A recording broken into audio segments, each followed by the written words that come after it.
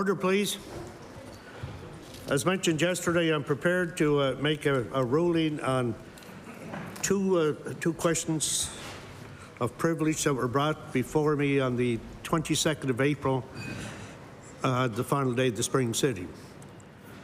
As I mentioned, there were two separate questions of privilege before me.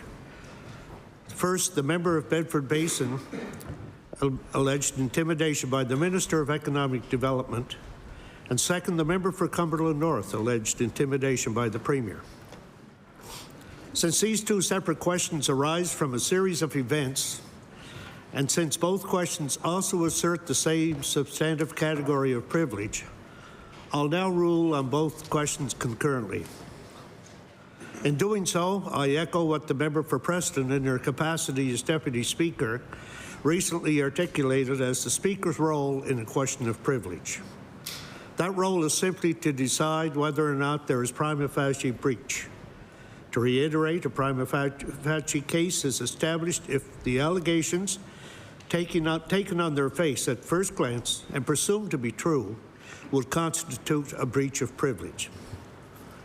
If the Speaker is satisfied that there is a prima facie breach, it then falls to the members asserting privilege to bring a motion before the House for a remedy. In ruling upon both questions concurrently, I will first summarize the facts that I presume to be true. After summarizing the relevant facts, I will then analyze the test that applies to this specific category of privilege. First, the facts from which the two questions arose. The following summary comes from the audio and video, in addition to the submissions made on record when both members raised their respective questions on Friday, April 22nd. On that date, the Deputy Premier, the former House Leader for the NDP, and the Minister of Economic Development also rose to respond. On the prior evening of Thursday, April 21st, the member for Bedford Basin was speaking to a proposed amendment on Bill 149 during Committee of the Whole House on Bill, with the member for Eastern Shore presiding as the chair. As members of all stripes regularly do, the member for Bedford Basin tabled documents to sustain the points put forward in her speech. Partway through her speech, the member for Bedford Basin broke from her commentary on the amendment to state, and I quote, "Once again, the Premier is directing the chair, and this has happened repeatedly throughout the evening." Immediately, the member for Cumberland North then rose on a point of order. She stated she had, and I quote, "been watching the Premier direct the chair, that it was her understanding that the chair is supposed to be impartial, and that the chair is, quote, not supposed to be directed by the Premier," end quote. Next, the chair ruled on the point of order. He confirmed that he was, and I quote, "sitting here of my own volition, making my own decisions." I pause here to note that the point of order was closed by the chair's ruling. The clause by clause then resumed when the chair recognized the member for Bedford Basin to speak. The member continued her speech on the proposed amendment without further break and eventually concluded. Then there was a recorded division. After some point after the recorded division, the Premier left his seat. In the course of exiting the chamber, the Premier is alleged to have uttered, "Why don't you go block another highway?" I pause here to note that neither the Premier's alleged directions toward the chair nor the Premier's alleged intimidating remark towards the member for Cumberland North were transcribed and answered. That is because at both times, the Premier did not have standing to speak to the matter before the Committee of the Whole House. After the House adjourned, the member for Cumberland North was visibly shaken. Outside the main entrance of the chamber, a few opposition members, including the member for Bedford Basin, gathered near the mailboxes.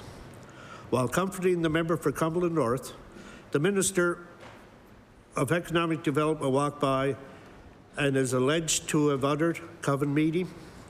The member for Bedford Basin stated that she asked the minister whether the minister had called the opposition members witches. The minister allegedly confirmed that indeed she had. The member for Bedford Basin replied that she believed the minister's remarks was inappropriate, and the minister allegedly responded that the member for Bedford Basin was, quote, reading selectively from letters. The member for Bedford Basin then informed the minister that quoting from letters is part of their job. Secondly, having summarized the facts presumed to be true, I now turn to the law. The law of parliamentary privilege encompasses two dimensions: the collectively held privileges of the House as an institution and the personally held rights of its elected members as individuals. As I noted at the outset of my ruling, the two questions before me fall within the individual dimension of privilege, with two members asserting their own rights to be free from intimidation. When it comes to the legal test that applies to this specific category of privilege, it is worth observing how rarely instances of intimidation arise from the words or actions of an elected member of the House. Rarer still are instances of intimidation within the chamber, in the midst of legislative proceedings. Most precedents involve intimidation by a stranger to the House through actions taken or words spoken outside the chamber. Given the rarity of the questions of privilege involving intimidation by members against members, I've also carefully examined three comparable precedents and the authorities cited therein. The first precedent is the ruling of Speaker Milligan from October 25, 2006. The Minister of Foreign Affairs was alleged to have shouted a sexist remark across the floor at a member with whom the minister had a personal history and who had recently changed party affiliations. The second precedent is a ruling from Speaker Scheer from January 28, 2014. A senator had disseminated a letter to the House which criticized a member in a manner alleged to be hostile and misogynistic. The third precedent is a ruling by Speaker Regan from April 11, 2017. The Minister of Indigenous and Northern Affairs was alleged to have intimidated the opposition House leader by approaching her in an aggressive manner.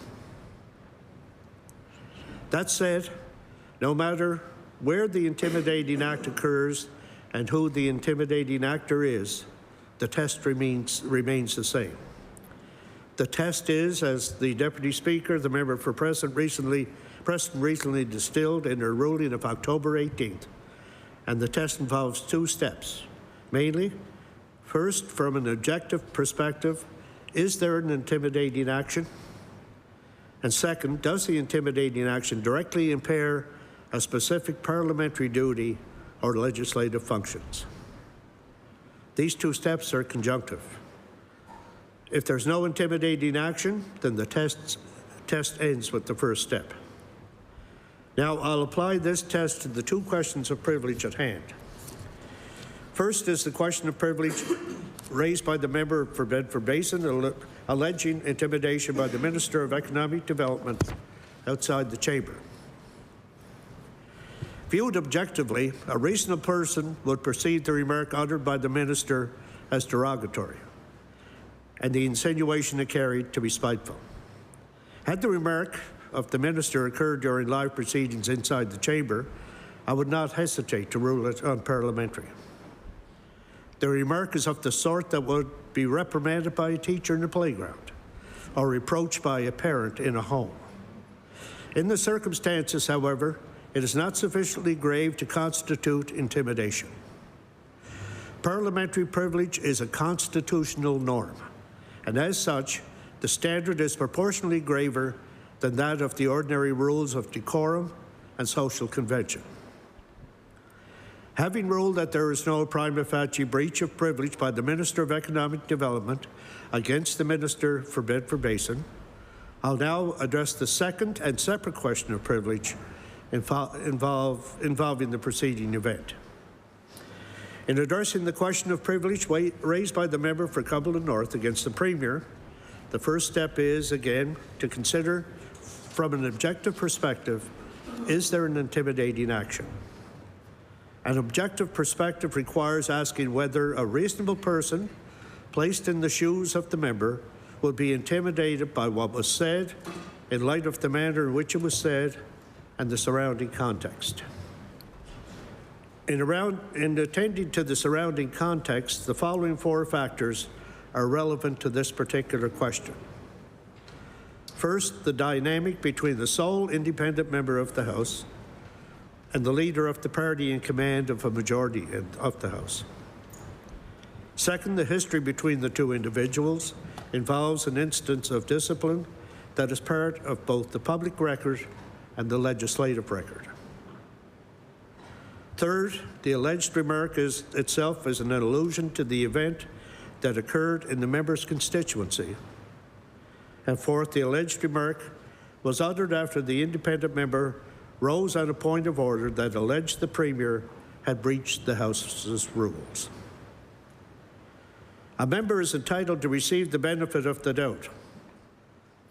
Viewed objectively, would a reasonable person find there was indeed an intimidating action? In this highly context-dependent situation, I believe the member for Cumberland North must be extended the benefit of the doubt. The first step of the test is therefore satisfied.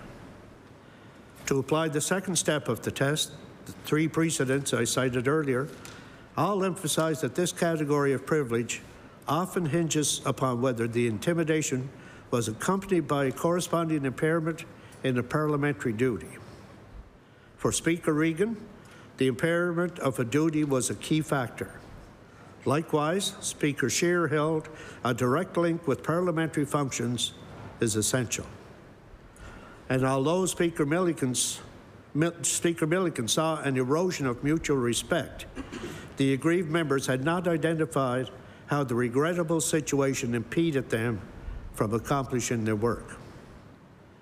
Similarly, I'm unable to discern a direct link between the intimidating action and impairment of any parliamentary duty. The member did not identify a legislative task or proceeding from which he was impeded or impaired, nor is it possible to infer a corresponding impairment from the record.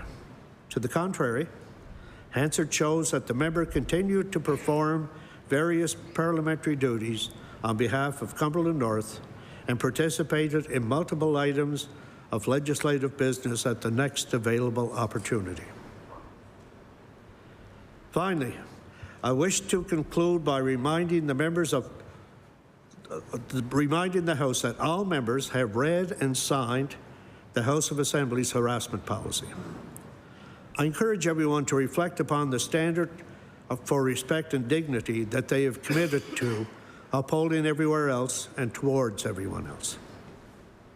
I also remind the House that the harassment policy applies to interactions between members outside of debate in the House.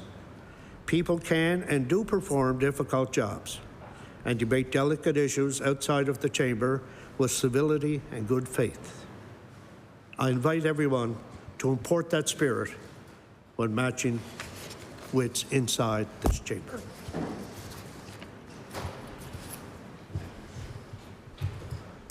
So with that, we'll move on to daily routine. Presenting and reading petitions. The honourable member for Waverley Foul River Beaverbank. Mr. Speaker, I just have a question for you before we start the day. Just wondering if the member for Halifax Atlantic has submitted the documents that was requested. He was supposed to table documents, and we are just wondering if he's tabled the documents from his oration.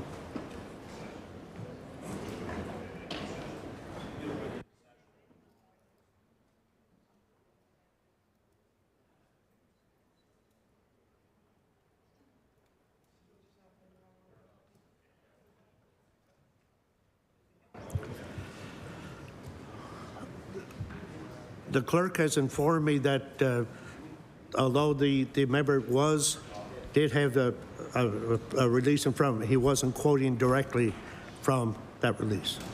So he wouldn't be required to to table the document. It wasn't direct quotes that were coming from whatever he had in front of him. That's what the Speaker has advised me. Okay. Presenting and reading petitions. Presenting reports of committees. Tabling reports, regulations, and other papers. The Honourable Member for Cape Breton Centre, Whitney Peer. Thank you, Mr. Speaker. Mr. Speaker, I am tabling a document with regards to a member statement I will be reading later from the Canadian Centre of Policy Alternatives, Nova Scotia, Living Wages in Nova Scotia 2022.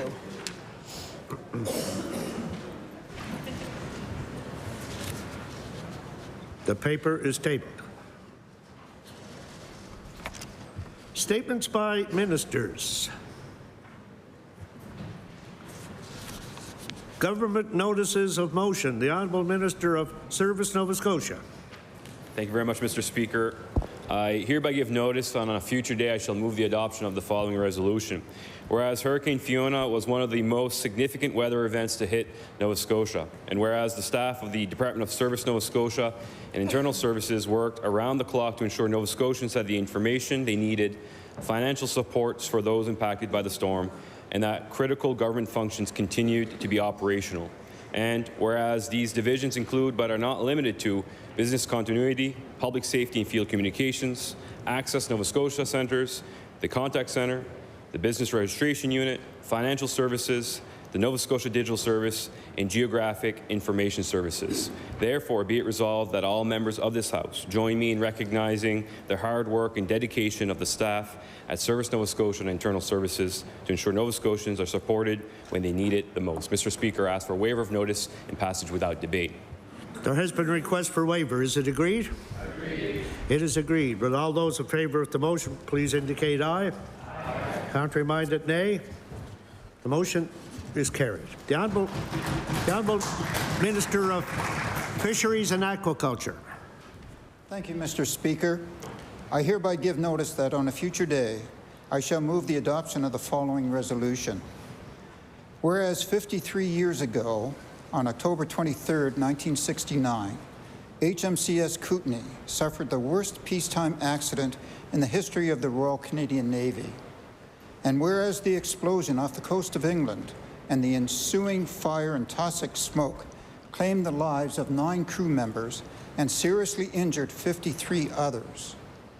And whereas the crew's ability to react swiftly and courageously prevented further loss of life and provided lessons learned to avoid future tragedies. Therefore, be it resolved that all members of the legislature recognize October 23, 2022 as HMCS Kootenay Day in the province of Nova Scotia. Mr. Speaker, I ask for waiver of notice and passage without debate. There has been a request for waiver. Is it agreed? Agreed. It is agreed. Will all those in favour of the motion indicate aye. Aye. Contrary-minded, nay. The motion is carried. The Honourable Minister of Community Services. Thank you, Mr. Speaker. Mr. Speaker, I hereby give notice that on a future day I shall move the adoption of the following resolution. Whereas a shared decision was made to postpone Treaty Day celebrations earlier this month due to the continuing impacts of Hurricane Fiona. And whereas there is an opportunity to gather Monday evening, October 24th at Pier 21 in Halifax to recognize the signing of the Peace and Friendship Treaties and commemorate the unique relationship between the Mi'kmaq and the Crown. And whereas the Treaty Day celebration will allow us to come together in person and virtually to honor our continued treaty relationship and recognize the contributions and achievements of Mi'kmaq community members who inspire all Nova Scotians. Therefore, be it resolved that all members of this House of Assembly join me in congratulating the Mi'kmaq elders, youth and community members who will be receiving Treaty Day awards and scholarships and wish everyone well as they join in Monday's celebration. Mr. Speaker, I ask for waiver of notice and passage without debate. There has been a request for a waiver. Is it agreed? Agreed. It is agreed. Would all those in favour of the motion indicate aye? Aye. Contrary-minded, nay. The motion is carried.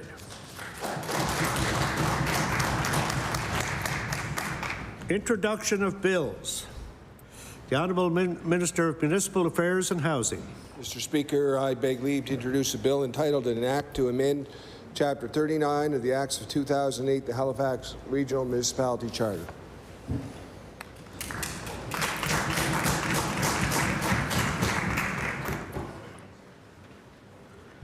The Honourable Minister of Municipal Affairs and Housing begs leave to introduce a bill entitled an Act to amend Chapter 39 of the Acts of 2008, the Halifax Regional Municipality Charter. Bill 225, an Act to amend Chapter 39 of the Acts of 2008, the Halifax Regional Municipality Charter. Ordered that the bill be read a second time on a future day. The Honourable Member for Dartmouth North. Thank you very much, Mr. Speaker. I beg leave to introduce a bill entitled an Act to amend Chapter 7 of the Acts of 2011, the Fair Drug Pricing Act, respecting influenza vaccine for seniors.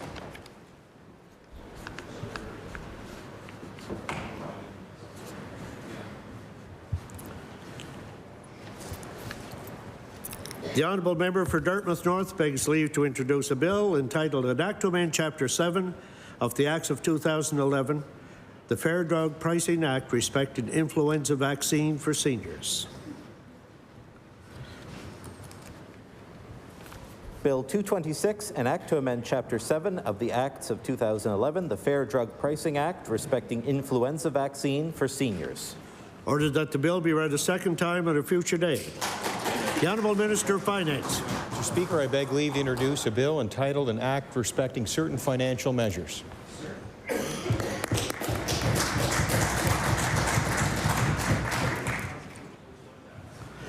The Honourable Minister of Finance begs leave to introduce a bill entitled an Act respecting certain financial measures. Bill 227, an Act respecting certain financial measures. Ordered that the bill be read a second time on a future day. The Honourable Minister of Natural Resources and Renewables. Thank you, Mr. Speaker. Mr. Speaker, I beg leave to introduce a bill, an Act to amend Chapter 380 of the Revised Statutes 1989, the Public Utilities Act, respecting efficiency, Nova Scotia.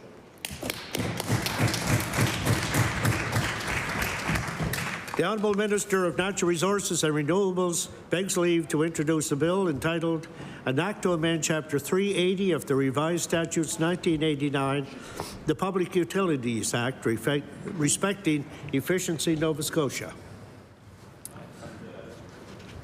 Bill 228, an Act to amend Chapter 380 of the Revised Statutes 1989, the Public Utilities Act, respecting efficiency, Nova Scotia. Ordered that the bill be read a second time on a future day. The Honourable Member for Dartmouth North. Thank you, Mr. Speaker. I beg leave to introduce a bill entitled an Act to maintain and preserve voluntary blood donations in Nova Scotia.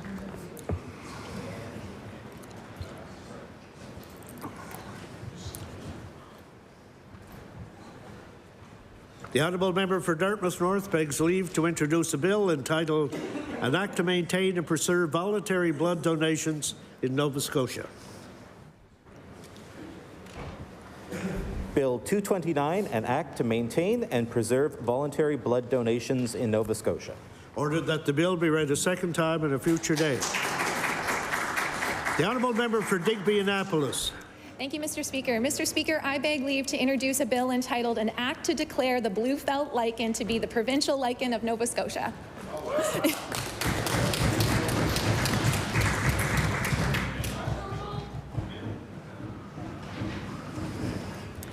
The Honourable Member for Digby Annapolis begs leave to introduce a bill entitled an Act to declare the blue felt lichen to be the provincial lichen of Nova Scotia. I pronounced it right. Bill 230, an Act to declare the blue felt lichen to be the provincial lichen of Nova Scotia. Ordered that the bill be read a second time on a future day.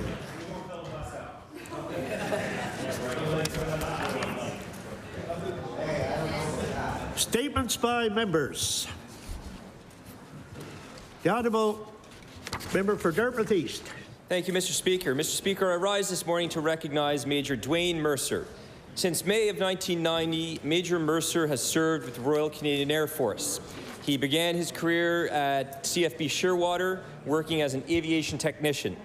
Throughout his years of service, Major Mercer has been involved in many significant missions, including the VIP arrival of Air Force One and President Bill Clinton in 1995, the recovery mission for victims of Swiss Air crash off Peggy's Cove in September of 1998, and the international rescue and recovery mission for the 13 survivors and victims of the sinking of the cargo ship Leader L. Mr. Speaker, I'd like to thank Major Mercer for his life of service with the Royal Canadian Air Force. Thank you, Mr. Speaker. The honourable member for Halifax-Armdale. Mr. Speaker, today I would like to recognize a group of dedicated volunteers who have worked tirelessly to help make Long Lake Provincial Park a wonderful place for Nova Scotians to visit. They support a local business initiative, organize cleanups, and are continuously involving in the conservation of one of our city's most natural preserved area. Mr. Speaker, the Long Lake Provincial Park Association is a wonderful homegrown organization, and I wish them all the best in the continued effort. I urge members of this House, when you have a break time, to go Long Lake Park and to get a fresh air. Thank you, Mr. Speaker. The honourable member for Cape Breton Centre, Whitney Pear. Mr. Speaker, a living wage is a form of preventative health care. People who work for low wages often struggle to pay for medications and medical supplies. Costs not covered by Medicare make it difficult to manage chronic conditions or recover from acute illness. Low wages are also detrimental to mental well-being and exacerbate mental illnesses. Food is not a fixed cost either, Mr. Speaker, and we often hear of people sacrificing it to pay for shelter. Nutritional food is also more expensive than high-calorie foods, Mr. Speaker. Yet food insecurity is also detrimental to good health, or is also, a determinant of good health. Empirical analysis shows substantially increasing the minimum wage positively impacts society. Case studies have concluded that not only did wages grow, but total employment increased in low-wage sectors. The increases reduced the racialized wage gap, especially for women. Mr. Speaker, Nova Scotians need a substantial raise now. The honourable member for Argyll. Mr. Speaker, I rise today to give a big shout out to 15-year-old Blake Newell of Plymouth and student at École Secondaire de Paramba. Blake was part of Team Nova Scotia's baseball squad competing at the 2022 Canada Games in Niagara, Ontario. He is a third baseman and pitcher and packs plenty of punch at the plate. Growing up, he played on Yarmouth Gateway's ball teams, and he also played on provincial rep teams through Baseball Nova Scotia. Blake's goal is to play baseball at a D1 school after grade 12. Mr. Speaker, I would ask all members of the legislature to join me in congratulating Blake Newell and wish him much success in his sports journey. Thank you very much, Mr. Speaker. The honourable member for Kings South.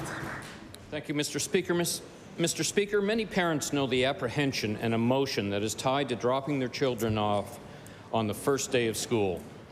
Thankfully, that early anxiety disappears when parents discover the dedication, professionalism, and caring of the early child care educators with whom we place our trust. In so many ways, child care centers serve as an extension of our family life and set the foundation for our children's lives as young citizens, learners, and friends. This fall, the Wolfville Children's Center is celebrating 50 years of caring for our community's children. Imagine that.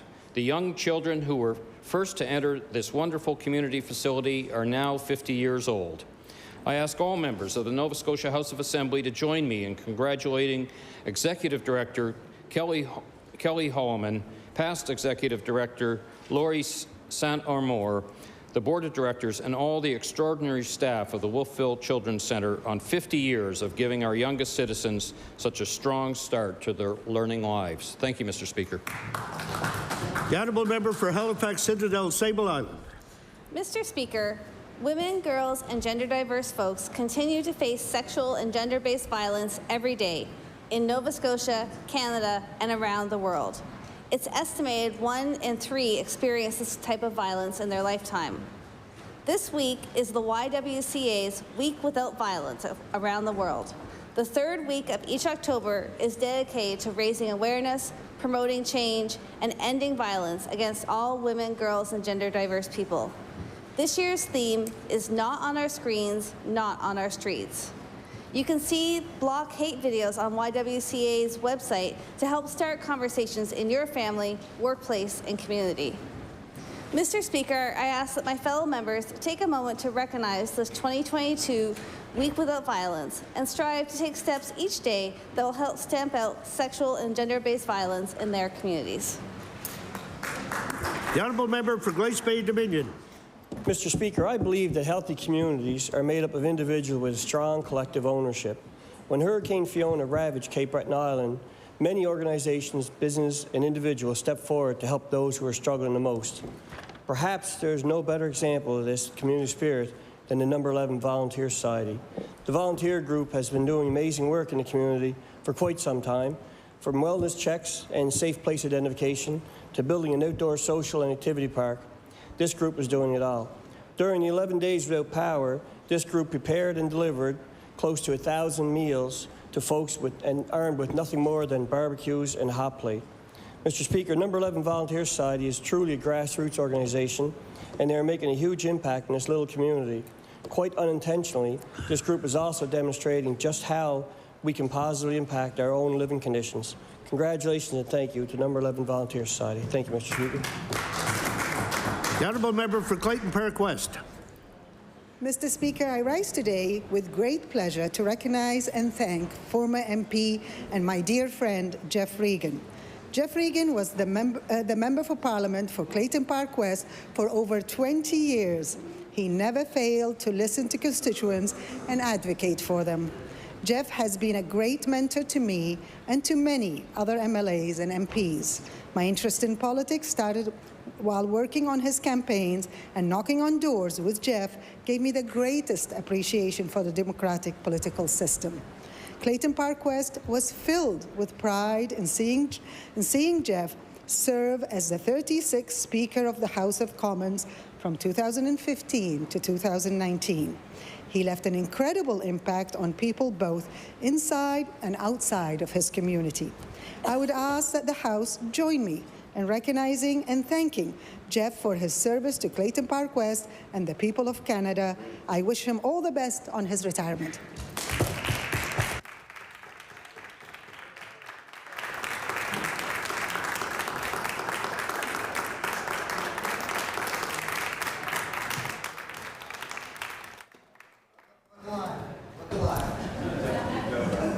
The honourable member for Halifax Needham. Thank you, Mr. Speaker. A building can be a chrysalis, transforming its contents and inhabitants, and through this, its community, as it morphs from one thing to another. This is why I'm pleased to stand today and talk about the Blue Building Art Gallery at 2482 Maynard Street. The Blue Building also houses Wonderneath Art Society and Eye Level Gallery. Plus, it has professional studio space. The whole building has been transformed thanks to a fresher shade of azure on its exterior, but also thanks to airy glass pane doors and new accessibility-informed floor plan and the Blue Building, at the Blue Building. The city's newest commercial gallery that boasts 1,400 square feet of space to showcase local contemporary art on the complex's ground floor. The brains and heart behind the collaborative project known as 2482 Maynard is artist Emily Falenke, who is the founder and director of the Blue Building Gallery, along with artists and Wonderneath co-founders Heather Wilkinson and Melissa Marr, who all share the space in the Blue Building. I'd like all the members to join me in wishing Emily many more years of arts transformation in the Blue Building on Maynard Street. The honourable member for Richmond. Thank you, Mr. Speaker. Mr. Speaker, I rise today to acknowledge the life and career of Louise Marchand of Petit de Gras. Madame Louise, as she was known by her students, passed away on June 14th, 2022. She was a true champion of the Acadian culture and the French language. Madame Louise was instrumental in bringing French education to the elementary school in Petit de Gras and was a former president of the Conseil Scolaire Acadien Provincial. Louise was also integral in the creation of the dialysis unit at the Strait Richmond Hospital, which allowed people to get dialysis treatments closer to home rather than having to travel. Louise attended St. FX University and began her teaching career in 1972. She eventually became vice principal of Ilmadam District High and later principal of Petit de Grace Elementary School. I have fond memories of Madame Louise as vice principal at IMDH and always believed that it was her desire for all students to reach their potential, which was behind her stern yet fair persona. Madame Louise retired in 2006, but she never stopped her desire to make her community better. She was a champion for her community and a leader who many would follow. Please join me in celebrating the life and legacy of Madame Louise Marchand. Thank you, Mr. Speaker. The Honourable Member for Cole Harbour, Dartmouth. Thank you, Mr. Speaker. I rise today to recognize 12-year-old Cannon Beasley, a true IWK warrior. Last year in 2021, he was an elite hockey player and diagnosed with stage 1 cancer. In the months that followed, Cannon underwent several surgeries followed by extensive rounds of chemotherapy. This time last year, Cannon and his family decided to combine their gratitude for the IWK with their now annual House of Doom, a haunted house tour at their home in Dartmouth. Admission was free, but donations to the Children's Hospital were welcome. As a result, Cannon represented a check to the IWK for over $15,000. In November of last year, Cannon finished his treatments and was able to ring the bell, signaling the end of a long but very courageous battle and the beginning of the next chapter of his life. Being the warrior that he is, Cannon is still determined to give back to the IWK once more, and the House of Doom 2022 opens again this year on October 28th. Thank you, Mr. Speaker. The Honourable Member for Dartmouth South. Mr. Speaker, I rise today to recognize Patrick Wayne Stay, a beloved Dartmouth community member whose life was cut brutally short at age 36 this past September. Pat loved his friends and family and his community of Dartmouth hard. He was generous and kind and funny and quick, and he always had an encouraging word to offer anyone in need. Pat was also a world-renowned MC known for his diverse, intricate, and cutting battle rap style. He was called the nicest guy you would ever get insulted by. Even Eminem publicly mourned his loss, and I know he counted some members of this House among his fans. Pat was adored by the community, and he will be deeply missed, especially by his wife Melissa and his children Alora and Calvin. Violence has no place in our communities, and Pat's untimely passing stands as a painful reminder of this. I ask all members to join me in honoring the memory of Pat Stay. The Honourable Member for Lunenburg. Thank you, Mr. Speaker. Mr. Speaker, I rise today to recognize the Lunenburg Area Minor Hockey and Sporting Society for its ongoing work to support sport in our communities and remove any financial barriers that might prevent young people from participating. Over the years, this organization has generously supported a number of school and community sport programs, not specific to hockey. Their contributions have included a new set of light rocks for the junior program at the Lunenburg Curling Club and ongoing sponsorship of community soccer. Most recently, they donated $8,000 to Blue Nose Academy to help reduce any parent fees that might be expected for sport participation, and they also donated a new state-of-the-art sound system to the Lunenburg Arena. Mr. Speaker, it is entirely heartening to see the commitment of the Lunenburg Area Minor Hockey and Sporting Society to youth and sport programming in our area. Thank you, Mr. Speaker. The Honourable Member for Northside Westbound. Thank you, Mr. Speaker. And I just want to bring attention, Mr. Speaker, to a situation that's happening in Cape Breton right now. And if anybody watched ATV News last night, Mr. Clarence Daw from Sydney Mines, 77 years old, very strong community-minded person involved with the Legion for many, many, many years in leadership positions. And at this moment, his home is still covered in trees, still has no power, and no insurance to cover that. And Mr. Speaker, the limitations to what's available right now to help people, 311 is clogged up. You can't get people. The disaster relief fund, 6 to 8 weeks before you can even get those things in and try and get people money. But I just want to talk about the resilience of our community, and the people of Cape Breton have come together, and there are trucks, people, and machinery there removing the trees from Mr. Dawes' home today as we speak. Thank you, Cape Bretoners. Thank you. The honourable member for Halifax-Chiboucto. Almost a year ago, when the Roman Catholic Archdiocese of Halifax-Yarmouth committed itself to build 20 temporary homeless shelters on church properties, the parish of St. Francis and St. Clair of Assisi in Halifax was quick to respond to the call, establishing 2 8x8 shelters on St. Teresa's North Street grounds by January. The parish has thrown itself wholeheartedly into this work. Members have steadily provided grocery gift cards and restaurant gift cards to the residents of the shelters. They've provided access to the shower and laundry facilities at St. Teresa's and have supported the program financially from its inception. The shelters, which were originally intended to be in place only until this spring, are now in place in the longer term in response to the escalating numbers this fall of homeless people in the city. The people of the parish are to be commended for the energy and commitment they have brought to this mission, demonstrating to all, including the government, how much can be accomplished when one not only feels, but also acts on a sense of urgency about the crisis of homelessness in Nova Scotia. Thank you, Mr. Speaker. The honourable member for Kings West. Thank you, Mr. Speaker. I rise today to acknowledge the accomplishments of my good friend and mentor, a previous MLA for Kings West, the Honourable George Clifford Moody. Born in Kentville in 1942, Mr. Moody went on to graduate from the Nova Scotia Teachers College. He was a school principal when he entered provincial politics and served the Kings West riding from 1978 until he announced his retirement in 1999. During his time in politics, Mr. Moody served in the cabinet of John Buchanan's government as Minister of Environment, Chairman of the Management Board, Minister of Government and Services, Minister of Transportation, and Minister of Health. Since then, Mr. Moody has been a long-term active community volunteer in our area. He was a key figure in helping raise significant funds to build the King's Mutual Century Centre and served many years on the board of the Western Kings Memorial Health Society. George has kept a keen interest in politics and has been a huge support to me in my political journey, and still is a respected voice in political affairs. Mr. Speaker, members of this House, I would ask that you join me in thanking Mr. George Moody for his years of service and continued dedication to our community and the province of Nova Scotia. Thank you.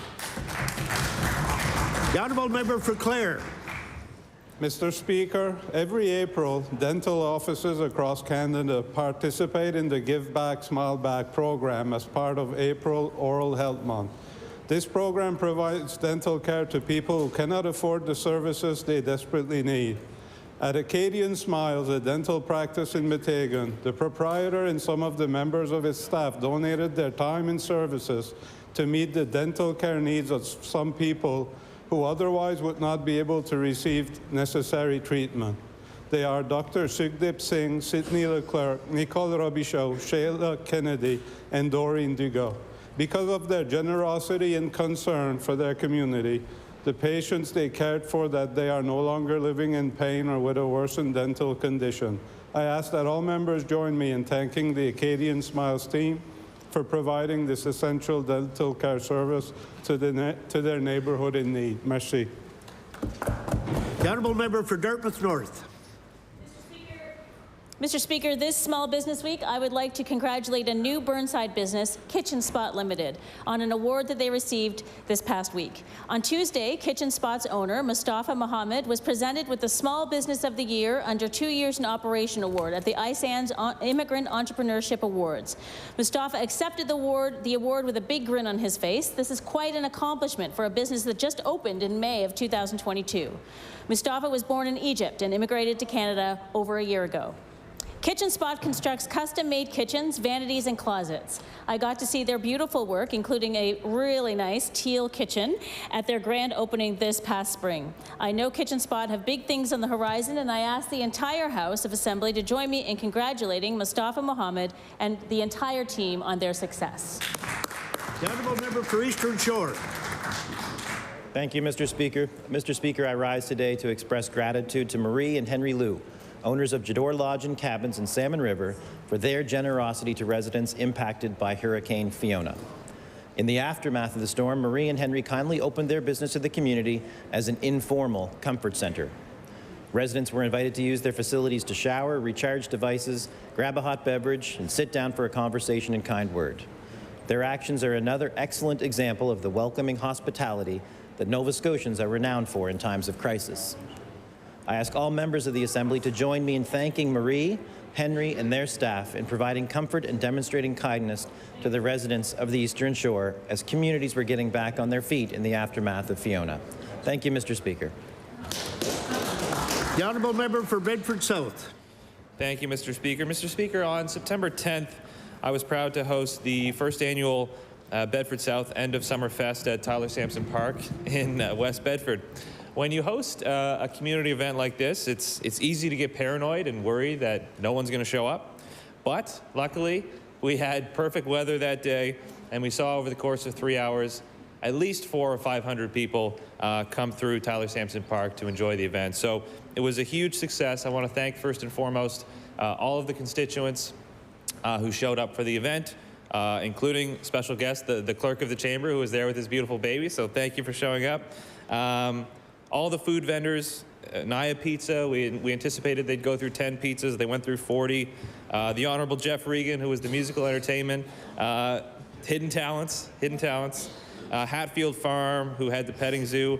All of the members of my team who helped me organize. The member for Halifax-Armdale, a member for Hammonds Plains-Lucasville who came by, and so many more, and we're already looking forward to next year. Thank you, Mr. Speaker. The honourable member for Cape Breton Centre, Whitney Pier. Mr. Speaker, in the aftermath of Hurricane Fiona, a constituent of mine, well, many, sadly, Mr. Speaker, many of my constituents awoke to trees on their homes. So many of these individuals did not know how they were going to remove these very large trees. I heard from a constituents who were quoted at $1,500 to $5,000 for one tree. There are not many individuals in my riding, Cape Breton Centre, Whitney Pier, Mr. Speaker, that will be able to afford $1,500 to $5,000, Mr. Speaker. During the crisis situation, people come together, and I want to thank Woody's Tree Service and Booney's Excavation for donating their time and equipment, Mr. Speaker, for helping get trees removed from people's homes. Thank you, Woody and Ryan Booney. The honourable member for Pictou West. Thank you very much, Mr. Speaker. Mr. Speaker, I rise today to congratulate Bryden Cohen for her new role as assistant coach with the Weeks Junior A Crushers. She is the first female assistant coach to work with this team. Bryden has an impressive resume, both as a coach and as a player. She is an HP1 certified coach that has spent several seasons coaching in Hockey Nova Scotia's high performance program. Most recently, she was head coach of the Fundy Highland Under 15 AAA female program that hosted Atlantics in 2022. Bryden played Division I prep hockey and NCAA Division I hockey in the United States. In 1996, she was also part of the high-performance female hockey program at the Olympic Oval in Calgary, Alberta. Bryden, a registered psychologist, plans to use both her hockey background and her professional training in her role as assistant coach. Mr. Speaker, I wish Bryden well in her new position and, of course, with the Crushers, a successful season. Thank you. The honourable member for Annapolis. Mr. Speaker, last month the Middleton Sports Hall of Fame held their 23rd annual induction ceremony. One of these very deserving inductees were James Cecil Mosier. Jim played basketball in high school. He played at Acadia University, and he began refereeing the sport as a teenager. He later earned the International Association of Approved Basketball Officials and International Basketball Federation certification. He refereed high school games throughout the province, including at the provincial championships, and for over a decade he was the Valley West assigner for all games and the Valley evaluator for officials. Jim also officiated at the university level, including Atlantic University Sport playoff games, and he was the first Atlantic area referee to officiate at a national tournament.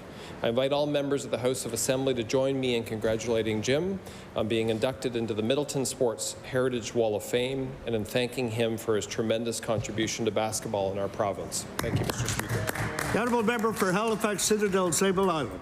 Mr. Speaker, there's a couple of days left to catch an important exhibit at the Halifax Central Library.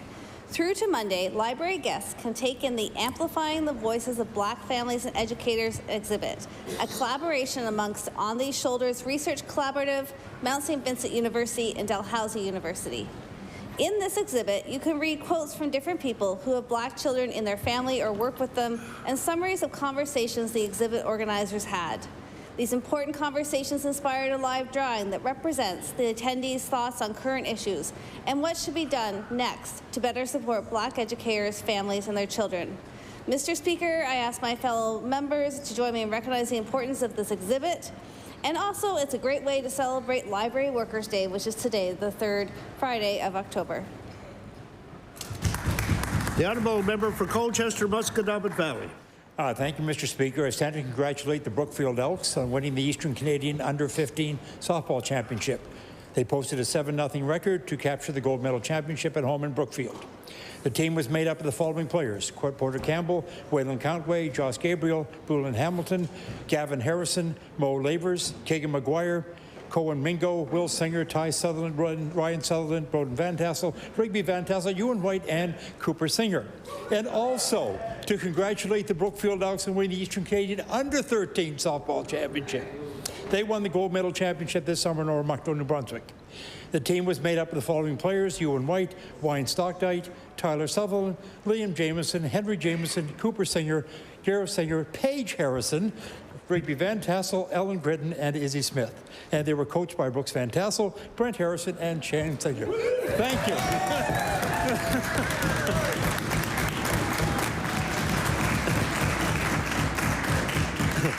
The honourable member for Timberley Prospect.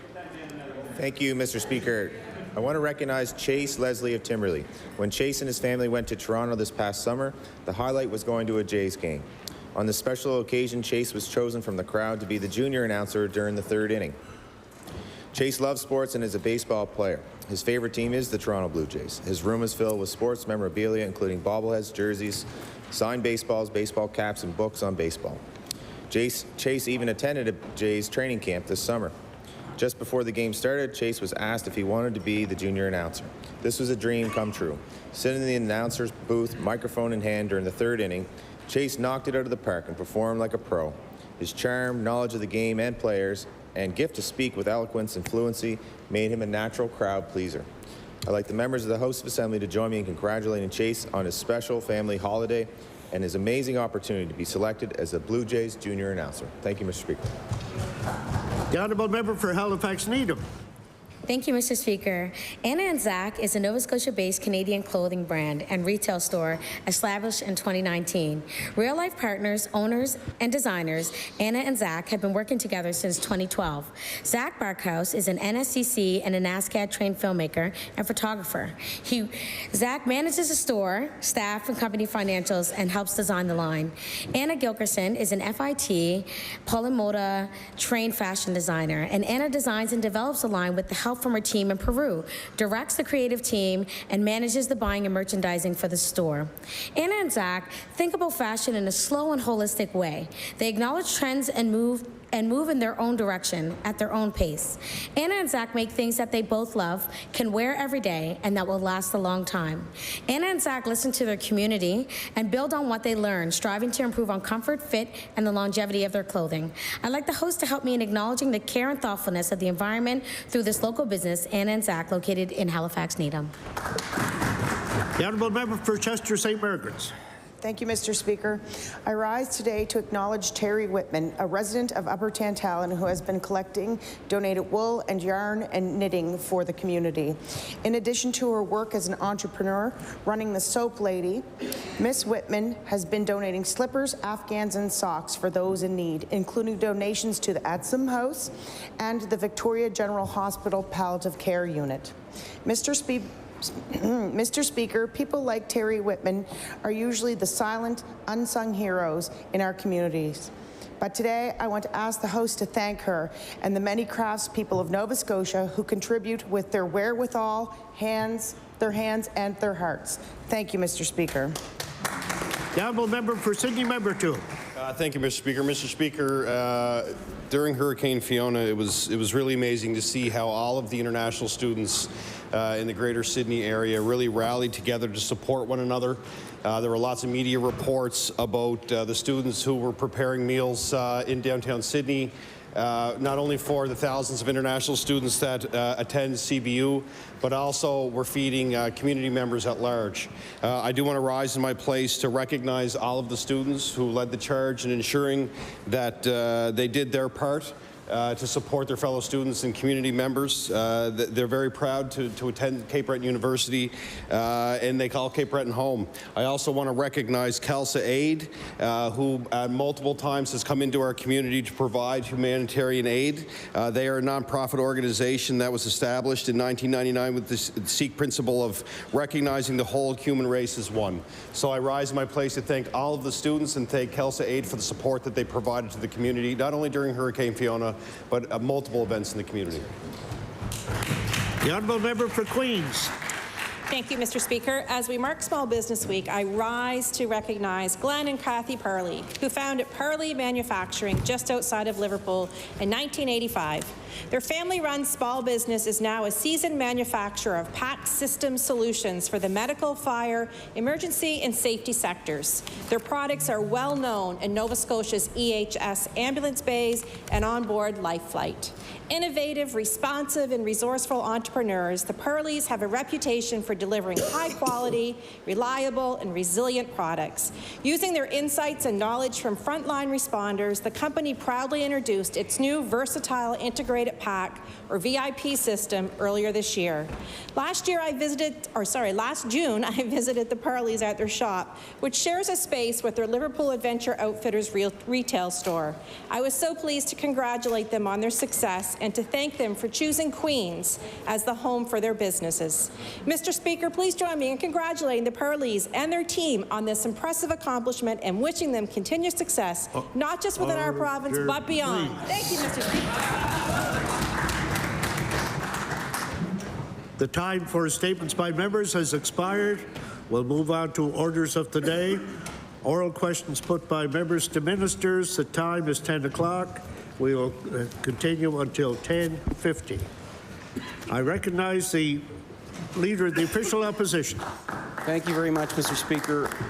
Mr. Speaker, being a province that's nearly an island, we are a province of ferries. There are, I believe, 13 ferries in the province, all of which are either subsidized or fully funded by the taxpayer.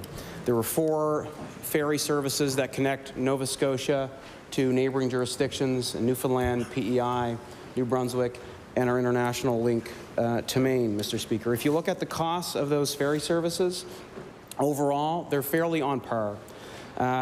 Between 13 and 15 million for the Yarmouth ferry service. For the Pictou to PEI services, about 12.5 million. Digby to New Brunswick, 8.5 million. And if you look at the Madeline outside of Nova Scotia, PEI to Madeline, it's about 17.9, Mr. Speaker. Why is the international ferry link the only one that this government is going to conduct an economic study on? The Honourable Premier.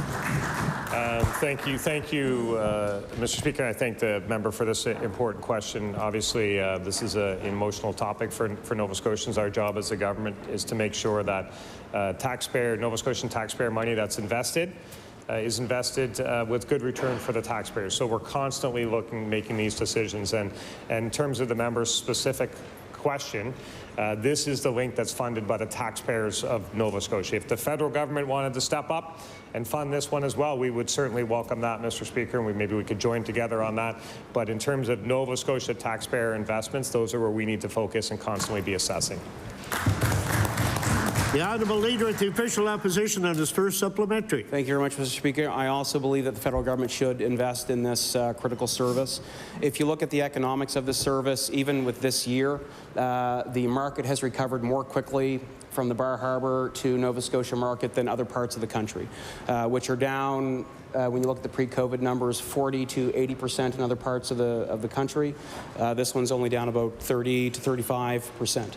You look at the economic spend, we know based on survey data, even with the 31,000 Americans that came over this year, we're probably looking at a $40 million plus economic spend in our province. We see that in increases in room accommodations, in RV parks, in restaurants, with our merchants. Mr. Speaker, the economic impacts are serious. We saw when we lost the ferry service the devastation that happened. Will the Premier please ensure that when he's looking at the economic impact study that he works with the Tourism Association of Nova Scotia to ensure that their metrics are included in the study? Premier. Thank you, Mr. Speaker. And we recently announced that there will be a full economic impact assessment on this ferry. That will happen. It hasn't happened in the past, but our government is committed to doing that, and we're sincere about that, Mr. Speaker. We want the question asked. We want to know the answer. So if the member has any suggestions on the formulation of that question, who needs to be consulted, what we should be looking for, we certainly welcome that. And absolutely, the tourism industry, our tourism sector, is incredibly important to our overall economy. It's incredibly important to Nova Scotians. We're proud of it.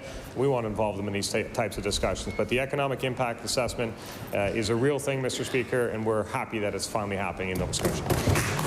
The Honourable Leader is the official opposition on his final supplementary. Thank you very much, Mr. Speaker. When the ferry service was lost, when the previous NDP government cut it, and when we went through 3 seasons without the service, the economic impact was pretty serious. We initially lost in the Yarmouth and Acadia region alone half of our room accommodations that shut down overnight.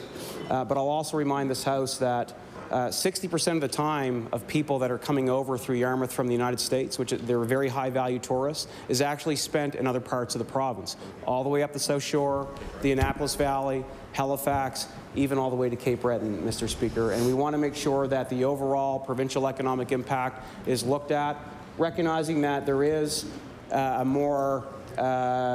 larger impact in the Yarmouth and Acadian Shores region specifically. But will the Premier also look at the overall impact that this ferry service has on the province? The Honourable Premier. Yeah. Thank you, Mr. Speaker. And I want to assure the member that there are also many. I hear from many Nova Scotians on this route for sure. I hear from many members of my caucus on this route for sure. We're committed to doing a broad economic assessment. We are serious about doing a real economic assessment, and the points the member makes would be part of that assessment for sure. But I want Nova Scotians to know that the growth of this province, the growth of our population, the growth of our economy, these are really important things to our government. We have a lot to be proud of in Nova Scotia. We want people to come here and enjoy it, and we want them to get here in a number of different ways. But we have to do it wisely. We have to do it efficiently and effectively with taxpayer money. That's what this economic impact assessment is about, and I want to assure the members of his constituency and members of the region and the province, we are sincere that this will be a broad economic impact assessment. The Honourable Leader of the New Democratic Party. Mr. Speaker, my question is for the Premier. Everyone knows that the rising cost of food is outpacing inflation. In fact, price growth for food has exceeded general inflation for 10 consecutive months, and food has become too expensive for some families.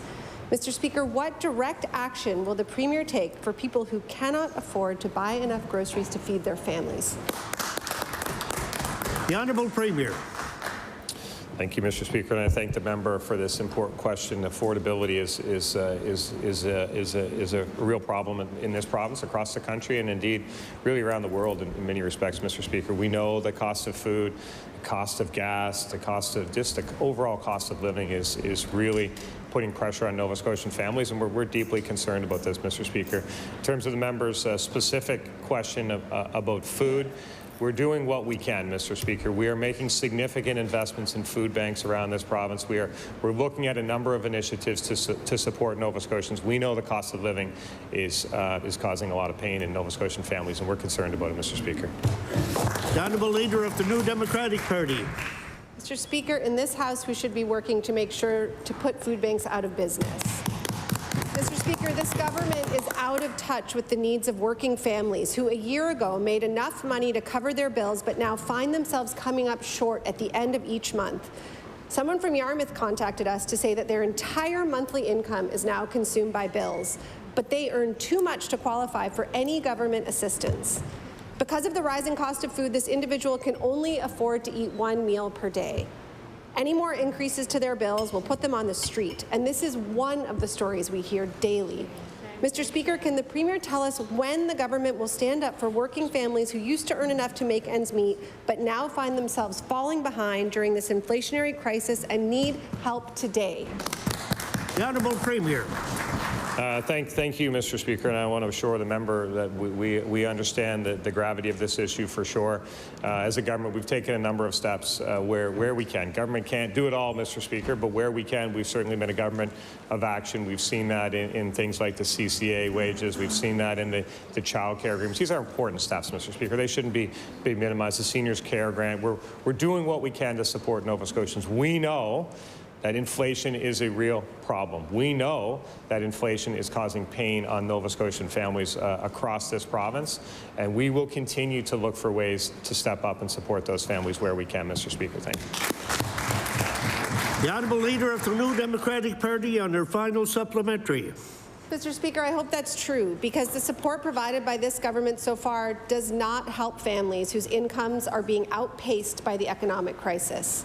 A parent from Terrence Bay told us, "I'm currently on maternity leave making $674 bi-weekly. While many things are going up, I'm fighting to even tread water and to keep food in the house." Mr. Speaker, these people are not eligible for any of the government's targeted programs and are struggling with nowhere to turn. What does the Premier have to say to working Nova Scotians who are struggling to make ends meet?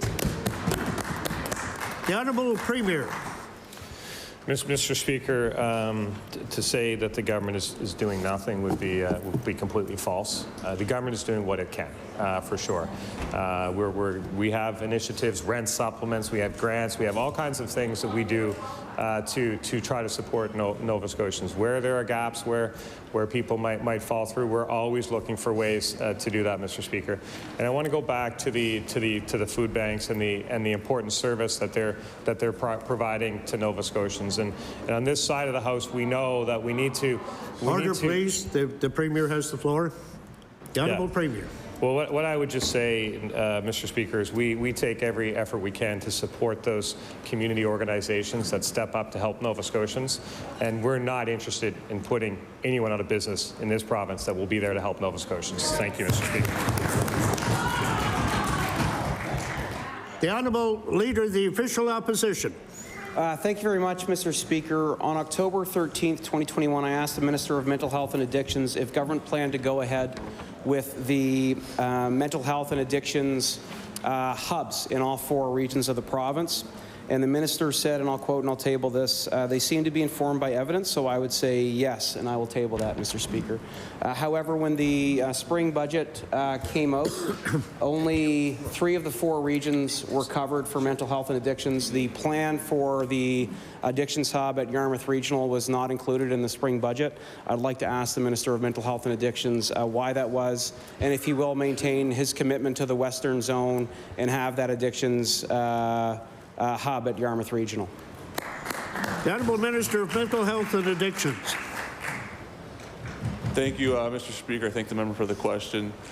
So urgent wait times in northern, western, and eastern zones are being met 100% of the time and 91% of the time in central zone. I've had a number of conversations from my colleagues in western zone as well. There will be some further conversations on a recovery support center in that region. So I hope that clarifies the question for the member. Thank you. The Honourable Leader of the Official Opposition. Mr. Speaker, based on anecdotal evidence that I receive into my office as the MLA and speaking directly with the mental health and addictions clinicians at our hospital, the system at Yarmouth Regional is really overtaxed at this point. We are seeing what seems to be an increase in devastating addictions in our community, which of course impacts our community and individuals in a whole bunch of different ways. The minister did commit to having this plan put in place fully, and again, we've only seen 3 of those hubs move forward with in the spring budget. The only one that was missing was the Yarmouth Regional in the Western Zone. Can the minister please confirm today that the government is still committed to having that addictions and mental health hub at Yarmouth Regional to support those suffering with addictions in the Western Zone? The Honourable Minister of Mental Health and Addictions. Thank you, Mr. Speaker. Just to the member opposite, so there's certainly been an increased pressure on the system with non-urgent wait times, I think for a variety of reasons across the province. So these are being addressed through recovery support centers, acute mental health day hospitals, provincial-wide peer support lines. And there was also $10 million dedicated to critical community-based groups across the province who deliver vital services. But I certainly have conversations regarding the Western Zone on a regular basis, and I'm always open to exploring that further. Thank you, Mr. Speaker. The honourable member for Northside Westmount. Thank you, Mr. Speaker. And Mr. Speaker, this question that I'm going to ask, a lot of people in my community have been sending me questions regarding this, so I wanted to make sure to get this question out there. So we know how important mental health is in this province. Earlier this month, Cape Breton lost 2 psychiatric doctors, Dr. Libas and Dr. Milligan. Together, they had 33 years of service and will not be easily replaced, and I will table that document. My question is for the Minister responsible for mental health and addictions. What is the plan to replace these 2 mental health leaders in Cape Breton? The Honourable Minister of Mental Health and Addictions. Thank you, Mr. Speaker. I thank the member for the question. I worked in the front lines with the clinicians that he's referring to. A lot of respect for both of them. I'm not going to go into specific intentions, probably specific clinicians, because I don't think that's appropriate for the House. There won't be any closures of any inpatient beds in Cape Breton. I've rectified that issue. And in the very near future, we should have some exciting news, hopefully, for recruitment in Cape Breton. And I'll update the member when I get that news, for sure. Thank you. The honourable member for Northside Westmount. Thank you, Mr. Speaker, and thank the Minister for the answer. But as we know currently, and I look forward to the exciting news for sure, but currently mental health and psychiatric care in Cape Breton is hanging on by a thread, and it's never been so poor. People who need mental health are being told to show up in emergency rooms and hope someone can see them. We are dangerously close to being without coverage. Mr. Speaker, when can we expect the coverage situation and this announcement to happen in Cape Breton? Thank you, Mr. Speaker. The Honourable Minister of Mental Health and Addiction. Thank you, Mr. Speaker. So I think one positive thing to discuss about this is the pilot to expand rural access to mental urgent health care for rural parts of the province, including Cape Breton and eastern parts of the province, which is being expanded currently. So I think there's also a plan to have a recovery support centre in the members' riding coming in the coming months, which I think, having known many people lived experience in Northside Westmount, I think that's a very vital resource in the community that's probably should have been done a long time ago, to be honest. So thank you, Mr. Speaker.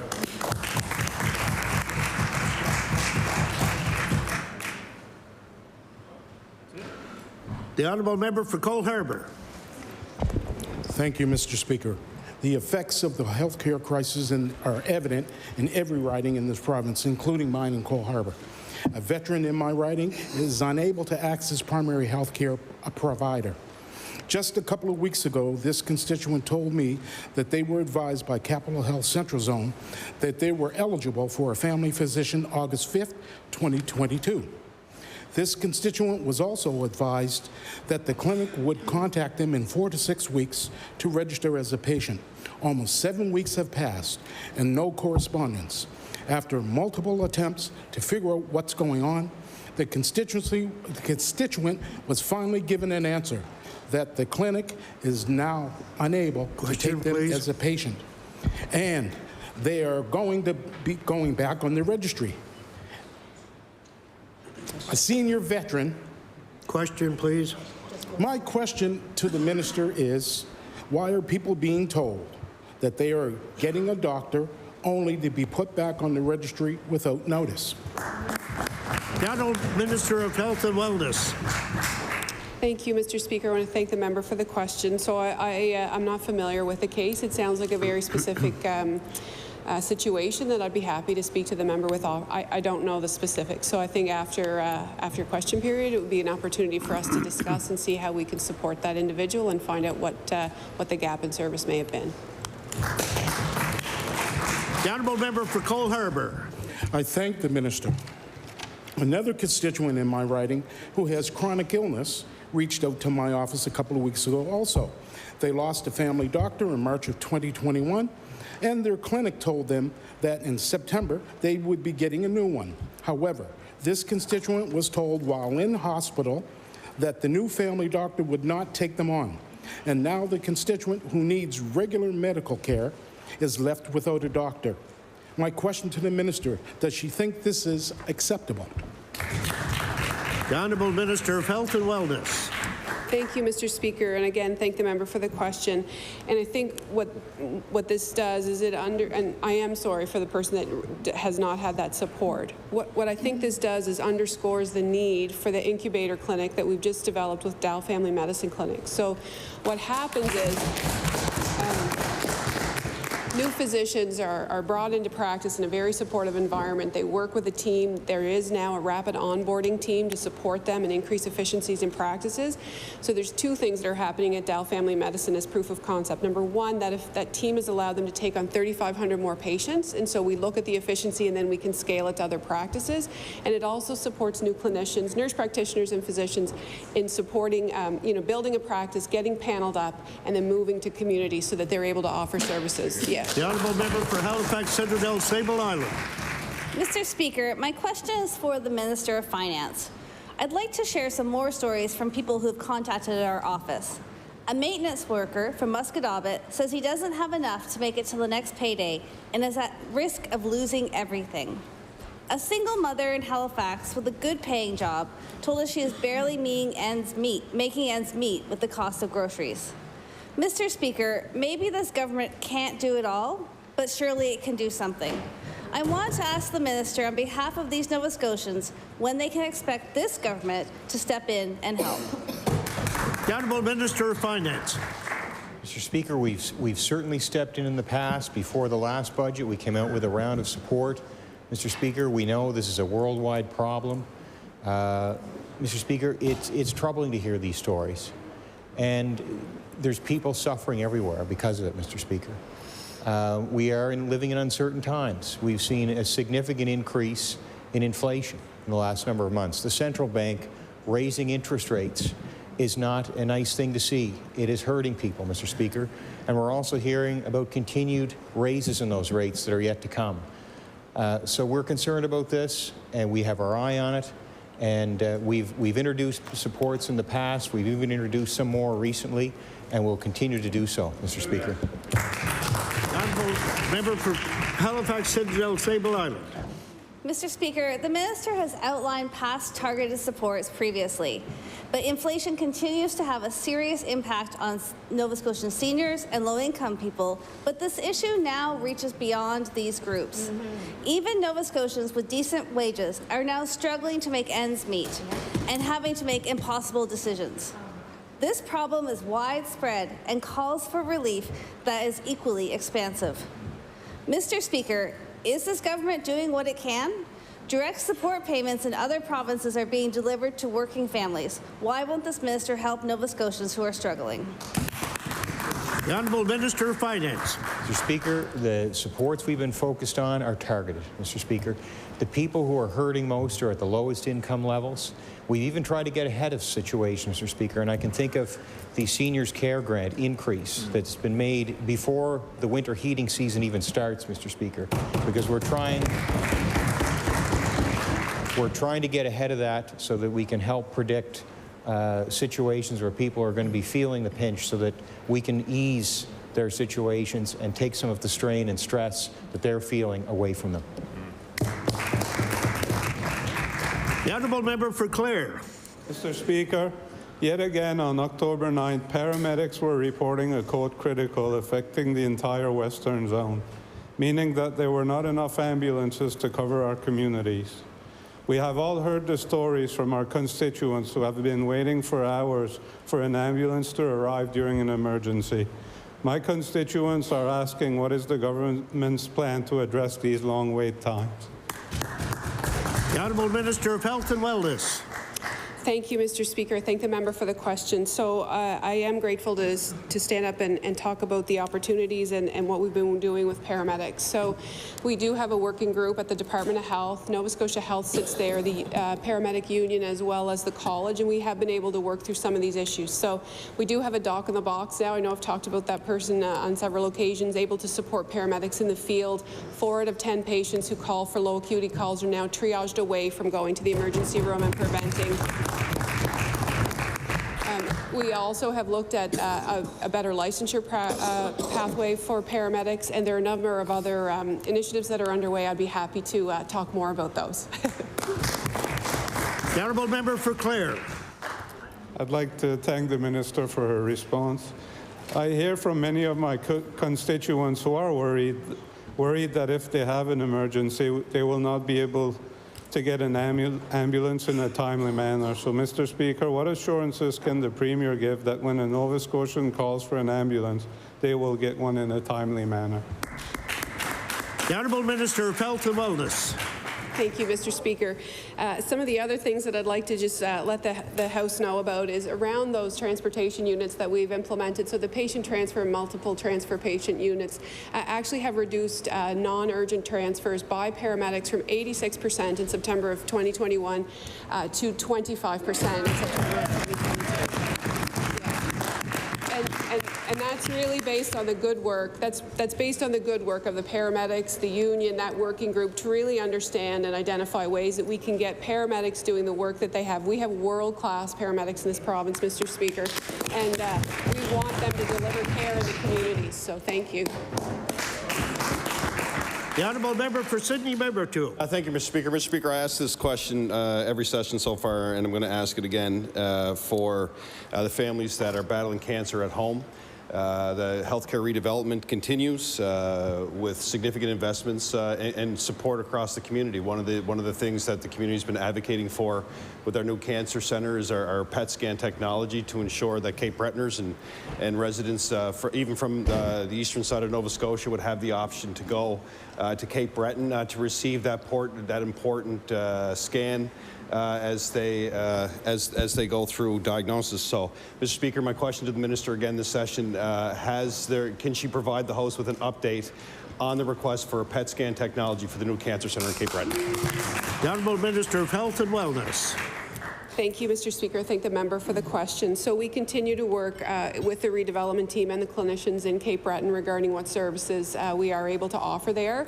And certainly the PET scanner is something that continues in discussion, understanding what the utilization would be, the feasibility study, all of those things. But I do want to assure the member that we are very interested in developing the care centre in Cape Breton, which is why, while not the PET scanner, it also resulted in the cardiac catheterization lab, which is an absolutely tremendous step forward in healthcare.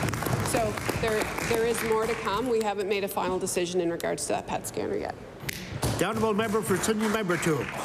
Thank you, Mr. Speaker, and that announcement is actually excellent. That's why we made the tough decisions to actually go through the healthcare redevelopment. So I congratulate the Minister on the announcement of the cath unit as well.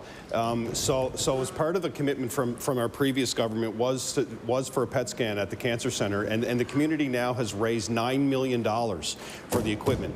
So they're almost at their target. What they're asking for is the operational costs, and we know in other jurisdictions and other provinces, multiple hospitals have this scan technology for patients.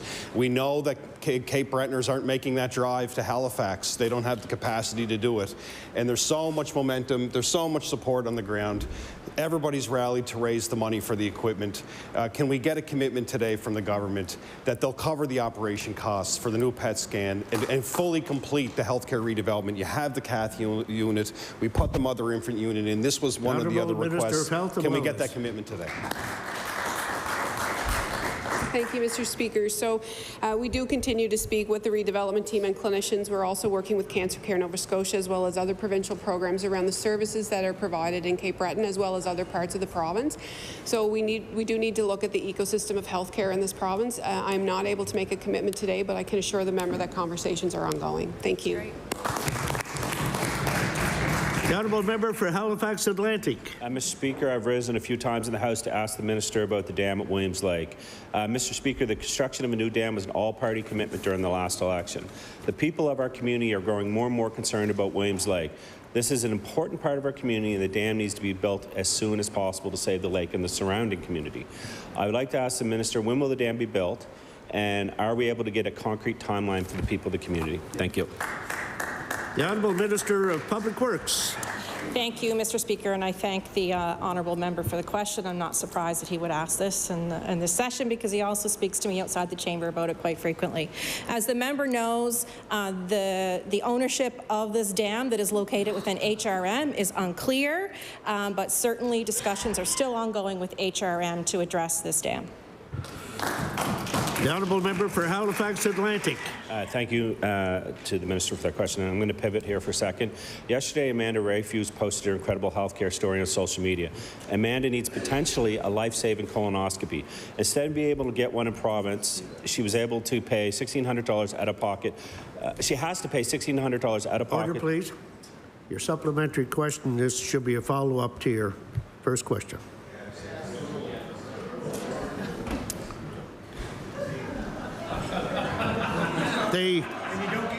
The honourable member for Halifax Atlantic. I want to thank the Minister for that very important information. I'm wondering if the Minister can give us a timeline on when she will be meeting with HRM. Hold on. The honourable minister. Hold on. No. You cut me off. No. I'm in the chair, not you. The honourable Minister of Public Works. Thank you, Mr. Speaker, and thank you again to the honourable member for the question. What I can assure the member, and what, if we're talking about timelines, what I'd like to talk about is I've only been in on this side of the House for a year now, not 8. But guess what? I'm committed to fixing that dam. The honourable member for Cape Breton Centre, Whitney Pier. Mr. Speaker, my question is for the Minister of Community Services. Members of this House will know that any person in this province who depends on income assistance is guaranteed to be living thousands of dollars below the poverty line. The price of groceries has risen faster than general inflation for 10 months now. These are some of the reasons why New Brunswick has decided to index income assistance rates to inflation. Mr. Speaker, will the Minister index income assistance rates to inflation? The Honourable Minister of Community Services. Thank you very much, Mr. Speaker, and thank you for this important question. We know that individuals, vulnerable Nova Scotians, those that are living in poverty, they need all governments, all levels of government to work with them. There's a number of different supports that they need. Just raising income assistance isn't the only thing, so that's why we take a more proactive and preventative way. So we look at, we've reduced child care. We're the seniors care grant. We increased the child tax benefit this year. Even through our contribution with Fiona, over $40 million to help those most vulnerable. Yep. The honourable member for Cape Breton Centre, Whitney Pier. I'm guessing that's a no, but raising the index would be an improvement, Mr. Speaker.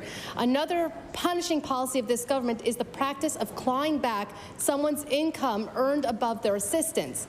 In the past, the minister has said that people living on disability can work as much as they like. This isn't particularly true. Someone who earns $350 is allowed to keep the income, but someone who makes anything over that, say, $350.01, has to pay back a quarter of what they've earned. Incredibly low assistance rates means that situations quickly become unworkable for anyone working in order to simply afford to live. Mr. Speaker, does the minister see that by forcing people to pay back their wages, this government makes life much harder than it needs to be for a lot of people? The Honourable Minister of Community Services. Thank you, Mr. Speaker. And we do realize that individuals that are on income assistance, at the end of the day, they truly want to be able to support themselves. And that's why we have a number of programs. We've invested in more trustees to help these individuals realize that, gently transitioning into a workforce, and that's why our programs are capped, and that they do get to a certain level, and then there is a reduction that has taken place on their income, but it's a very transitional, and we're very thoughtful in the process. We know that we have lots more to do, and that's why we continue to look at these programs and see where we can enhance them. Thank you very much. The Honourable Member for Clayton Park West. The honourable member for Clayton Park West. There we go. Mr. Speaker, Rockingham Elementary School was built in 1922. That's 100 years old. It was built for 300 students and now has 700 students. That's more than double. Also, the other school in my riding, Park West, has increased to over 900 students. It was built for 590, less than 600. And students continue to be registered at both schools. Mr. Speaker, my question is for the Minister of Infrastructure. We know that the province sent a letter asking HRM for land for the new school back in June. That is, 4 months has passed. Can the minister tell the House what is the update and when the parents in Clayton Park West can expect a real progress on the new school and its location? Thank you, Mr. Speaker. I've had multiple conversations with the member opposite on this. I've also brought in my colleague, the Minister of Education, on her questions. At this time, discussions about the potential site is still ongoing with HRM. The Honourable Member for Clayton Park West. I thank the minister for that, and we have not spoken since June about this issue. Nothing has been told, or we have absolutely no conversation since June. Mr. Speaker, the students that are attending Rockingham School have no lunchroom. There is classrooms without windows. The children get turns playing outside on the grass. Guess what they call it? Concrete time. Can you imagine no windows and kids playing on concrete? Also, at Park West School, 3 classes are over cap at the moment. Our children deserve better. Mr. Speaker, to the Minister of Education, will the residents of Clayton Park West have a new school? When will they have a new school? The Honourable Minister of Education and Early Childhood Development. Thank you, Mr. Speaker, and thank you to the member opposite for her question. So as you know, we've had multiple conversations about this. As the member opposite knows, we've written to HRM inquiring about and seeking to be able to use the ideal site that's been located for this particular school. A number of options are in play. The one site that we've identified as ideal is in HRM's hands. And so we encourage the member to encourage her community members to reach out to HRM. We await HRM's response eagerly because we want to get moving on this, and it lies with them. Thank you, Mr. Speaker. Order, please. I recognize the Honourable Member for Cold Harbour Dartmouth. Thank you, Mr. Speaker. Proper and timely mental health supports are extremely important for those suffering from mental illness. This government has said they are committed to implementing universal mental health care, but people are suffering each day. They are turning to emergency rooms for help while emergency rooms are overflowing and healthcare workers are burnt out. A constituent was suffering from suicidal thoughts. After telling paramedics they were having a crisis, they took them to the emergency room. 2 hours later, they were sent home in a cab as they didn't have the supports for them in the emergency room. So, Mr. Speaker, my question to the minister responsible for the Office of Mental Health and Addictions, are emergency room staff able and expected to diagnose mental health? The Honourable Minister of Mental Health and Addictions. Thank you, Mr. Speaker. I think the member, that's a very important question. We are the first province in the country to undergo universal mental health care, so it's something we're dedicated to for sure. I think having worked in the front lines myself, some emergency staff have some level of training for addictions and mental health, but there's certainly some deficiencies there in my experience. So I have frequent conversations with clinicians across the province. That's something we're actively looking into right now. Thank you. The Honourable Member for Cold Harbour Dartmouth. And thank you for that response. It's not the fault of the healthcare workers who are doing their best under extreme pressures. However, there needs to be more done. And I know myself from personal experience, my story when I experienced my own mental health crisis on my trip to Cape Breton, I stopped at the Antigonish Hospital in the emergency room. I was lucky to have a staff person properly diagnose what I was experiencing. This is not about luck. If it's not the emergency room where the people are to go during a crisis, where are they to go? Please tell us. The Honourable Minister of Mental Health and Addictions. Thank you, Mr. Speaker. I thank the member for sharing her story. It's always difficult for people to do, and I certainly appreciate that. So I think you look at the acute mental health day hospitals, the recovery support centers. There's a variety of community-based mental health clinics across the province.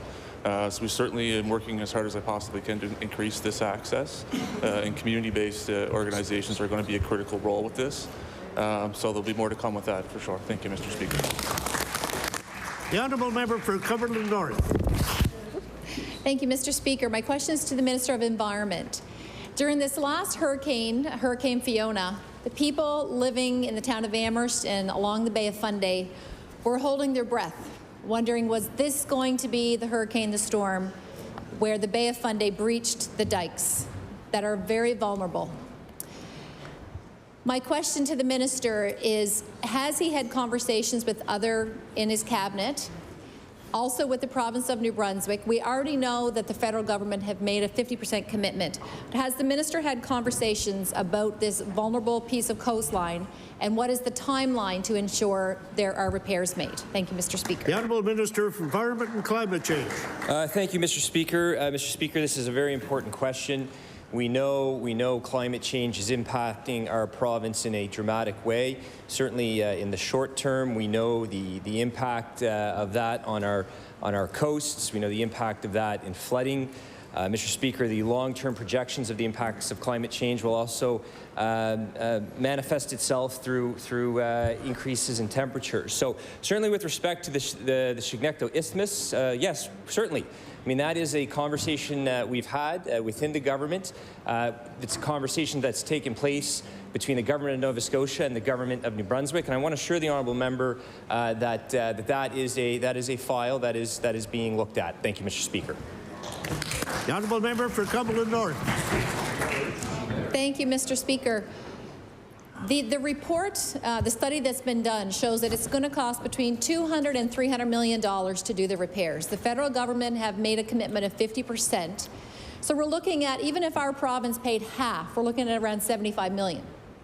There's $35 billion worth of goods that travel the Chignecto Isthmus every year. It's a critical piece of infrastructure for CN Rail and Trans-Canada Highway. I think most of us would agree that taking a preventative, proactive approach is going to cost this government a lot less money. So will the minister commit to ensuring that this $75 million or plus will be budgeted in this spring 2023 budget for Nova Scotia? The Honourable Minister of Environment and Climate Change.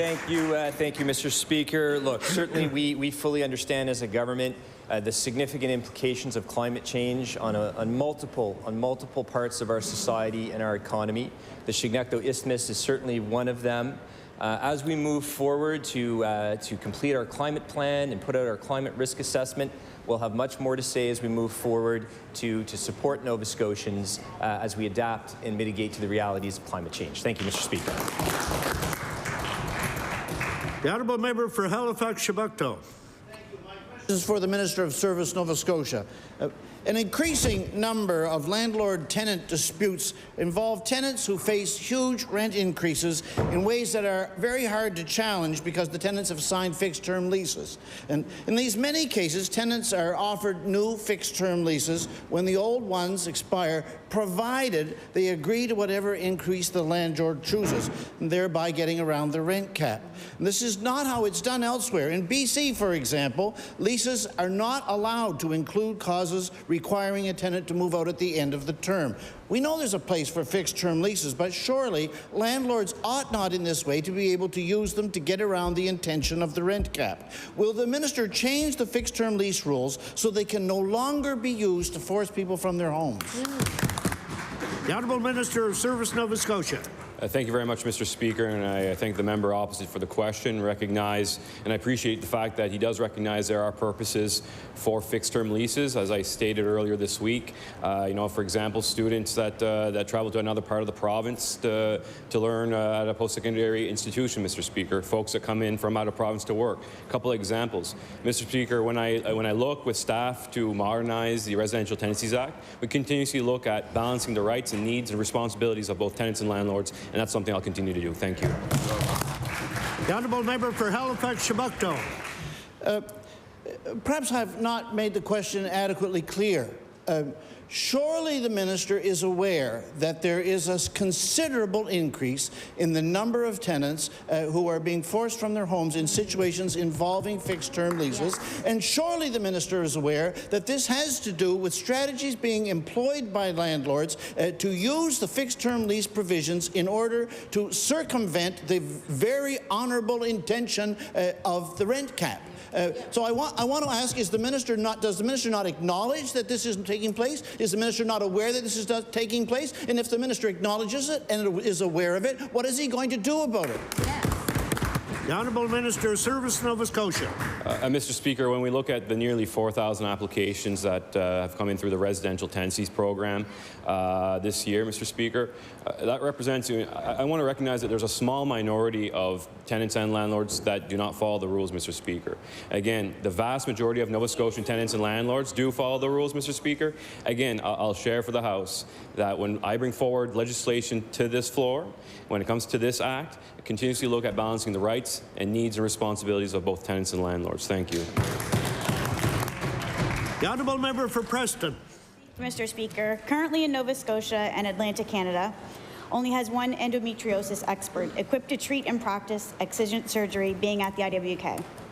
And the newly established multidisciplinary endometriosis and chronic pelvic pain clinic already have a wait of 1 year or more to get in. To the Minister of Health, what is the government's plan to recruit more endometriosis experts and improve endometriosis care in Nova Scotia? The Honourable Minister of Health and Wellness. Thank you, Mr. Speaker. I want to thank the member for the question. So there's a couple of things there. First of all, it is a very specific subspecialty.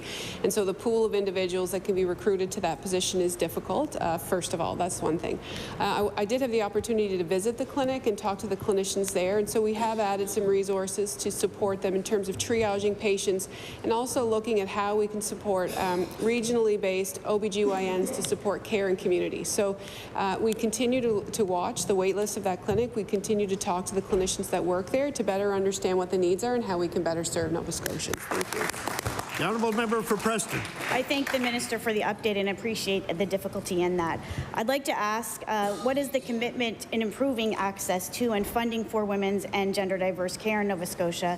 Because currently the wait time for a gynecologist or specialist for women's health is averaging 2 years compared to that of a 78-day wait time for a urologist for prostate cancer. So I've met with a few women who actually are experiencing this difficulty and feel that they're not being a priority. And I just want to ask the Minister of Health is that when will maybe women and gender diverse communities feel that they'll be a priority in Nova Scotia? The Honourable Minister of Health and Wellness. Thank you, Mr. Speaker. Thank the member for the question. So we do know that gynecologists and obstetricians are a priority profession that we do need to recruit to the province. I think there's a couple of things. It's really important that we look at the wait lists in the regions, like the regional sites as well, and making sure that we're supporting our primary care providers to use the fullness of their scope so that things are not referred unnecessarily to OBGYNs regionally and therefore then referred into. So it is an ecosystem of women's health care across this province and gender diverse folks. We are looking at increasing capacity, front-facing at primary care levels through the regionals and back into the IWK. The Honourable Member for Bedford South. Thank you, Mr. Speaker. Mr. Speaker, the cost of the proposed Bedford ferry has gone up significantly over the last year. I'm sure the Minister of Public Works is not surprised by that. The cost of basically all major infrastructure projects is up significantly over that period of time. HRM Council has sent a letter to the province, has indicated they're willing to step up and fund the increased cost. But staff at HRM are saying it's unlikely that the province will put more money into this project. So I'd like to ask the Minister if she would be willing to up the province's contribution to this project and help the thousands of people from Sackville to Clayton Park who would use this service every single day. Thank you. The Honourable Minister of Public Works. Thank you, Mr. Speaker, and I thank the honourable member for his question. I know this is something that he's been following very closely and he's very passionate about for his constituents and, quite frankly, all of Bedford Sackville. I will assure the member that we are aware of the revised costing and we are working very closely with HRM and the federal government. The honourable member for Bedford South. Thank the Minister for that response. As I've said in the House in the past, This ferry would, in my view, really be a transformational investment. Again, not just for Bedford, for Sackville, for Hammonds Plains, for Clayton Park, for Fairview. It would help the climate crisis in our province. It would provide people a fantastic means of getting around our city that has been talked about for decades. This government, provincial government, is still sitting on tens and tens of millions of dollars in federal transit funding that could be used for important projects like this. Already this morning, we've heard the minister commit to fixing a dam. I'd like to ask if she would commit to building a ferry. Thank you. The Honourable Minister of Public Works.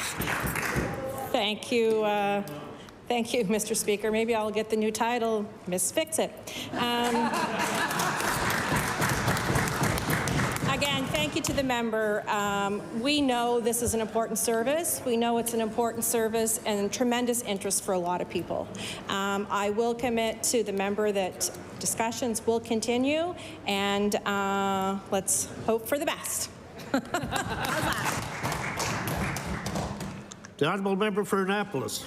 Mr. Speaker, along with hospital emergency departments, EHS is a crucial partner in emergency health care throughout our province. This government has shut down our emergency centre in Annapolis. The hours in Middleton are dramatically reduced. This puts enormous stress on EHS and our paramedics. At recent public information sessions, Nova Scotia health representatives could not answer questions about EHS and told hundreds of people I was in the room that they have zero information to pass on. My question to the Minister of Health is, did the Department of Health and Nova Scotia Health Authority discuss with EHS how transitioning to an urgent treatment centre would impact emergency hours in Middleton and how it would impact emergency care in my community? Thank you. The Honourable Minister of Health and Wellness. Thank you, Mr. Speaker. So I do want to assure the member that on the day of that day of the meeting, EHS representatives were not able to attend. So to the earlier point, it's really important that we move away from just one size fits all. Those transfer units, as an example, are very, very important. It frees up paramedics to respond to emergencies. We also are looking at how we can best utilize the doc in the box, the medical comms person, and they're actually just in the process of hiring a registered nurse to work in comms as well. And what that does is allows paramedics to respond and treat and triage if possible, or actually transfer at a later time with some advice and discharge for the patient. So there's a number of initiatives underway in order to support communities with emergency Order, please. services. The time for oral questions put to ministers has expired. I recognize the Honourable Government House Leader. Oh, can we just wait?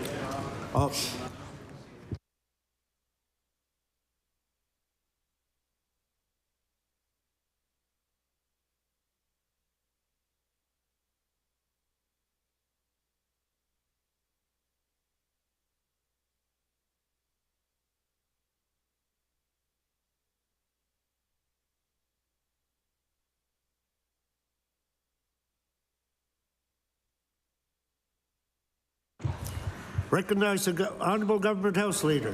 Thank you, Mr. Speaker. Sorry about that. I move that you now leave the chair and the House resolve itself into Committee of the Whole House on Bills. We'll take a short recess.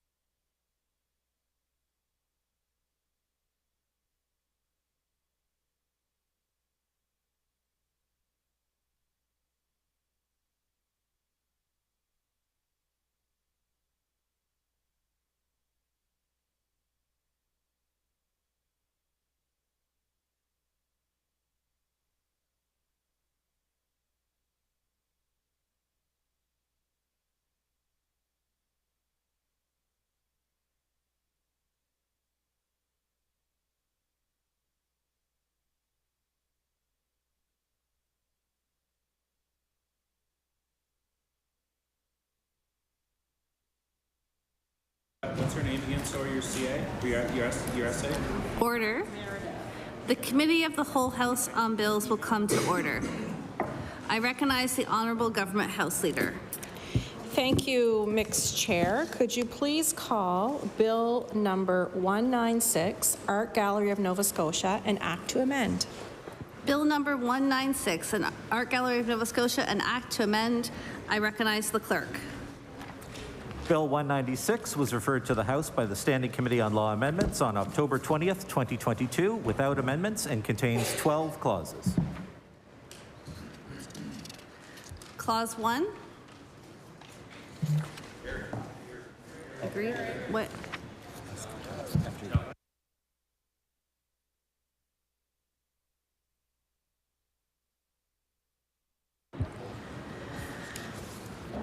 Shall Clause 2 carry? Carry. Shall Clause 3 carry? Carry. You stood up. Yeah. I recognize the Honourable Member for Sydney Member 2. Thank you, Mixed Chair. I'm not sure if I jumped up at the right time, but there's an amendment on page 2, clause 3, subclause 6. Am I saying that correctly? No, I'm not saying that correctly. So page 2, subclause 3, 6. Yes, sorry.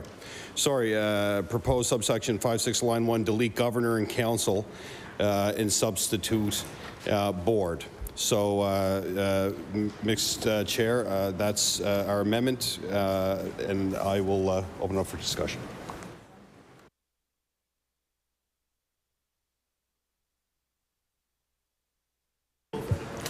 I recognize the Honourable Member for Health for Bedford Basin. Thank you, Mixed Chair. So this is a fairly simple, I think, straightforward change where we would remove the reference to governor and council and substitute board. Historically, the art gallery has been Art Gallery of Nova Scotia has been run by a board. It has not been an entity that is controlled by governor and council. And so for us, it is concerning that this is yet another example of control being taken back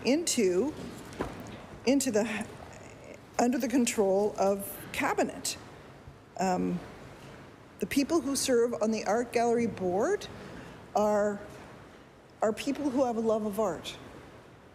And not to say that governor and council doesn't love art, but generally the people who have been on the art gallery board have been people who are committed to the art community, have an interest in art, maybe artists themselves.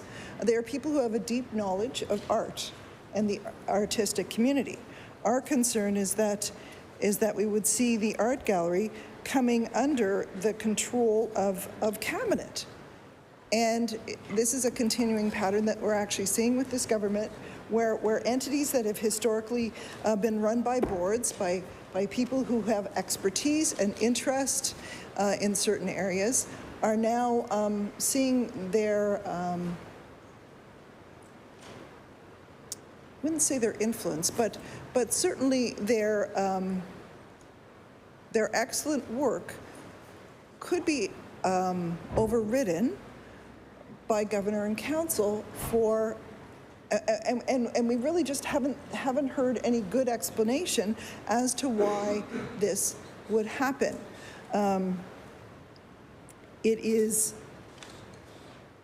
It seems unusual to us that this, in fact, would happen this way. And I do apologize because I am still going through the bill because we did not have them here in our book, as is the normal fashion when we're sitting in the House. So the opposition parties did not have our binders full of bills, which is what is supposed to happen. So our concern, of course, is that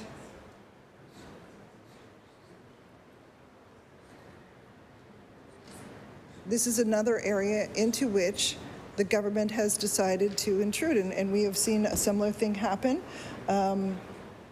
with various Crown Corps, etc. The government has decided to take control of entities that serve Nova Scotians, and let's be clear. I've referenced previously that I have worked at the Art Gallery of Nova Scotia. It was 26 plus years ago, just over 26 years ago, because I was, and I know exactly because I was expecting my third child while I was working on the Maud Lewis project. So I was the researcher on the Maud Lewis project, and had the opportunity to be an art detective. Not that I had any specialized knowledge of Maud Lewis's work, but I was actually tracking down artworks all around the province,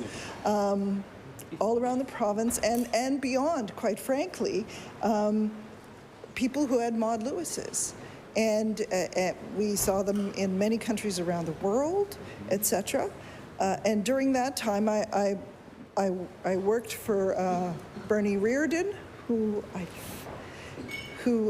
ended up writing the book on Maud Lewis, The Illuminated Life of Maud Lewis.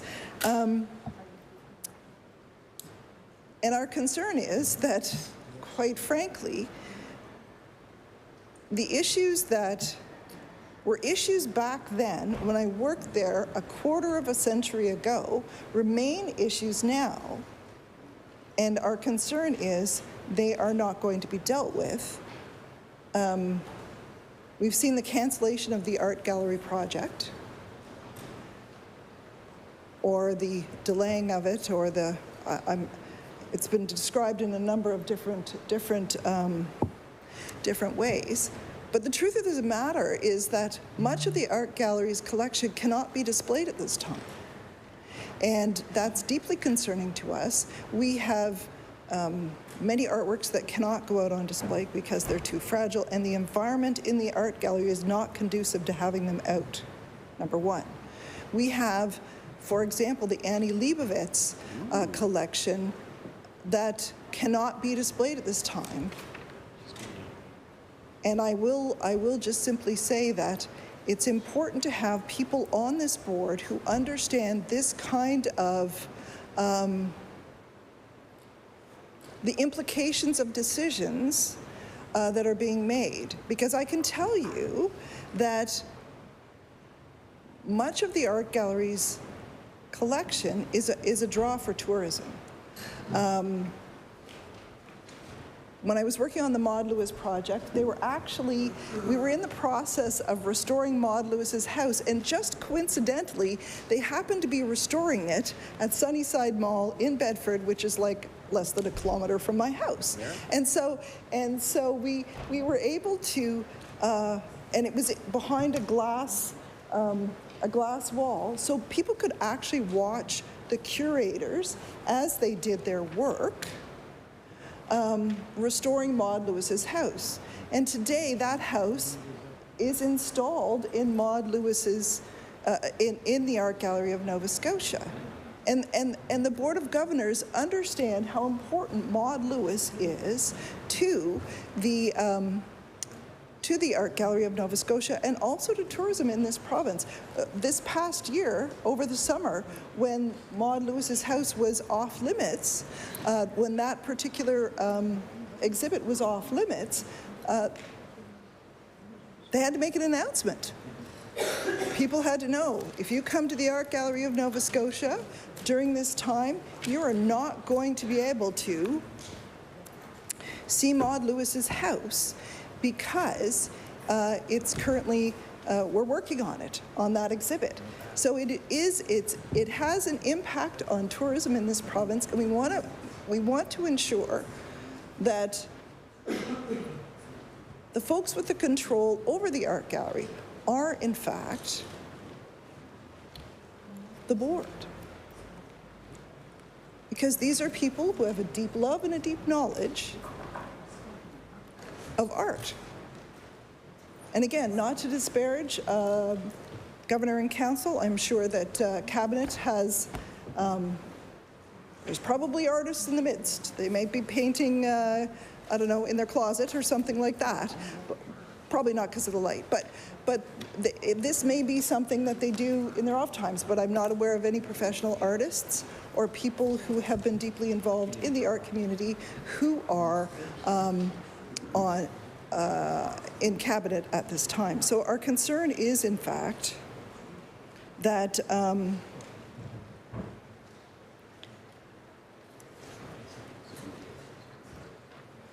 that the ultimate control for the art gallery is in fact the board.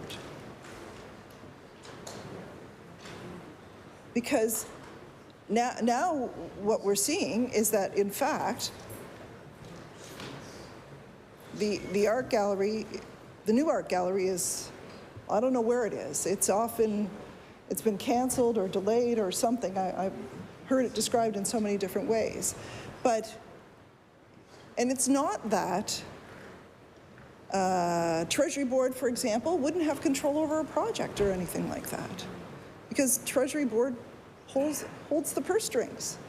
So there is still governmental control to a certain extent of the art gallery, because ultimately that's where the purse strings lie. But in terms of control of the rest of the art gallery, the rest of their goings on, we need to know, Mixed Chair, that it is the people who have not just an interest, but who have a passion for art, who are overseeing the art gallery. And that is our concern, and that's why we have proposed this particular amendment, Mixed Speaker. We want to make sure that, you know, once upon a time I was a cabinet minister for 8 or 9 years, whatever it was, and you have a lot on your plate. And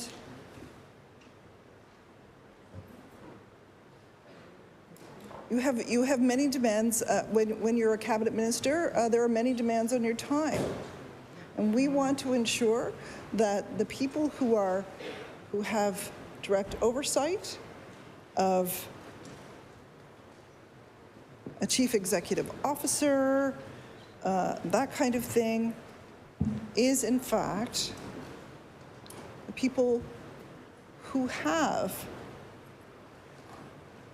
a passion for art, who understand the impact of the Art Gallery of Nova Scotia, who understand what's going on in that building right now. It's a beautiful building.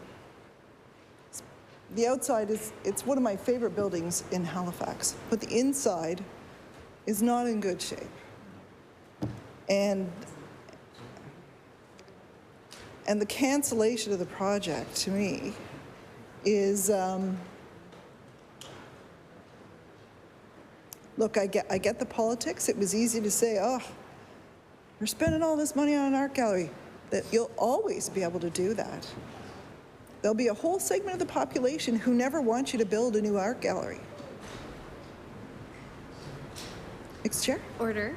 Can I ask the member to speak directly to the amendment, which is about the governance of the art gallery? I recognize the honourable member for Bedford Basin. Thank you, Mixed Chair. So we want to make sure that the people who are governing the art gallery are in fact the people who understand the implications of their decisions and are fully informed of those implications. With the greatest of respect to Governor and to Cabinet, which is what Governor and Council is, they do not have that experience. And there are problems at the art gallery that need to be dealt with. And we want to make sure that, thus far, we've seen decisions taken by this government that would lead us to believe that they will not have come to the same conclusions as the board, which has a passion for art. And so that is our concern about what is in this bill. I mean, it's one of the concerns that we have about this bill.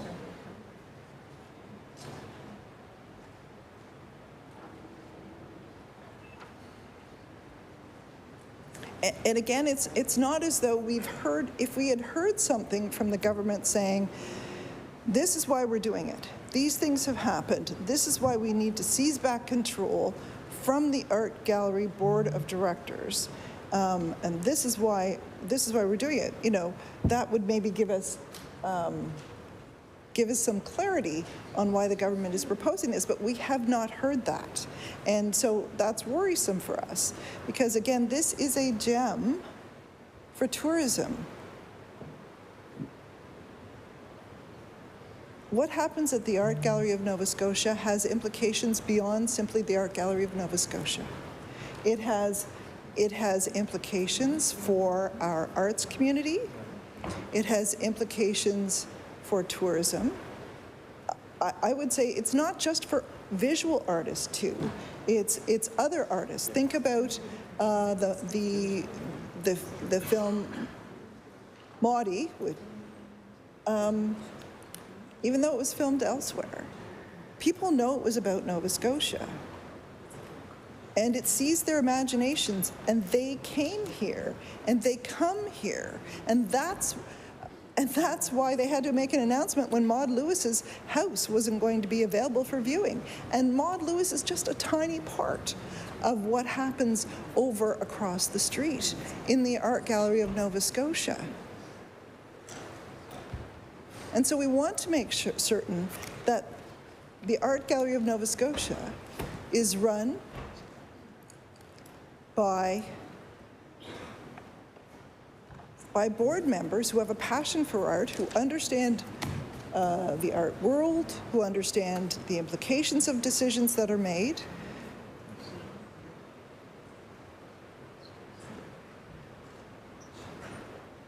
Because it's really easy to take something like an arts institution to make a populist decision against the art gallery, which some people would try to say is for elitists. But anyone who knows an artist or two would know that's not accurate, number one. And also our most famous artist, arguably, is Maud Lewis, who could never be accused of being an elitist, far from it. So our concern is that this bill, in fact, seizes back from the board control of an institution that has great meaning for Nova Scotia, that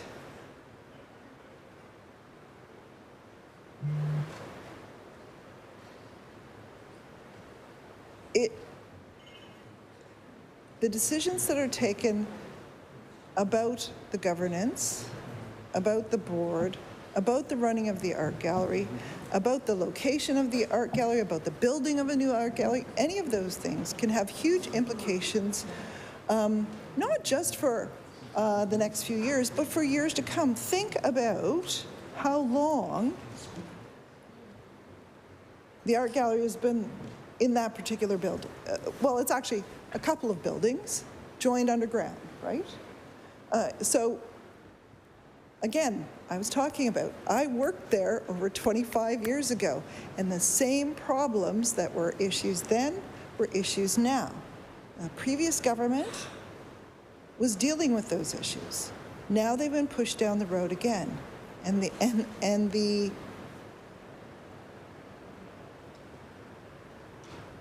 art gallery is an easy target.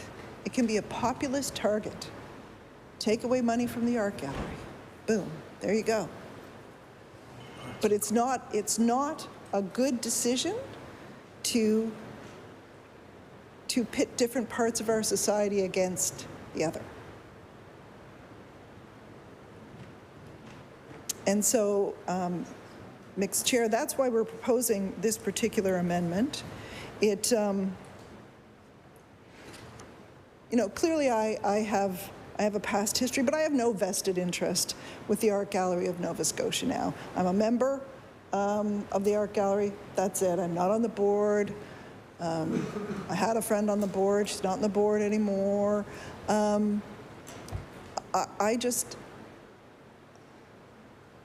I feel very passionately that this is part of a concerning trend that we are seeing where people who have expertise are having that expertise overridden by cabinet. And it's not that cabinet's a bad thing. I was a proud member of a cabinet from 2013 to 2021.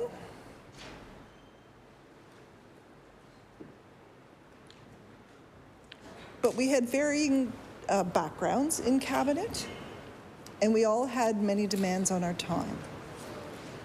I would argue that it's important to leave the governance of the board in the hands of the board, because they have expertise and they also have time. I remember sitting on this, when I was first elected, sitting on this side of the House and looking across at the government of the day, which was the NDP government, and I would look at the ministers, and they were tired. They were tired all the time. And I remember thinking, I'm so busy in my constituency office, how can they also have another job on top of that job? Until that happened to me, and then I found out that you just spend all of your time doing your job. You don't have weekends or evenings or whatever. And my point is that cabinet has a very full plate, or ought to have a very full plate. If you're reading everything that you're supposed to be, and cabinet can tell you that you get your iPad with your agenda for the week, and you start reading. And you start reading nights before. And that's just if you're on cabinet. If you're also on Treasury Board, you'll start reading on the weekend. And that is, and I'll bet you the temptation is, I'm lucky I'm a fast reader. Sometimes some would question on whether I absorbed what I read, but I read a lot. And I was known for being prepared for my meetings. But there's a lot for cabinet to absorb. So it's really easy to have one person say, look, this is what should happen, and everybody goes along. Over at the art gallery, where you have a board that is passionately devoted to art and artists and the promotion of art in this province, and you have people who have their eyes on what's going on in a more significant way, I would argue, than can governor and council.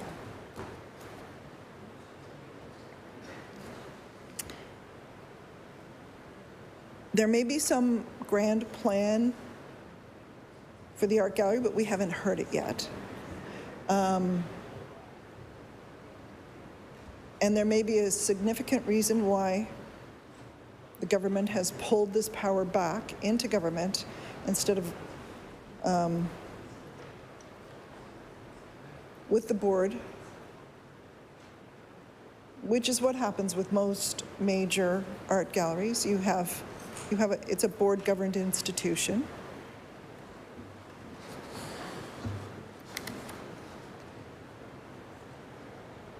And again, we have not heard that articulation why this is happening. And I would be most appreciative if we could hear from the minister, who could explain why this change is happening, what was the impetus for it. We could understand a little bit better on this side of the House, but at this point, we have not heard any explanation for it.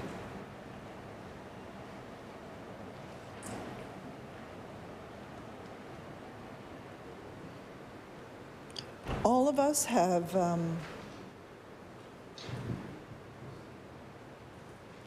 us have reasons why we're proud of Nova Scotia. We're proud to say we're from Nova Scotia. We're proud when we go elsewhere in the country,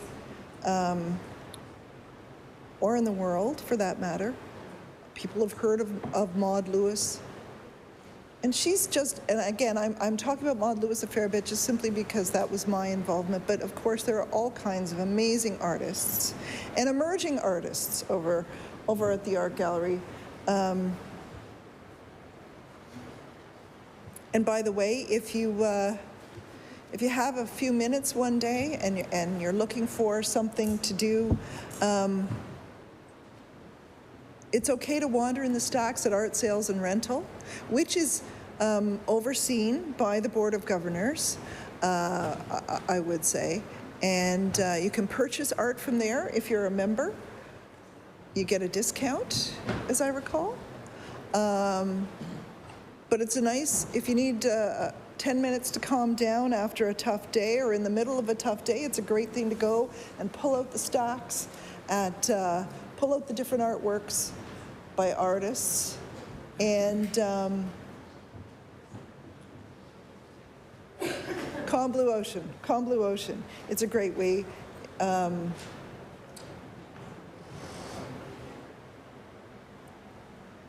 It's a great way to just sort of, it's a palate cleanser is what it is. And that's why it's so important that we ensure that the art gallery remains in the control of Board of Governors.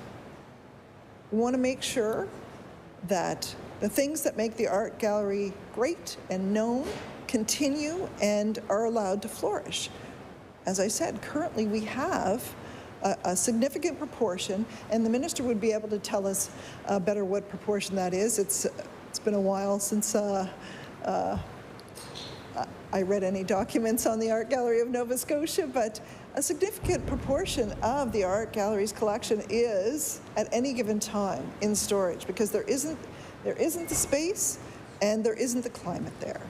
And the climate, you have to, when you have artworks, particularly fragile artworks, the humidity is significant and the temperature is significant, and so the art gallery has to be very careful, and it's important to make sure that it's well run to ensure that no artworks are in fact damaged, either while they're in storage or when they come out on display.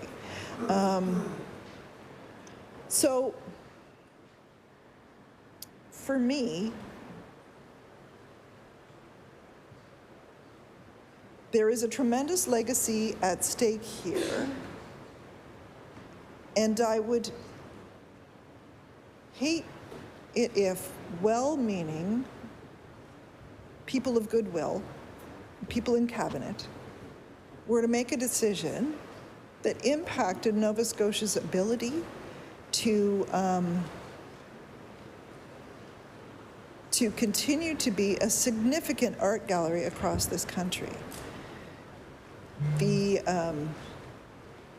Illuminated Life of Maud Lewis, that art show went across the country and has in fact has had significant shows in other countries like China. I do remember Minister Levine going to China to pitch that, I believe, or else it was with the exhibit.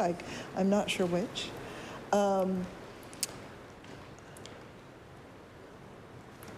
I would be deeply concerned that decisions made for economic reasons or for political reasons could impact the ability of Nova Scotians in the future to enjoy our art, to be proud of our art,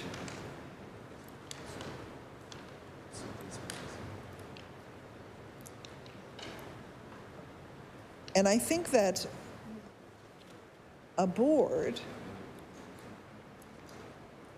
is charged with looking after the very real treasures that are within its control. That is their primary function. They're there to ensure good governance of that institution. And it's not that Governor and Council is not, but they have a much broader mandate. And the art gallery directors, the board, would have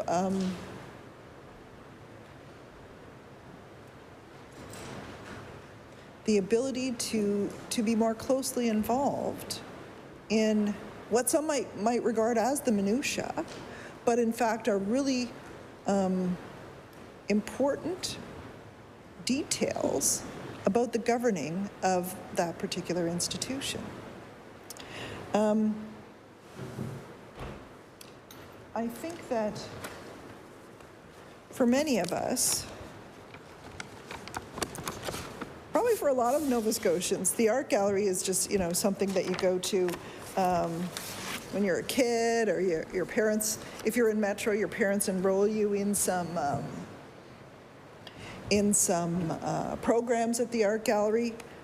But again, for a lot of people, and I've really noticed over the last while, and I assume this has been at the behest of the board, that there has been a renewed focus on the importance of Indigenous artists, African Nova Scotian artists, etc., women artists, which we didn't always see in the past. And I think that's significant. If I look at the, I was looking at the Annie Leibovitz collection. Here's an article from 2017, July 2017, 4 years after the country's largest collection of photographs by famed American artist Annie Leibovitz was donated to the Art Gallery of Nova Scotia, the images of celebrity and pop culture icons remain in storage. And there were reasons for that. There was a bit of a tug, I guess. There were a little battle going on with tax implications, etc. But there is that incredible opportunity to become not known, to be known in a different way. To have people come and look at Annie Leibovitz's incredible works here. And again, that was part of the vision of the board. The board came to Treasury Board and got permission to continue with that art gallery project, and then it's been canceled. So the implication is, so the concern is, what does that mean for the future? Does it mean, there's another article here from, I guess I should be tabling these, so I will do that.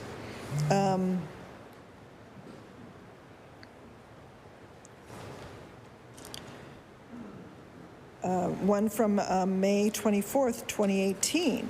Nova Scotia mulls fate of iconic Annie Leibovitz photography collection. And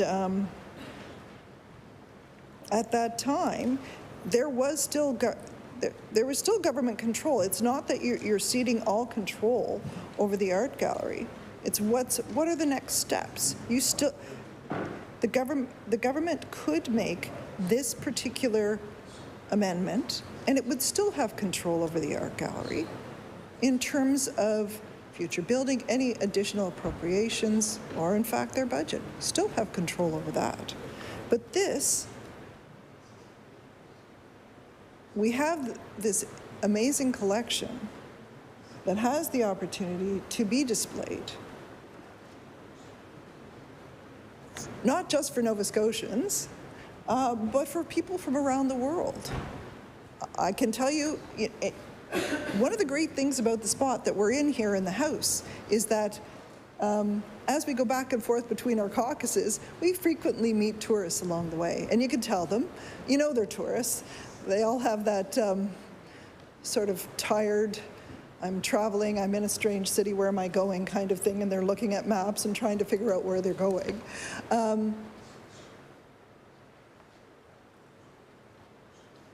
But they know about Maud Lewis if you're talking to them.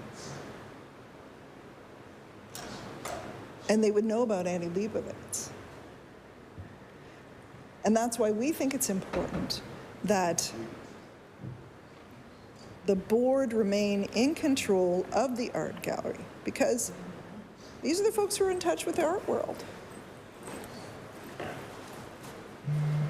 We're not in touch with the art world. We're not in touch with anything. Or I'm not in touch with the art world anymore, or whatever. I just had a small part in one seminal exhibition and book.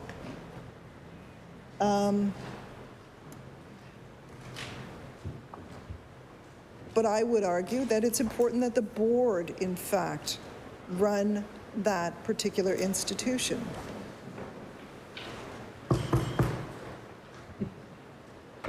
And with the particular bill that we have here,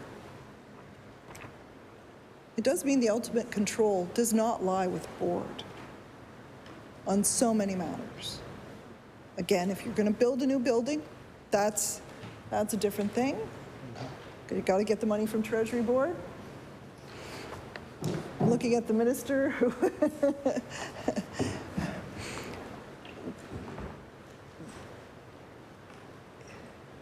This is important to Nova Scotia, and we need to get it right. And I would argue that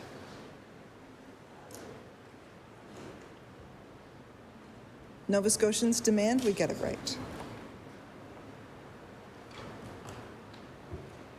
The Art Gallery of Nova Scotia is important to the tourism of Nova Scotia. It's important to our history. It's important to our culture. It's part of who we are here in Nova Scotia.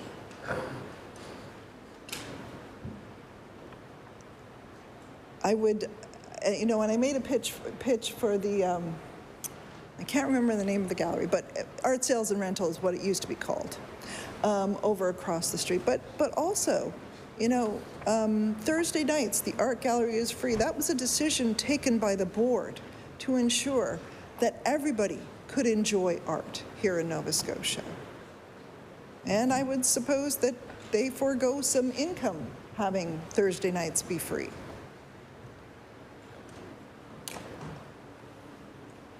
I would not want Governor and Council to override that kind of a decision for the citizens of Nova Scotia. I didn't grow up going to art galleries. My family might go to historic sites, stuff like that. We didn't grow up with a lot of money or anything like that. We went camping for vacations, but we did have vacations. And when I came here, and there was an art gallery that we could actually attend, and that wasn't high cost, it was amazing to me. Like on my first trip to Nova Scotia here, back in 1984, right after the federal election, I fell in love with the place. Stuff happened here. And so much of what you see at the Art Gallery of Nova Scotia reminds us of that. There are exhibitions from early days, early art, early artifacts. Folk art is a significant display at the Art Gallery of Nova Scotia. These are pieces of art made by everyday Nova Scotians.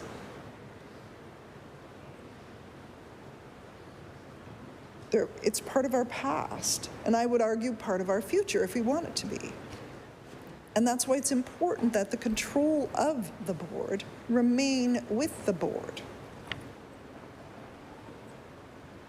Because these are the folks who understand, have deep knowledge of what is there, what could be there, what should be out on display but cannot be out on display.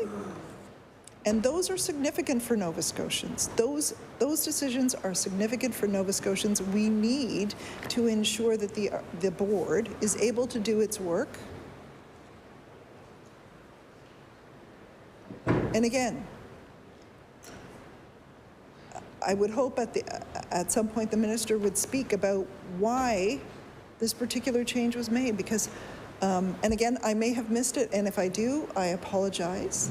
But I have not heard a reason why we are taking this step. But it's part of a pattern of continuing centralization of control of what have formerly been board-governed institutions. And then you ask yourself, where does this end? Where does this go?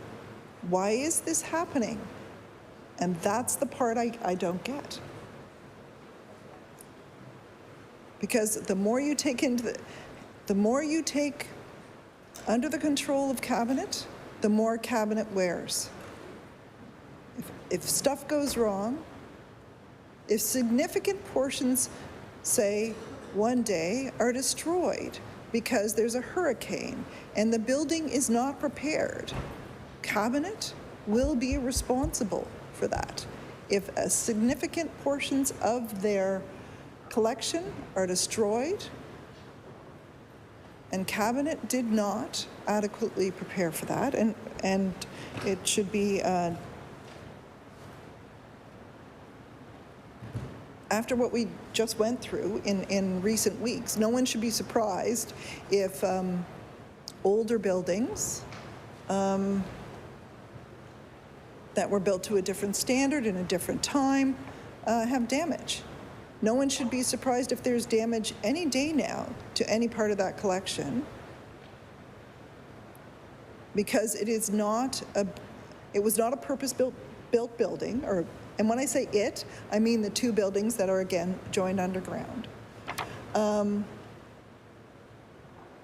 People should not be surprised if problems arise from the condition of the art that is on the walls that are not being protected, because in fact the buildings are not in good shape.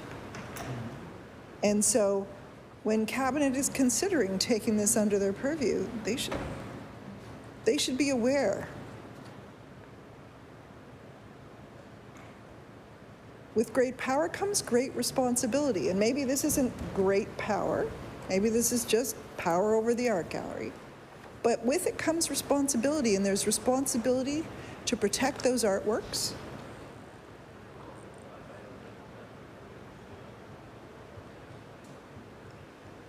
And I am concerned, based on some of the decisions that we've already seen regarding the art gallery, that these things will not be in consideration when Cabinet is making decisions regarding the art gallery.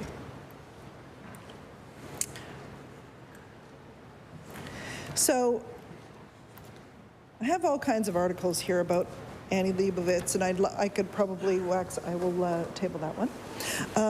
I would probably love, and Mr. Hastings, I'll also table that one. I would love to talk at length about Annie Leibovitz or Maud Lewis. I mean, the fact is we found artworks all over the place. I think we had some in Japan. Some had been shipped to the White House.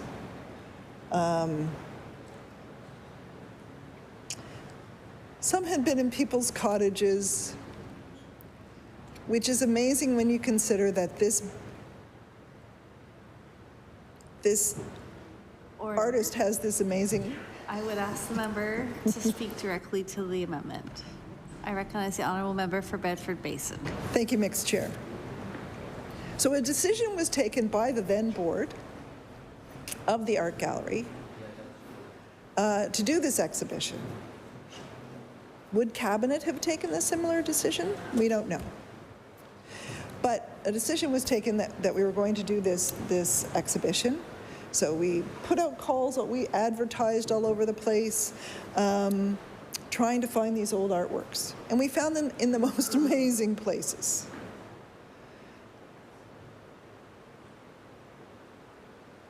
Sometimes we would find them in people's cottages, and they would have had them underneath over the stoves, and they were covered in grease, and the curators had to clean them all up. We found them in people's washrooms in their cottages. We found them in children's bedrooms because they're so bright and cheerful. We found them all over the place, but what was clear was that the board understood when they approved that particular exhibition that people loved their Maud Lewises. I mean, they bought them for $5 or a grilled cheese sandwich. And eventually, I think Maud was charging more money for her paintings, but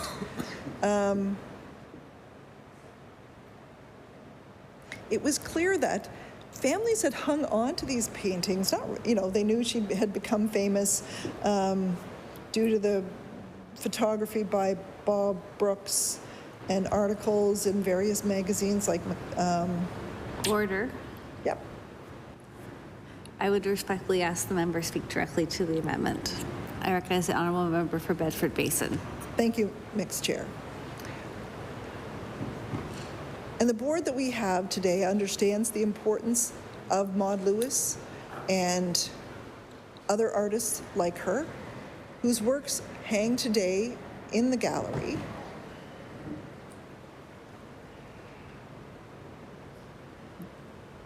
The board has a passion for art. I would dare say that not all of us in this chamber do, or we might have different definitions of what is art.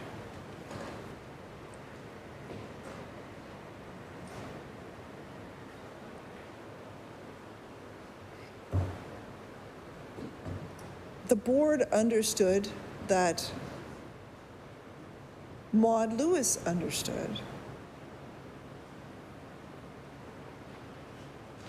that life can be beautiful. I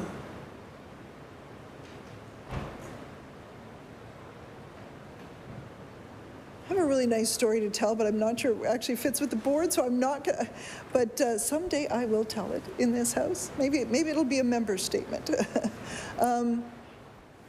But I will just simply say, and I'll probably wrap up my remarks shortly,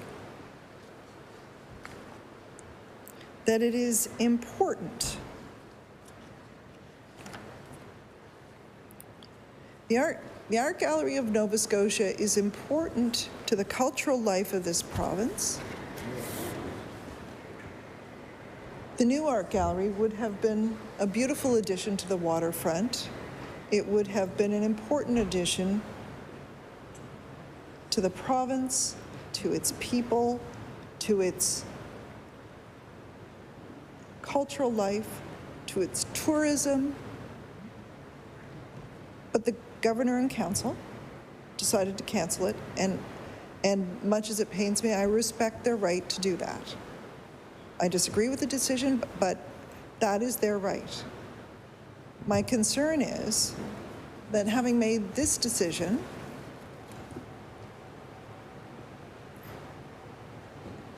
a further incursion into the governance of the Art Gallery of Nova Scotia by Governor and Council, what is the proper name of cabinet, could have implications for Nova Scotia. And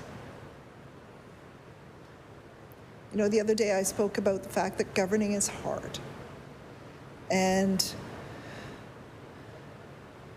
it's definitely not always easy. Every decision you make, somebody likes it, somebody hates it. A lot of people are in between, and you mostly hear from the people who hate it. You don't hear from the people who like it. And the temptation is always there to do something quick and popular, and not always is the quick and popular thing the right thing to do.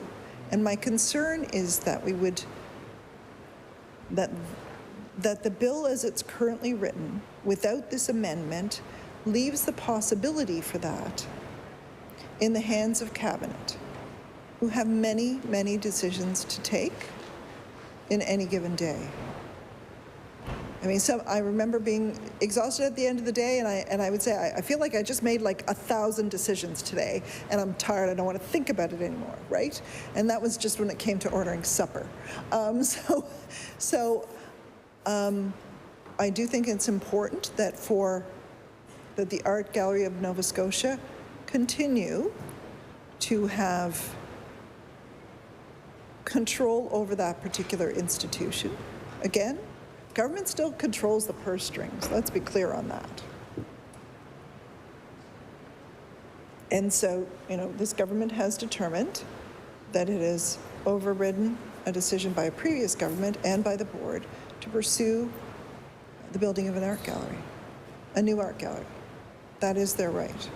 But I would be concerned that the temptation would be there to make other populist decisions. And let's be clear, there was a whole swath of the population who said, yay, we don't need a new art gallery. They're wrong. We do need a new art gallery. And it shouldn't be on the waterfront. To which I would say, well, then there's a whole swath of new buildings along the waterfront that shouldn't be there either. But yet they're still being built.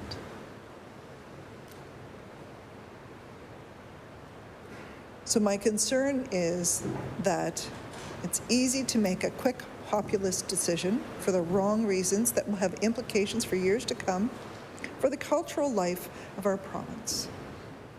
And that is why we have proposed this particular amendment. And that is why I would urge my colleagues in the House to support this amendment, because, again, we have not heard any reason why, from the government, why this should happen, why the need to take it back.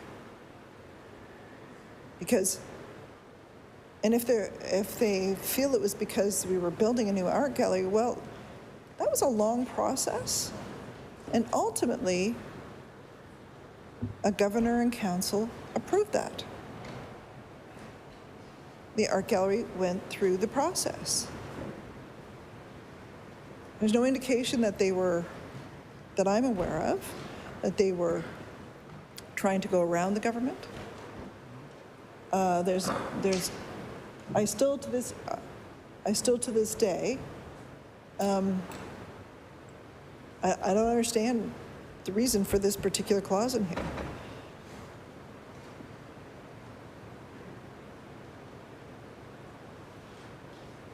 Eventually, I hope we will have another art gallery one day. I hope the board is able to convince the government of the day that this is the right thing to do.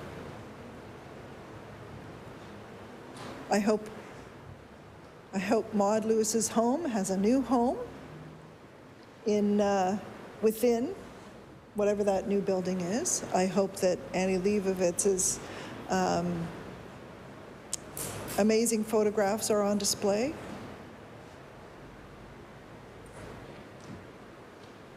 I hope so many of Nova Scotia's artists, many of whom have been overlooked for many years, will have places on the walls. But most of all, I hope that the art gallery will continue to be an entity of significance and will not have its passion or its purpose overridden by cabinet, and have that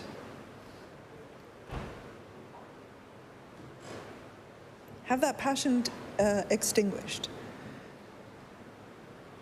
One of the really nice things about living in a capital city is that we do have institutions like the Art Gallery of Nova Scotia, a board-governed institution right in our midst. We're a small province with just over 1 million people. People don't have to travel that far to see amazing art. They can see amazing art in their own communities, of course. We all have artists in our communities who are doing amazing work. But they can see the province's collection, and not everybody has that. Not everybody has the ability to get there, and folks can come in and see it for free on Thursday nights, a decision taken by the Board of Governors, the Board of Directors, rather, of the Art Gallery of Nova Scotia. I want to thank my colleagues for listening patiently, or at least not interrupting, while I made this representation.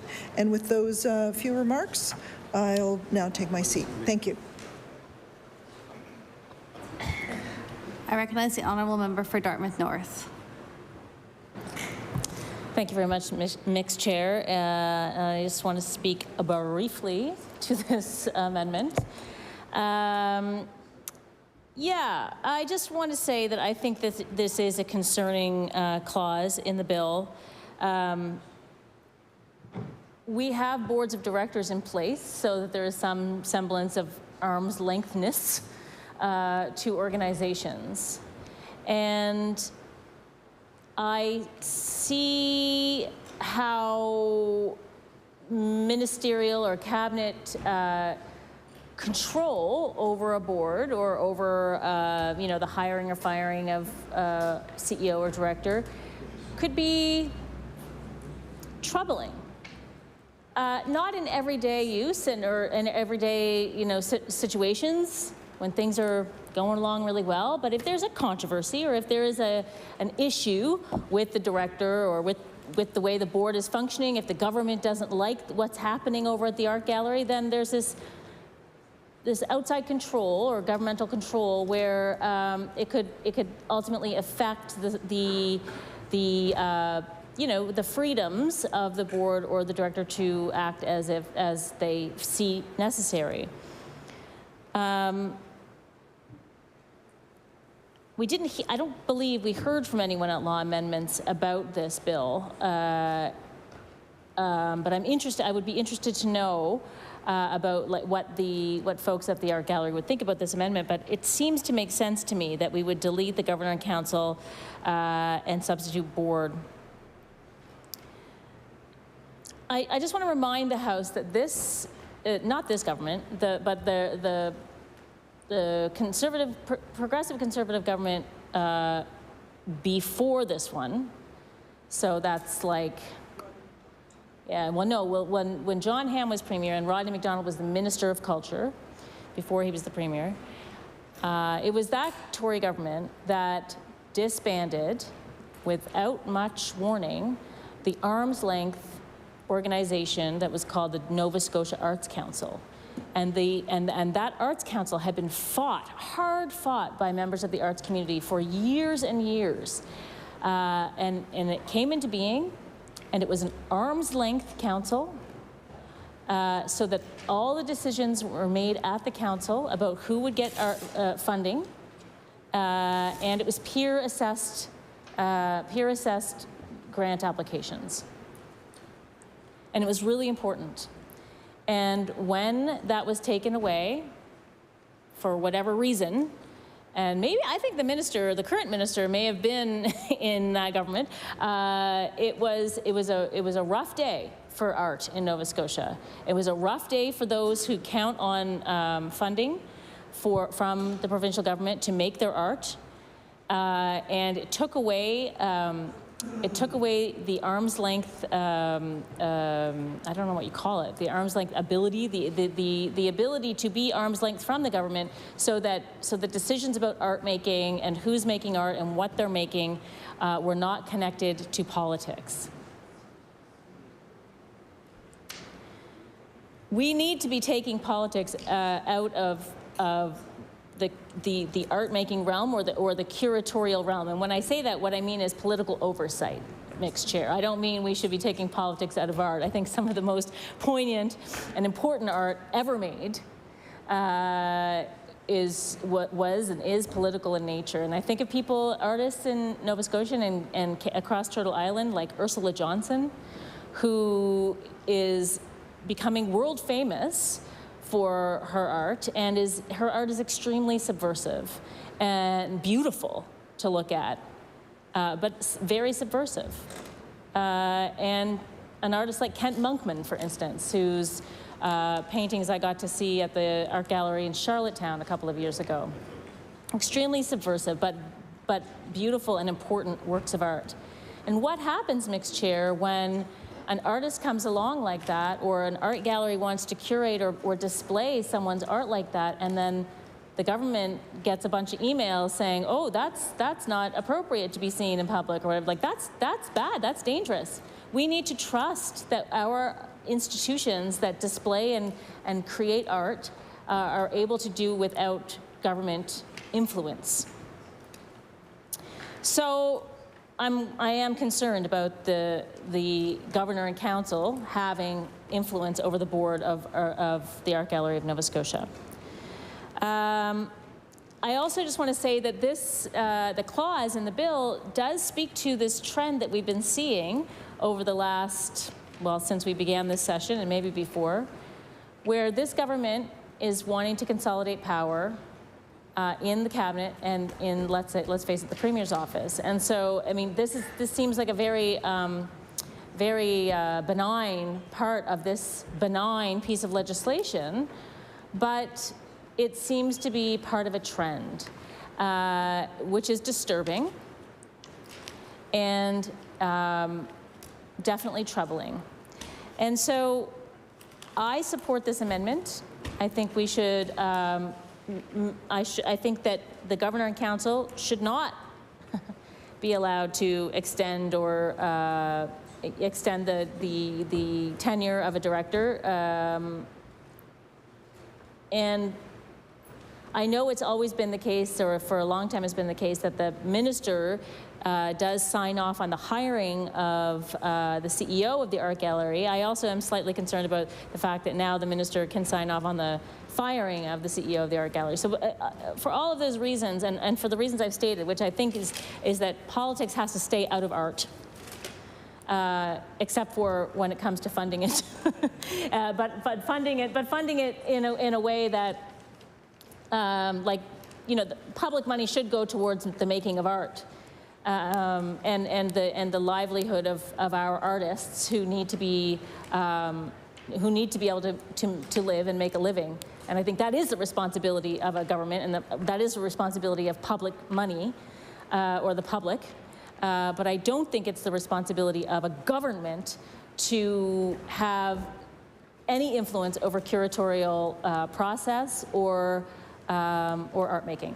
And with those few words, I will take my seat in support of this amendment. I recognize the honourable member for Bedford South.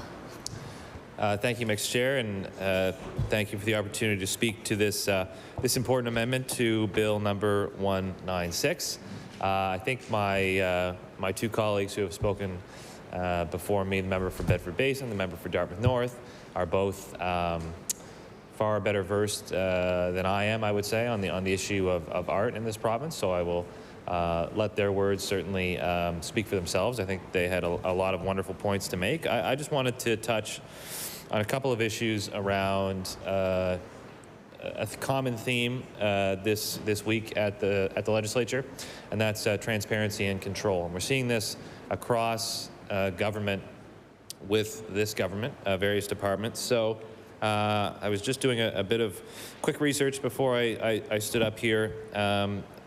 At least 11 organizations, including, of course, the Art Gallery of Nova Scotia, have been consolidated, dissolved, brought under the umbrella of ministerial direction in this province. So Develop Nova Scotia, the Art Gallery of Nova Scotia Lands, the 5 housing authorities that existed in the province, Perennia, Nova Scotia Business Inc., Nova Scotia Gaming Corporation, Municipal Finance Corporation, and that doesn't even include, of course, the dissolution of the board of the Nova Scotia Health Authority, which happened not long after this government was elected. So I think that is a disturbing trend that we are seeing repeatedly from this government in terms of consolidation of control. And I think what it speaks to is perhaps an arrogance of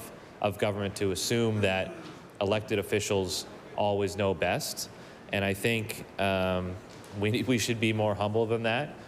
Oftentimes, I find, at least, as elected officials, our knowledge base has to be a mile wide and an inch thick. So we should be humble enough to recognize that we aren't, generally speaking, experts on art. We might not be experts on business development or internet expansion or all these things that all of these independent boards and crown corporations were doing. And in past career that I had prior to being elected, I actually got to know some of the folks involved in these organizations pretty well.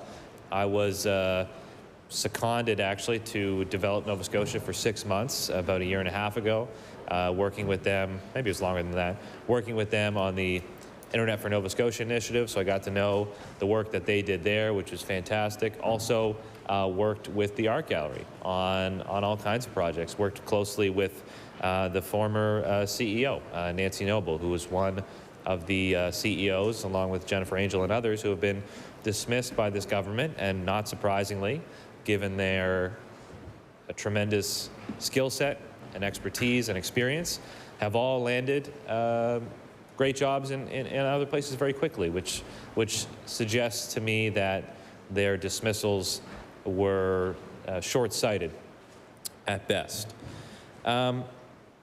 So I think the most important thing we can take away from the philosophy of this government on this kind of issue is that we need to let experts be experts. I think sometimes in recent years politically across the board, we have some kind of aversion to expertise, or we think, well, you know, let's do our own research, let's do our own facts, let's do what fits for us and take that as truth. And to be honest, I think we need to be moving in the opposite direction, back in a world where we are a bit more humble and we recognize this person has expertise in this area of life, and so we should take their word, follow their advice, and trust in their accumulated knowledge and experience.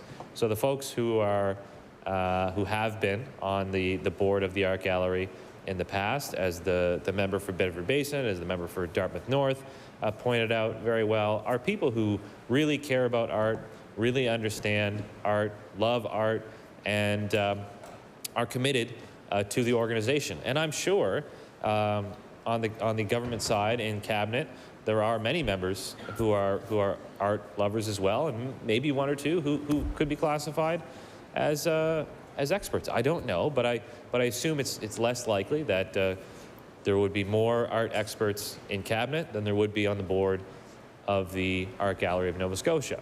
So for those reasons, I think it makes sense to keep these boards as independent, as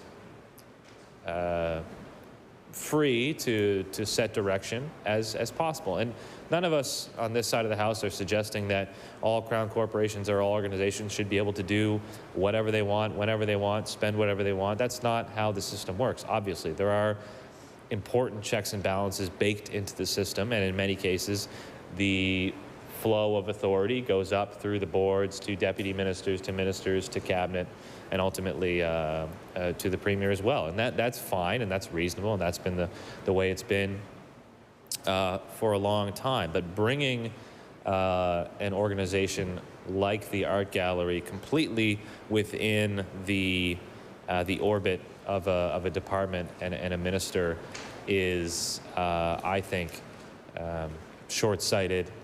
As I said, short-sighted at best. And the odd thing, actually, to me, is that if we in opposition wanted to be really political about this issue, I think we'd actually just let these changes go through. Because as the Premier said yesterday, and as the Minister of Municipal Affairs and Housing said relative to the changes to the housing authorities, if independent boards are dissolved, if control is vested within the minister, then the minister and the Premier are accountable, and there's no one to pass blame to, I guess. You know, one of my favorite politicians in history is Harry Truman, and Harry Truman had a famous sign on his desk that said, "The buck stops here," and so the buck now stops with the minister, the buck now stops with the Premier, as opposed to these independent boards. So again, if we wanted to be cynical and nothing but political about this, we would let these changes fly through and say, well, when there's an issue with the Art Gallery, when there's an issue with public housing, when there's an issue with NSHA, when there's an issue in municipal finance or gaming or agriculture or internet, when there's issues in any of these important topics, we can no longer say, or the government can no longer say, well, you know, we've got these independent boards, we've got Crown Corps, they're independent, they make their own decisions, we might not necessarily agree with everyone, but it's important that there's a spirit of independence. That's actually an easy out for government, not to give comms advice to the other side, but when you centralize everything, there's nowhere to hide, there's no one to pass the buck to, the buck stops with you.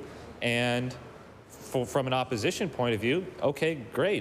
That's actually a bit of a gift for us politically, but it's not a gift for the province, because I think it actually leads to poorer decision-making, poorer outcomes and poorer governance over time. So again, if the assumption on the government side is that all of these changes, all of these amendments are simply designed to be political, I actually think the opposite is true in this case, because if we wanted to be as cynical as we could, we would let these things fly through and take our shots at those who are now very clearly in charge. And the other point I just wanted to make on this issue is around leadership styles. I think one of the most important things that leaders can do in whatever field you're in, whether it's politics, business, nonprofit work, sports, is to delegate authority, delegate decision-making power. The member for Halifax Atlantic was talking mistakenly about the Pittsburgh Steelers yesterday, which was good, but we're on the topic of football, I guess. And in football, you have a head coach, you have an offensive coordinator, you have a defense coordinator, you have a special teams coach, you have an offensive line coach, defensive line coach. So the head coach sets the direction, lays out the game plan, and then the coordinators call the individual plays. You know, what are we going to do? Yeah, in hockey, exactly. We're on a fly route, handoff, play action pass, whatever the case might be. And the analogy there is that, go route, to delegate decision-making is actually not an admission of weakness, it's an admission of strength, and I think is a sign of really good, capable, strong leadership. So I think this tendency we're seeing across this government is to consolidate, to limit decision-making, to limit access to information, to limit ability for independent thought, independent policy direction. And I think it's counterproductive. I don't think it's going to work. I think it makes it easier for the opposition to actually find cracks. And I think it's also a sign that we're dealing with, I think, short-sighted leadership, unfortunately, on this particular issue. So I know other members have spoken about the particular value of the arts and the art gallery, and I concur with all of those opinions. As I said at the beginning, I don't think I have the expertise or the knowledge necessarily to add anything useful to that part of the conversation other than to say I agree, but I did want to get a chance to stand on my feet on this amendment and speak more broadly to the creeping issue of centralization, control, and secrecy that we're seeing across this government that I think is actually going to serve them poorly, will make our lives easier, oddly enough, in opposition, and I think will lead to worse outcomes for all of these various crown corporations which are now within government, and more importantly than all of that, will lead to worse outcomes for Nova Scotians when they're trying to access services, when they're trying to get internet hooked up to their house in a rural area, when they're trying to go and see some art here in downtown Halifax. So for those reasons, of course, as you might expect, I support this amendment, appreciate the support from the NDP caucus on this as well. And with those words, Mixed Chair, I will take my seat. Thank you. I recognize the honourable member for Halifax Atlantic. Thank you, Mixed Chair. We'll start by saying, what is art? No, I'm just joking. I do support this amendment, Mixed Chair. A lot of things were said here today, and I may forgive me if I repeat some of them. And I wanted to talk about the difference between governor and council and a board. And we know what's happening here is that the decision-making process, and we're seeing this, whether it's Nova Scotia Lands, the Health Authority, Nova Scotia Business Inc., all these crown corporations, the housing, which were at arm's length And the reason it was at arm's length was to keep the partisanship out of it. And we've seen from the Premier that that is not the case with him. He went on record and said that he was going to appoint, and he had appointed his friends to positions of power. And that in itself should be a huge issue, an alarm bell for everyone in Nova Scotia. They're his friends. They're more likely to listen to him and do what he wants them to do than not. Individuals who have fundraised for him and who are lifelong conservatives are now in charge of the Nova Scotia Health Authority. And we've seen the results of what happens when you take knowledge and you replace it with partisanship. The numbers skyrocket for the worse. Healthcare has gotten worse, progressively worse. It's worse right now than it's ever been in this province's history. And I would say that one of the reasons is they got rid of a board of knowledgeable individuals and replaced it with someone who in public accounts couldn't answer the simplest of questions when it came to healthcare and when it came to expenditures of healthcare. Kept trying to defer. And that's a problem. And it's been mentioned here a few times about experts and the art gallery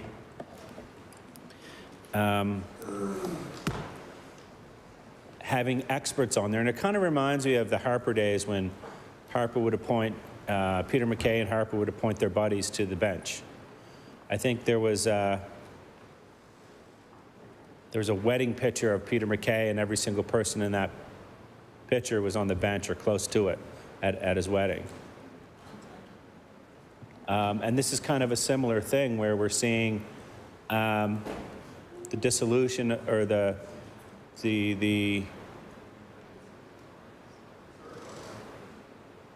removal of boards in place of partisan individuals. And there's no good reason. They've not given us any good reason.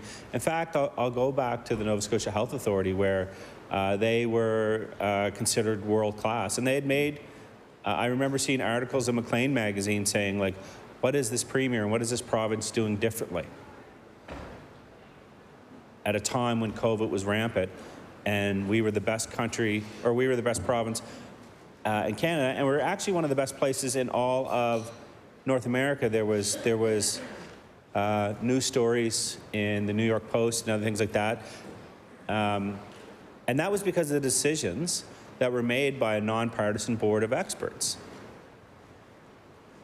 that were not going to be influenced by campaign promises.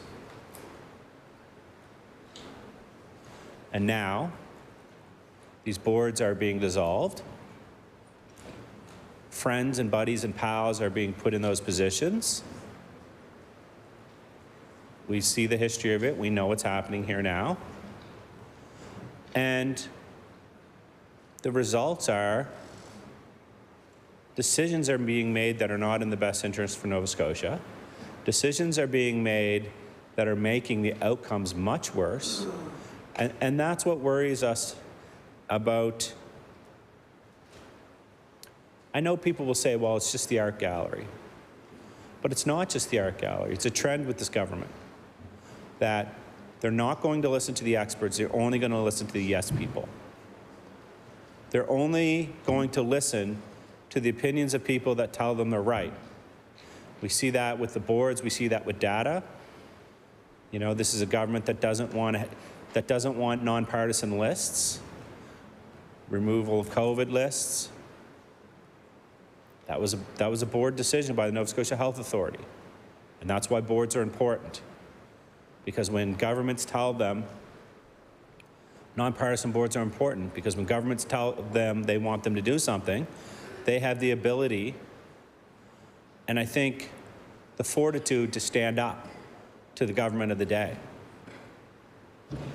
I go back to like when Dr. Brandon Carr was appointed to Nova Scotia Health Authority. If you go back and you look at the history of Brandon Carr, he was very critical of the Liberal government at the time.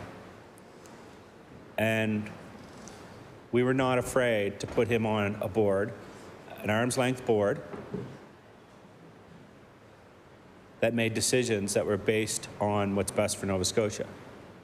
And so I know if you look at the pieces of legislation that's coming forward this session, about dissolving boards and putting the power into single people's hands, there's really nothing here that helps Nova Scotians. The only thing that's coming forward this session is mostly bills that help people, or government. Helps the current government. Helps the current government get reelected, helps the current government consolidate power. And you know, if you talk to people, they will tell you one of the biggest issues they always see in government is when governments act in silos, and when departments act in silos, and when voices are muzzled. And that's what's happening. They've decided that they're going to decide what's important for the Art Gallery. They're going to decide what's important for the Nova Scotia Health Authority. They're going to decide what's important for Nova Scotia Business Inc. And it is a troubling thing when you have the Premier of the province say, I'm going to put my good buddy and friend in charge of hundreds of millions, if not billions of dollars worth of taxpayers' dollars that's supposed to be invested in this province.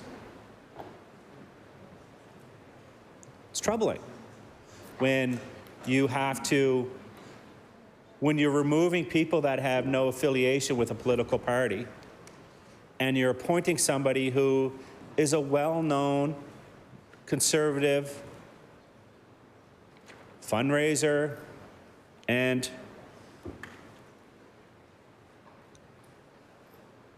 operative. And you're saying to that individual who had no experience in health, go run the Nova Scotia Health Authority. And they're going to do the same thing with the Art Gallery. And then the next bill will come forward. It'll be for the next thing, and it'll be for the next thing, it'll be the next thing. And then what you'll see is you'll have a whole, how it was set up where you had a whole host of government experts who were doing what was correct and what was right for the people of Nova Scotia based on needs and resources, geography, age. You had this whole group of experts like this. And it goes like this, and then it goes like this, and then it goes like this, and then it goes like this. And then finally, there's this little core group of people that have been put there by the Premier. They're not experts, but they're friends.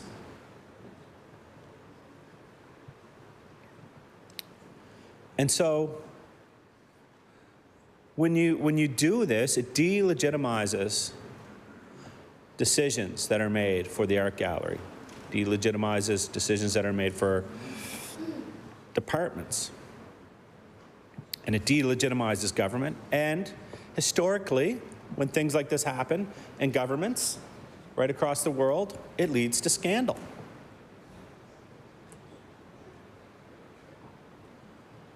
It's a control thing. It really is. We've heard that dissenting voices have been removed. And we're seeing that, Mr. Chair, in the very legislature where we stand today, where the Speaker of the House is being removed because he had a dissenting voice. And that's what's happening with these boards. We saw it with the Nova Scotia Health Authority. Dissenting voices, they believed in COVID, this government did not. And they were removed. So it's a trend here. And eventually, some of the members opposite will be removed too. Because that's what happens when people act in this sort of way. It doesn't lead to continuity and family, and at first it seems like you're all part of one big team, but then it's really not. It's really about one person. And I'm a little, I wonder who will be appointed by the minister. Will it be somebody who has a difference of opinion or views from the Premier? Absolutely not. Will it be fundraisers and donors like we've already seen? Donors being given temporary CEO and temporary positions with high-paying jobs and millions of dollars and hundreds of millions of dollars at their disposal. And if people over there are, you know, I see expressions on people's face when I say that, donations are widely available. You can see who donated to who. Is this how people are going to get on the Art Gallery of Nova Scotia board? Is it going to depend on donations and what cards you hold? Because that's kind of where it's been already. Right? Is that the right way to run the province? Or is that the way that this government's acting, not for the betterment of Nova Scotians, but to get re-elected? And we heard from the member from Cumberland who said, again, I go back to that when first elected, the letter that they were given, the mandate letter was, get re-elected. And these decisions, I feel, are not being based on what's best for Nova Scotia. They're being made for what's best for a political party, where 30% of 50% of Nova Scotians voted for them, right?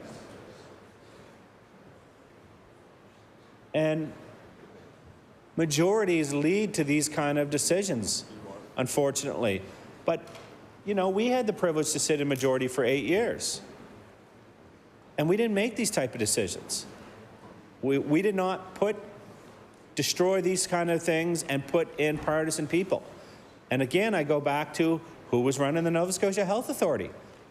Take a few minutes and Google what was said by that individual about the Liberals at the time.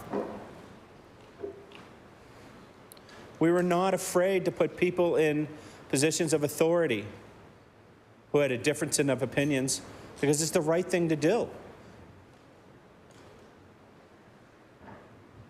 You want different views, and you want different cultures.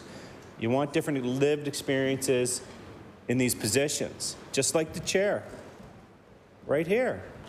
You want different lived experiences in that chair. This government doesn't. They want to replace individuals from communities that have been suppressed for a long time and replace them with their own people.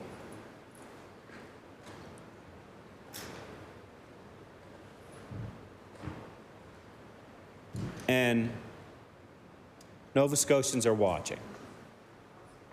And the thing is the member from Bedford South had stated earlier, it all seems good right now. The first bad decision, the first thing that doesn't work out, you're going to wear it, because your premier isn't.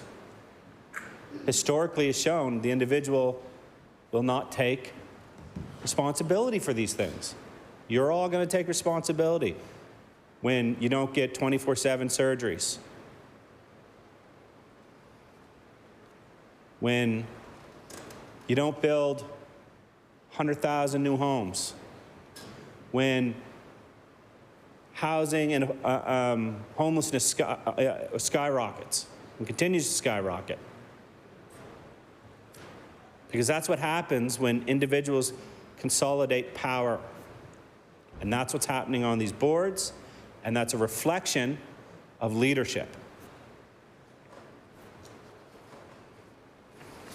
Someone once told me that when people are in government, when you have a party that comes to power, that the circle of influence is like this mixture.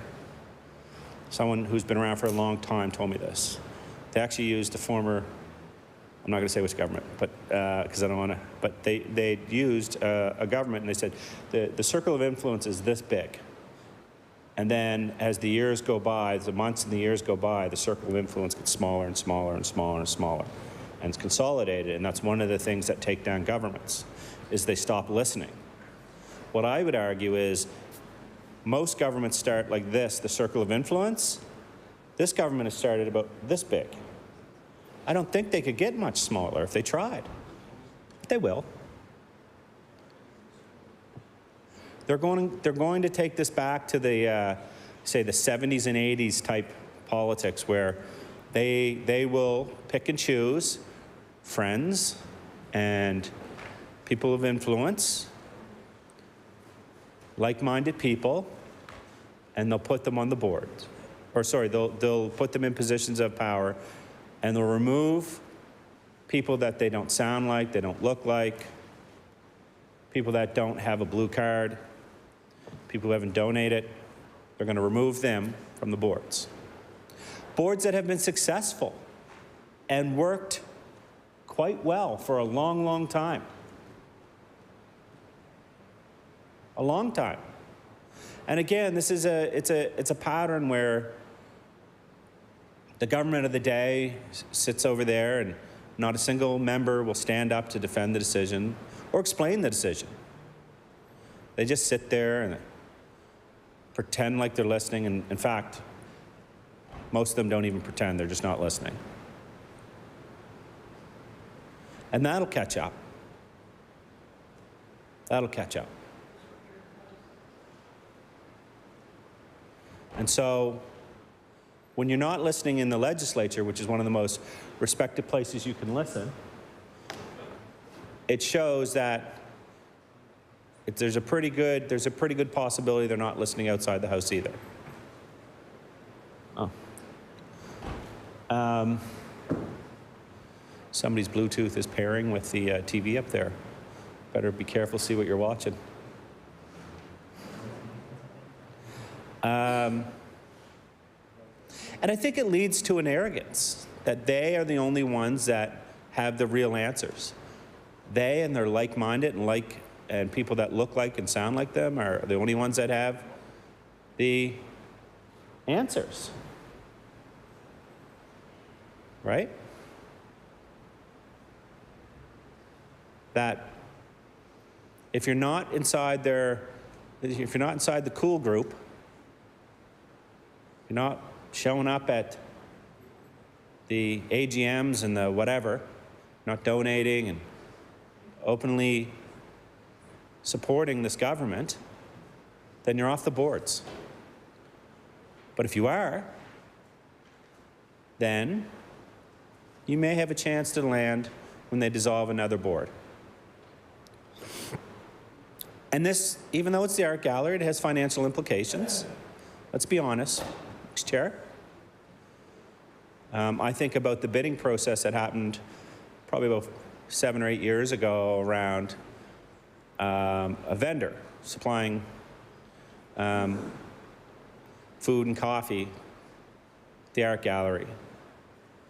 And it ended up being Pavia, which is local business out my way. And the owners, not only they make great coffee, but they're artists, and they run their own art gallery. And I never really asked them about their experience of going through the process. I never even really talked to them about it. It wasn't my place to do that because they, like many others, had applied. And I don't know the specific reasons why they got the position at the time or the opportunity at the time, but I can tell you they did a fantastic job. And there was a process that was going through the board, it was going through the tenders. And this is a government that, in question period yesterday, touted over and over and over the processes.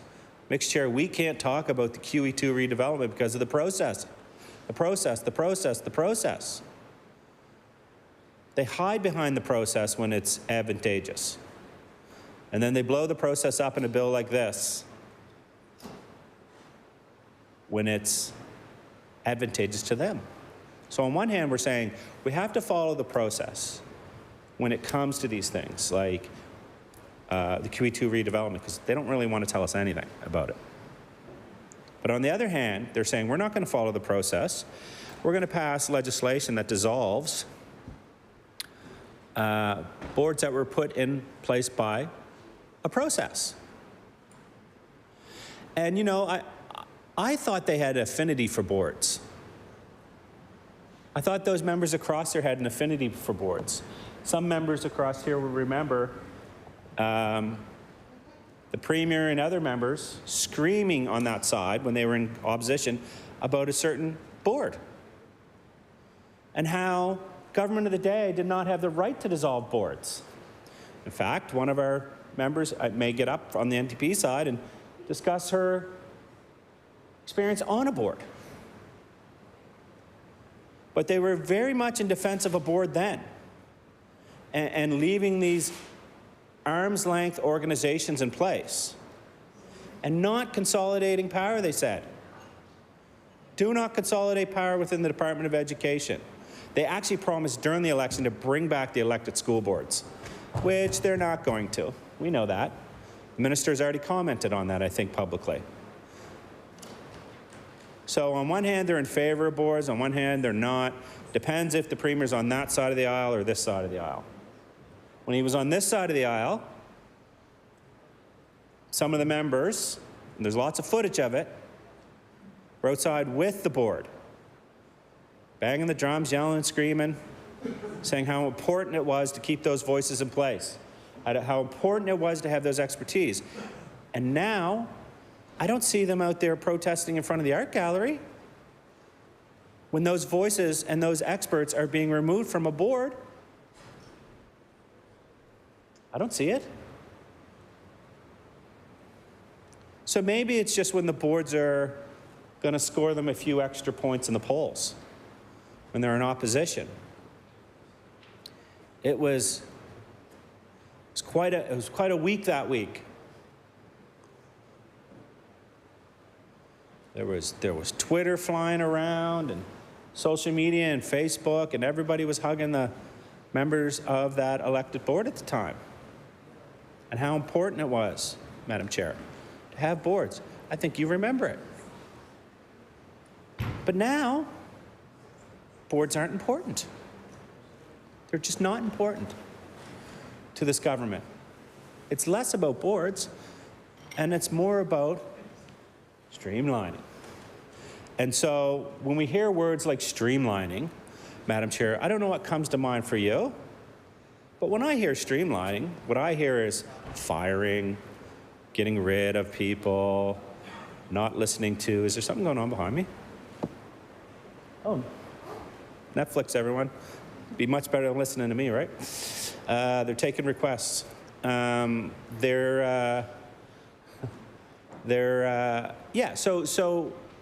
when you hear the word streamlining, because that's what they say, inefficiencies and streamlining, Madam Chair. This is why we're doing this. Because the Art Gallery in Nova Scotia is inefficient, it needs to be streamlined. We know what that means. It means power grab and get rid of the people that do not agree with us. I would actually argue, Madam Chair, that you are probably more qualified to make decisions for the Nova Scotia Art Gallery than probably the person that's going to be put in charge of it. As someone who has made a career in the arts, right? What if they asked you? Maybe I'll ask you offline if they asked you your opinion. You know, Madam Chair, I know you know a lot of people in that field when it comes to the art gallery and the cultural industry. I wonder how they feel about being removed and have their voices muted. What do you think the process is going to be? Because they're all about process. We remember that from question period. It's a process we have to follow. And that's how we get the best possible candidates. We take the blue, red, and orange out of it. And we have people apply to these boards, the ABCs. And if they're the best candidates, they put that stuff aside and they do what's best for the board they're sitting on. But again, that process is gone now. I think you got to be real good friends with the Premier or the Minister of the day to get on those boards. And do you think that if you have to be good friends with the Premier or the Minister of the day to get on those boards, I would like to think they'd be nonpartisan, but do you think they really will be?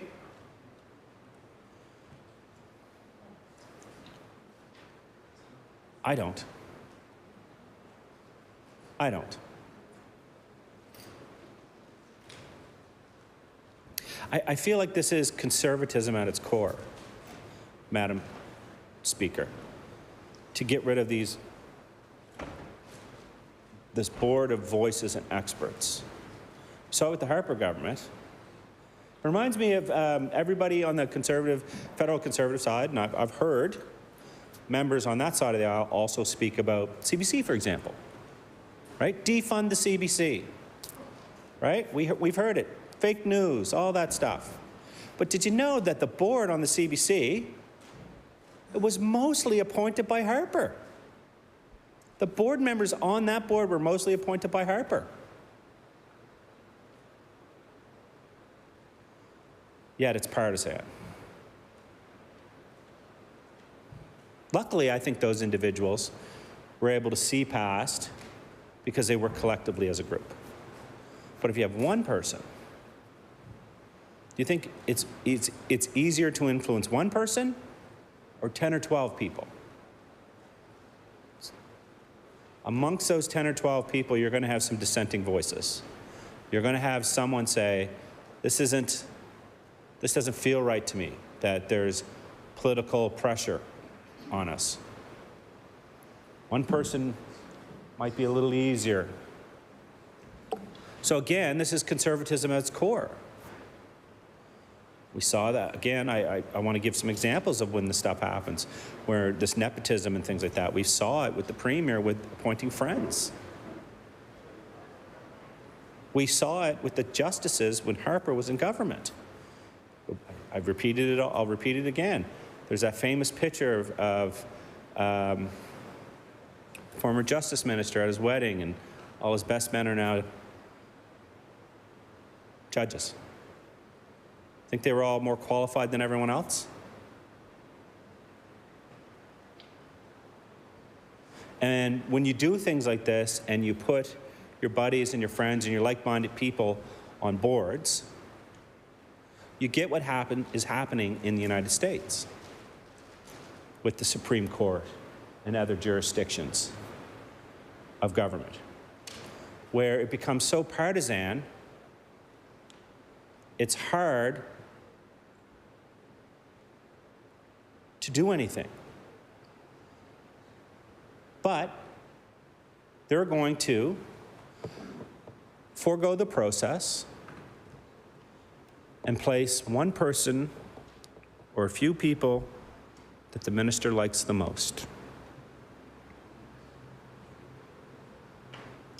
And my friend from Dartmouth South had made a football analogy about this, talked about coaches and all that stuff, and I want to actually do a really, I think a really good to continue on with his football example analogy. Okay, it's like Bill Belichick, considered the greatest coach in NFL history. He had a board of people, you would argue, offensive linemen, board of trustees, Tom Brady, the whole crew, and it was a whole mixture of minds and experience that led them to many championships. They all leave, and it's just one person now, like they're trying to do here. And what happened to New England Patriots? They become one of the worst teams in the league. Right? Right? So that's what's happening here. You're taking a board of people that have experience with art. You're taking I'm sure there's some financial people on that board. They're taking some lawyers. You're taking people that have a whole collection and wealth of experience that know how to run an art gallery because they've done it. And bless you. You're going to replace them with the great unknown. And we've seen examples of this, Madam Chair, with the Nova Scotia Health Authority. and I don't mean to repeat myself, but it bears repeating. When you take the doctors and the nurses, you take the healthcare experts, you take the infectious disease experts, and you remove them from the Nova Scotia Health Authority, and they acted at an arm's length, and you place them with someone who doesn't have the experience, a single person, the results have been absolutely horrible, terrible. COVID is at an all-time high. Doctors' wait list is through the roof. We hear story after story. I wanted to, one of my member statement today, I wanted to, and that was a board. That was a board of experts, right? And they were dissolved. And you know, the other thing that's troubling is how they dissolve it. Those members didn't know it was coming. Imagine. And I think somebody here earlier had talked about those members that were on the board. And they were, I think it was the member for Clayton Park West, who said those members were instantly gobbled up. The moment those board members from the Nova Scotia Health Authority were given their termination papers, holy smokes, they were well sought after. So is this going to happen in the art gallery? Order, please. You're probably just about to do this, but you need to bring it back to this particular amendment. I recognize the honourable member for Halifax Atlantic. Thank you, Madam Chair. And so is that going to happen? And what experience do those ministers have to oversee all this, aside from being elected? Right?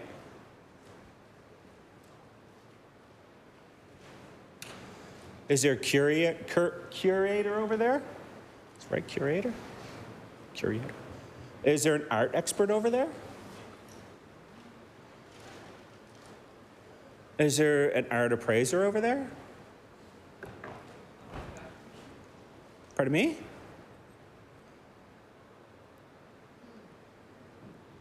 I heard someone respond, but they won't respond on the record, Madam Chair. That's what happens, right? A lot of comments get said at you when you're up here, but they won't respond on the record. I always tell my children, like, if you're going to say something, say it so everyone can hear it, right? Don't be afraid of your own words, Madam Chair. And so, I want to know, I'd like to see the resumes. Who is the art expert over there? Who is it? I look around. Member for Truro looks like he knows a lot about art. He's a good guy. Oh, yes. Sorry, I won't get your riding right. The member for Colchester North. I'm putting my money on the member for Colchester North. If the member for Colchester North, Madam Chair, is not named the head of the Nova Scotia Art Gallery, I'm going to be pretty upset. I'm going to be pretty upset. So is he, apparently. So, Madam Chair, that's what I want to know. I want to know who the experts are. Because if I look around and I talk to people, if I have questions about the film industry, art and culture, I go to the member from Dartmouth North. I go to the member from Dartmouth North. I say, hey, Dartmouth North, I'm thinking about doing this or taking my children here or something. What do you think? What do you think? And look at Nocturne, for example, which has a board of directors. A board of directors. And look how successful Nocturne has been in HRM. For those of you that you don't know, look it up. Google it. Nocturne, people come from all over the place for Nocturne. I wonder, Madam Chair, if you could tell me if a single person runs that or a board of directors of experts. And people sitting on the Nova Scotia Art Gallery are not getting rich. Forgive me for not knowing. I don't even know if they get a stipend for sitting on the board. But even if they did, I bet you it's so small. And I guarantee you they're not sitting on that board for the stipend. Madam Chair, I know you sat on lots of boards like similar to that. And you do it for the love. You do it for the right reasons. You do it because you want to expand the experience. You want to make it available to all Nova Scotians. You want to make sure that it's protected, and you want to make sure it's preserved for generation after generation. So you have the expertise, and you have the love, and you have the passion. That's what they should do. There should be 3 questions I ask the minister. What is your area of expertise? How much love do you got? And how much passion do you have? Member for Colchester North, or sorry, Colchester. He's got a lot of love and passion, Madam Chair, so I would put him there. But all of that aside, I think it's a troubling reminder of what this government came to do. And when I looked at solutions for healthcare and solutions for homes and solutions for, paving and solutions for dirt road or whatever their catchy PR phrases were in the campaign, nowhere did it mention this. Did anyone read that? Anyone read that?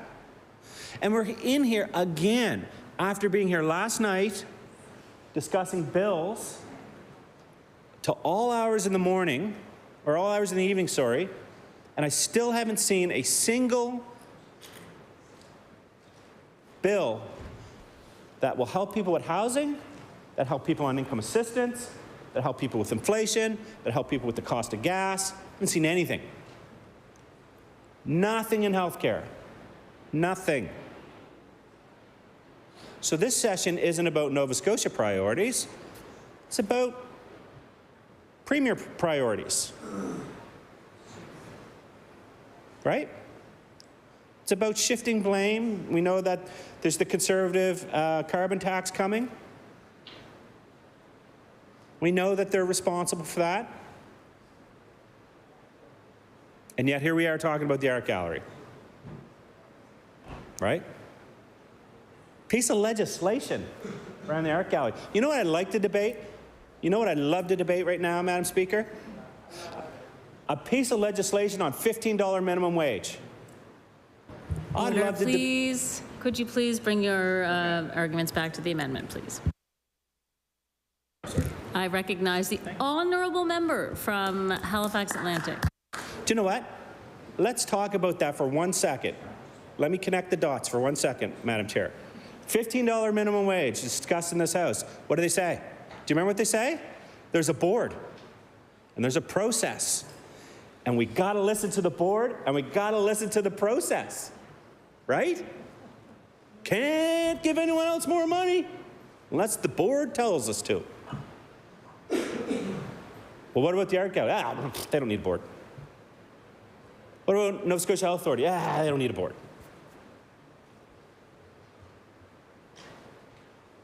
People are struggling every day.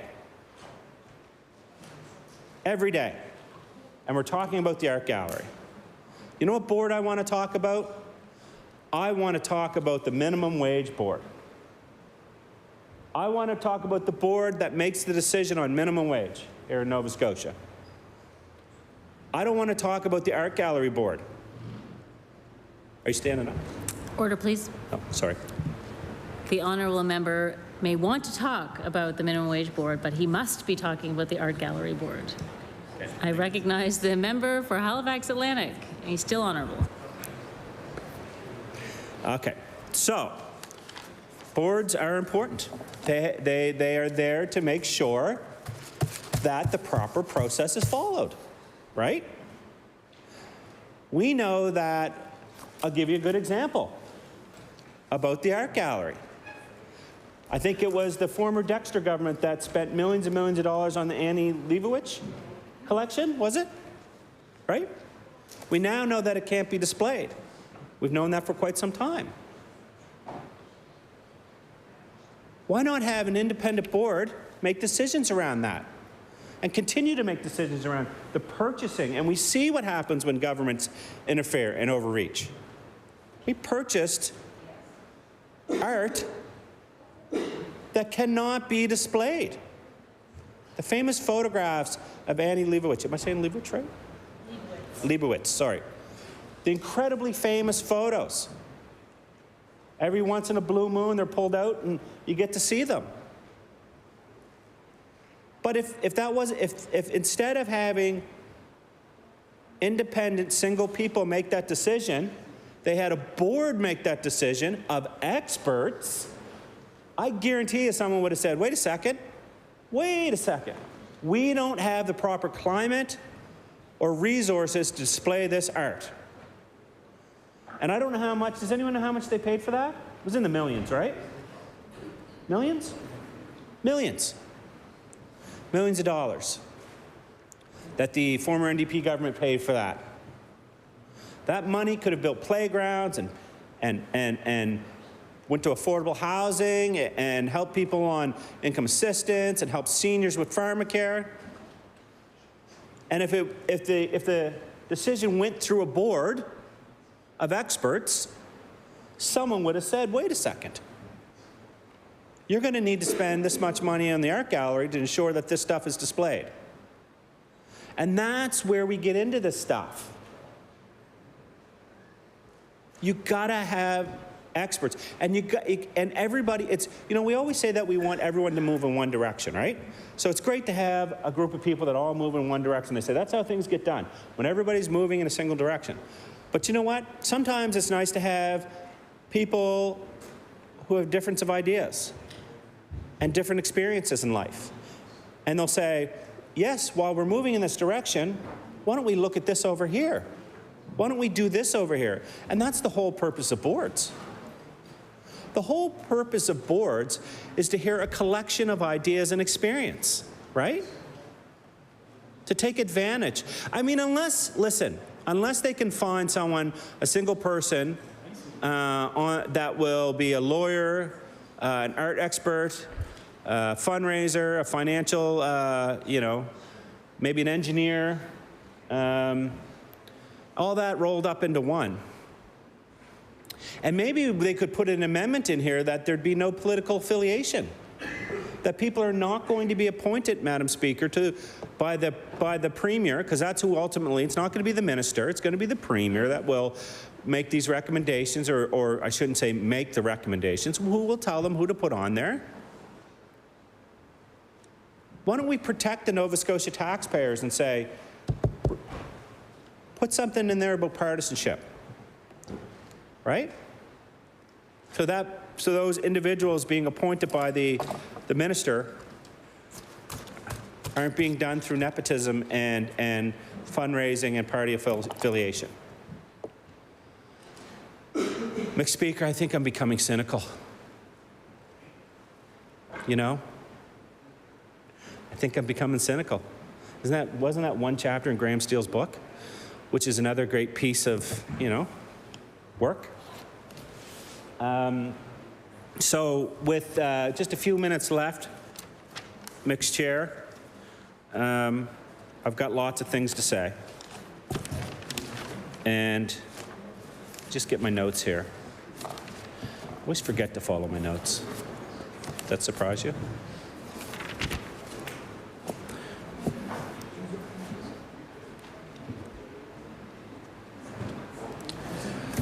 The big decisions for me, the big issue for me is what happens when a person who's been appointed by a minister or a premier to this board decides to go, or to this position, sorry, decides to go against the direction of the premier or the minister because it's the right thing to do. Will they be removed? We don't have any recent examples of that, do we? Let's say they have to shut the art gallery down. Let's hope they don't. But let's say we have a COVID outbreak, Mr. Speaker, and they have to shut the art gallery down. We know what happens when people try to take precautions in this chamber when it comes to COVID. We know there's ramifications. Will that happen over there?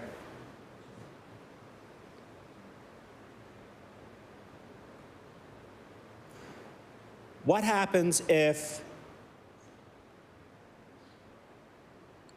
they spend money on a project that the government doesn't agree with? I mean, it really takes the decision-making ability away from individuals when they're beholden, their job is beholden to a government. And that's what's happening here. And that's why I have a great deal of respect for yourself, Mixed Chair, the Deputy Speaker, and the Chair, because they've been able to make decisions knowing what's hanging over their heads. Somebody's TV just went on. So, does that lead to a fair process? Does that lead to the right decisions for Nova Scotians? Mixed Chair, if this was reversed and we were on that side, they would be hanging themselves, they'd be hanging from the lights, screaming and yelling. We saw that when we talked about boards here in this chamber. Certain members on that side lost it. Lost it. And nobody's going to stand up and speak on why they think this. The minister will get up and they'll close debate and they'll have their list of talking points that have been written. That's what happens. You can tell when they get up if it's from the heart or if it's already been prescribed, written for them. And so I want them to say specifically why the current board at the Nova Scotia Art Gallery. What have they done? What have they done to deserve this? Did you consult with them? Was there consultation with them? Was there consultation with stakeholders? My goodness, we heard stakeholders so much when they were in opposition. You know, we'd open the door, they'd say, open the gallery, and they'd say, did you consult with someone? Everything we did, they'd say, did you consult? Did you consult? Did they consult with anyone? Because we know they didn't just consult with the Nova Scotia Health Authority and the experts there. We know that they blindsided them when they dissolved that board, probably the most important board in Nova Scotia. Right? They control our health. We know they didn't consult with the UARB, another board. They just, sucker punched them. But they like to follow process. Right? And I guarantee you, there are members on the Nova Scotia Art Gallery board right now that are finding out from debate and from the media that they're gone. Because that's the way they do it. They do it with boards, they do it with bureaucrats, they do it with anyone that disagrees, or anyone they just don't like.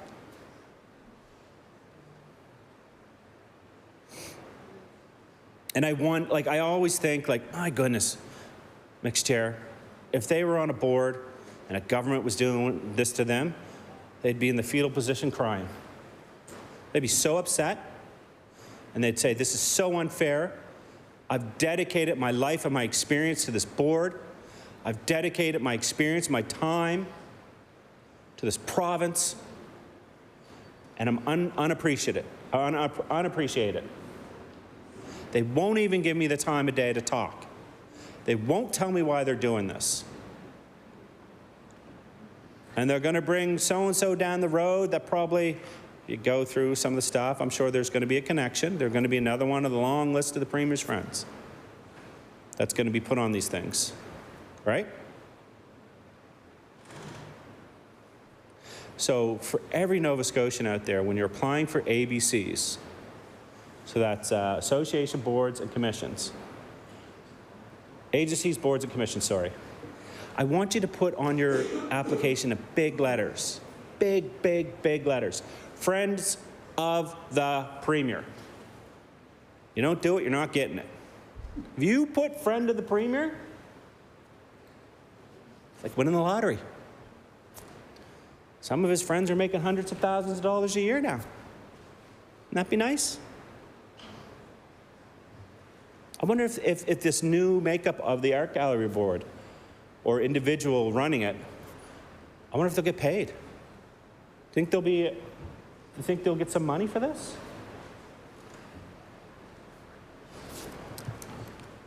And this happens because, you know, nobody's watching and the Premier won't get any pressure about this. You know, no one's going to say anything except inside this chamber for the most part. Next year, you'll get a few people that'll be annoyed that they've been removed from a board.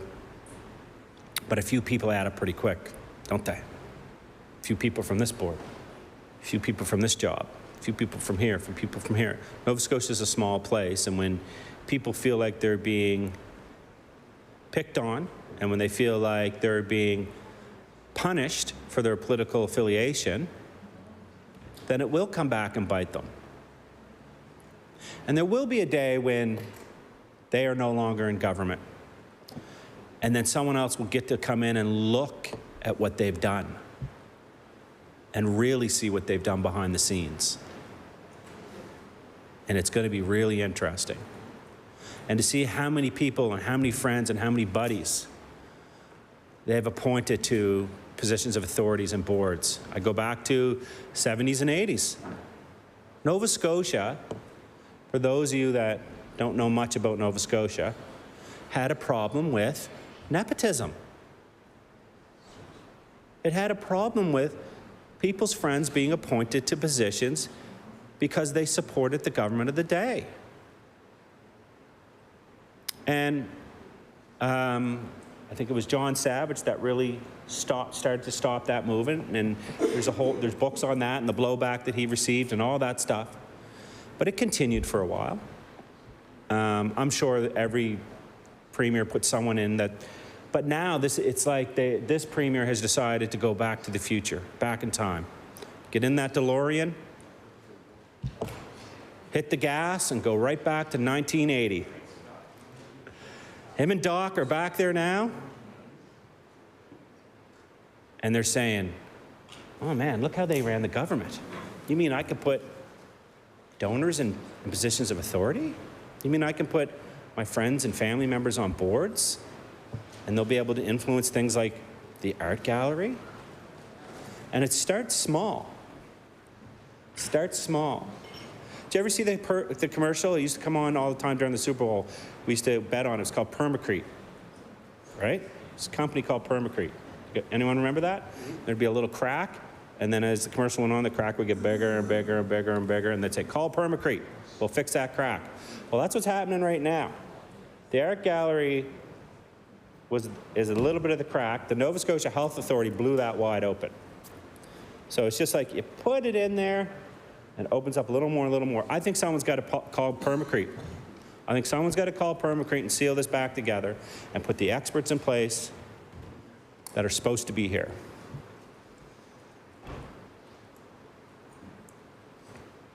It does disillusion people too. Maybe you had your heart set on applying for the art gallery. You just graduated from, let's say, NASCAD. You have a fine arts degree. You've been out there for a few years making a living, and you wanted to contribute and network and be part of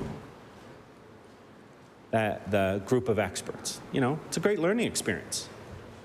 So you go and you look and you read the media and you read the paper and you see, you know, Billy Oil and Gas is now on the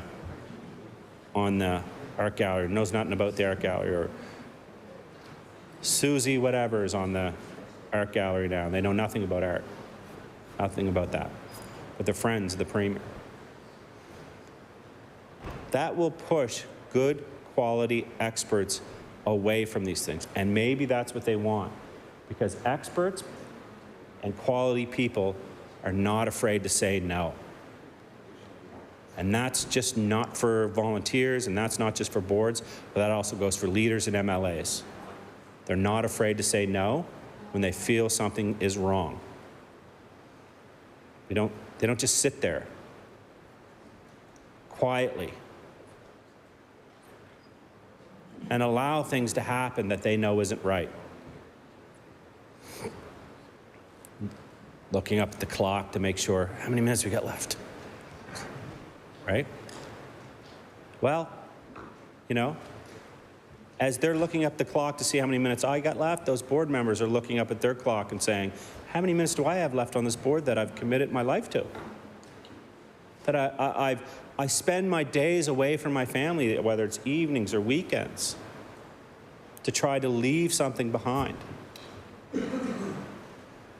And they're just gonna tear that out from underneath me? Boards like the Art Gallery, they don't just preserve and protect.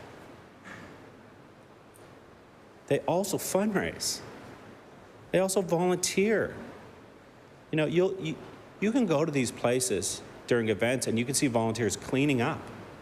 You see volunteers meticulously taking care of stuff there. Because I go back to it, Mixed Chair, they have a love. They have a love. I have this philosophy. Everybody asks me to join boards. I think we all get that, right? As MLAs in particular, but before we were MLAs, people were always saying, join a board, join a board, join a board, right? I have a bunch of boards that I've joined in my lifetime. And I join boards that I'm passionate about. I join boards that I want to learn things about.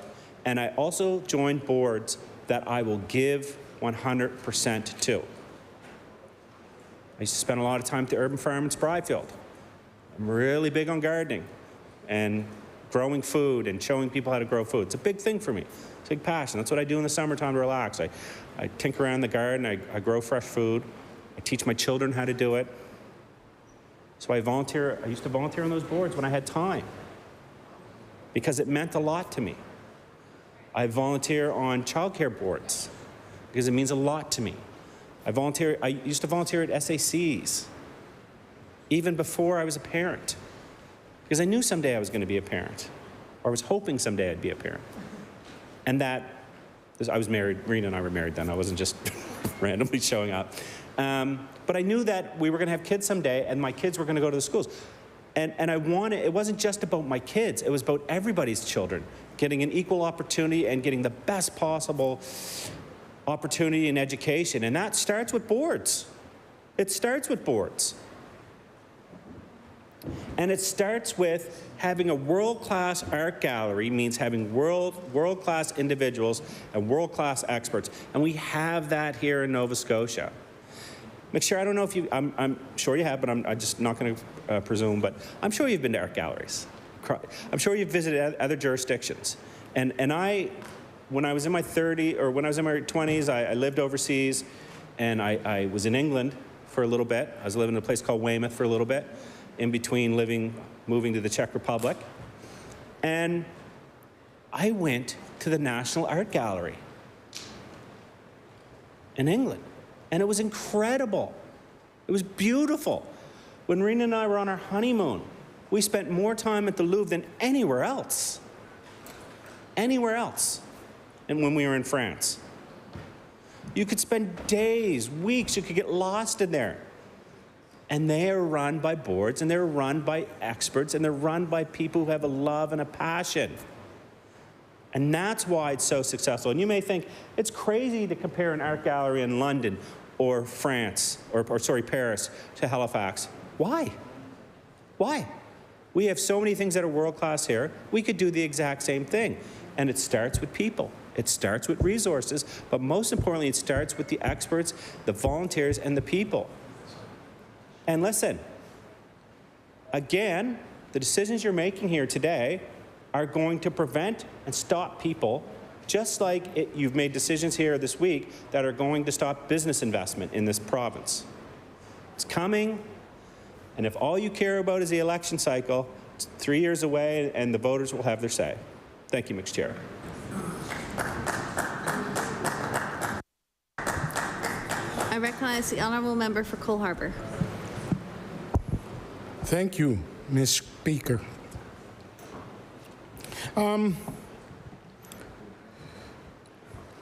This is interesting. It's passionate for me, being the past Minister of Communities, Culture and Heritage, who was responsible for the board, the art gallery, and so on. I know being in a position where you're governing, there's a lot of things that you have to look at. So I'm going to begin by asking just a simple question first, and that is why? We've got a board that is a competency-based board, Mr. Speaker.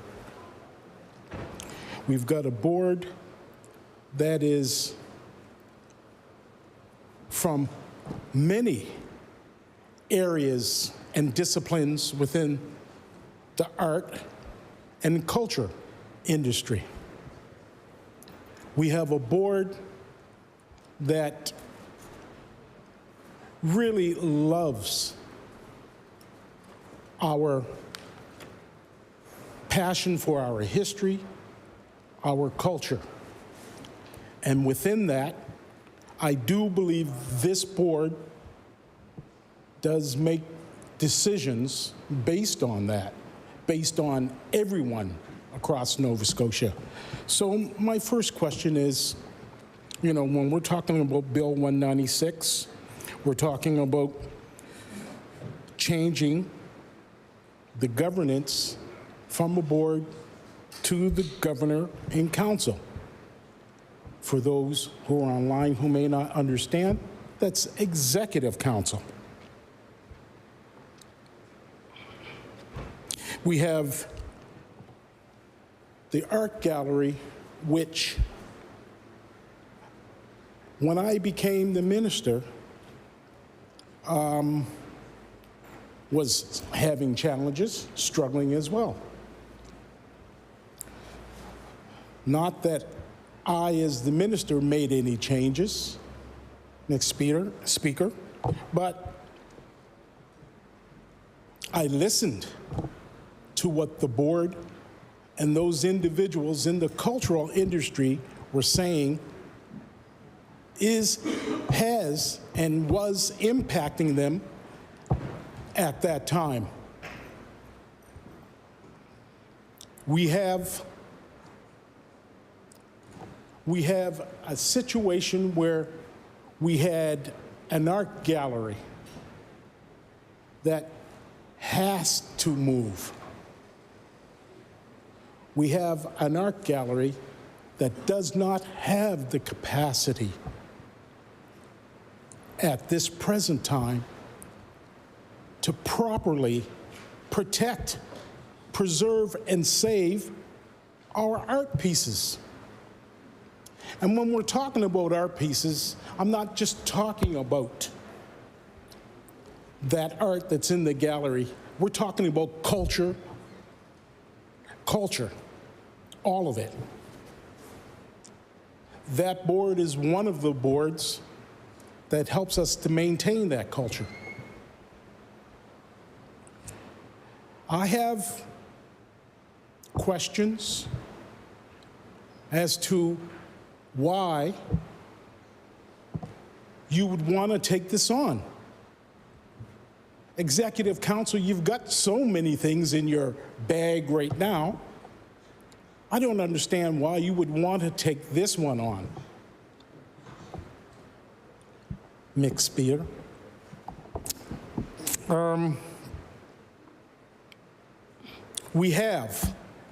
Let me go back. We talk about how culture is so important. We talk about how culture can do so much for our economy. There was evidence that showed when I was the minister, Mr. Speaker, that culture,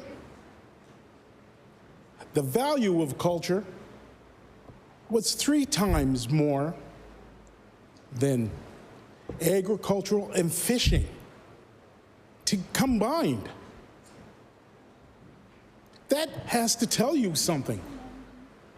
It has to tell you something about the works of the people in this province and what they've put on display and what they've given us and what they've shown us and what they've educated us in and what they've entertained us in and what they are preserving for our future so that future generations can truly understand the impact that this province has had on our country from many levels. And culture is one key aspect of that.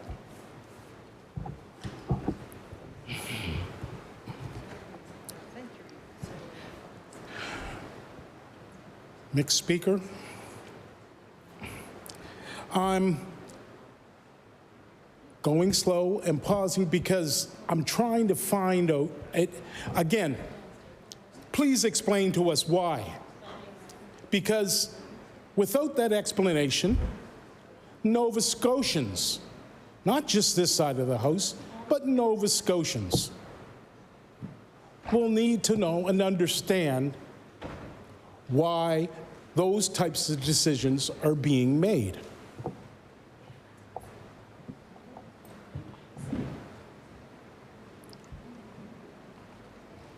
The art gallery and its board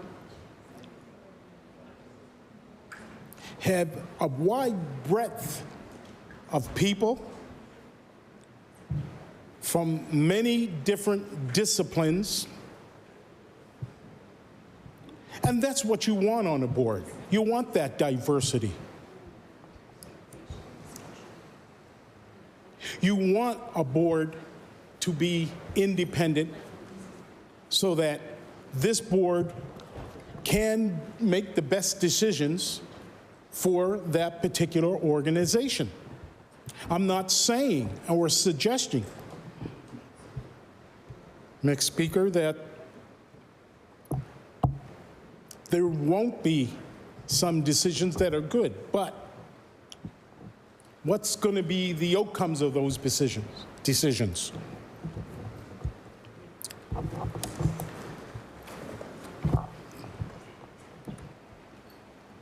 There seems to be a pattern here. The pattern appears to be will break down, will consolidate, and we'll manage it because maybe the sentiment is it hasn't been managed properly. But again, with the current climate, healthcare, education, roads, economy, all those other things, the taxes, why would you want to take on an additional when those are huge, huge projects?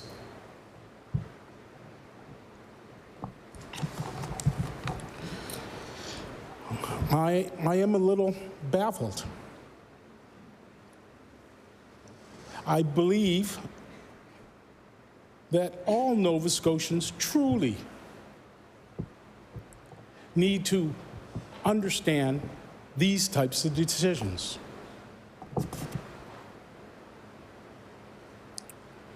Our art gallery has a long legacy.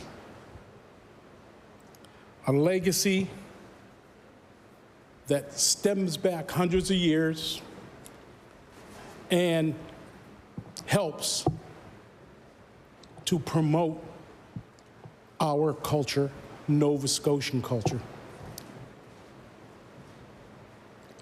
In the recent years, we've had the ability to have Indigenous works of art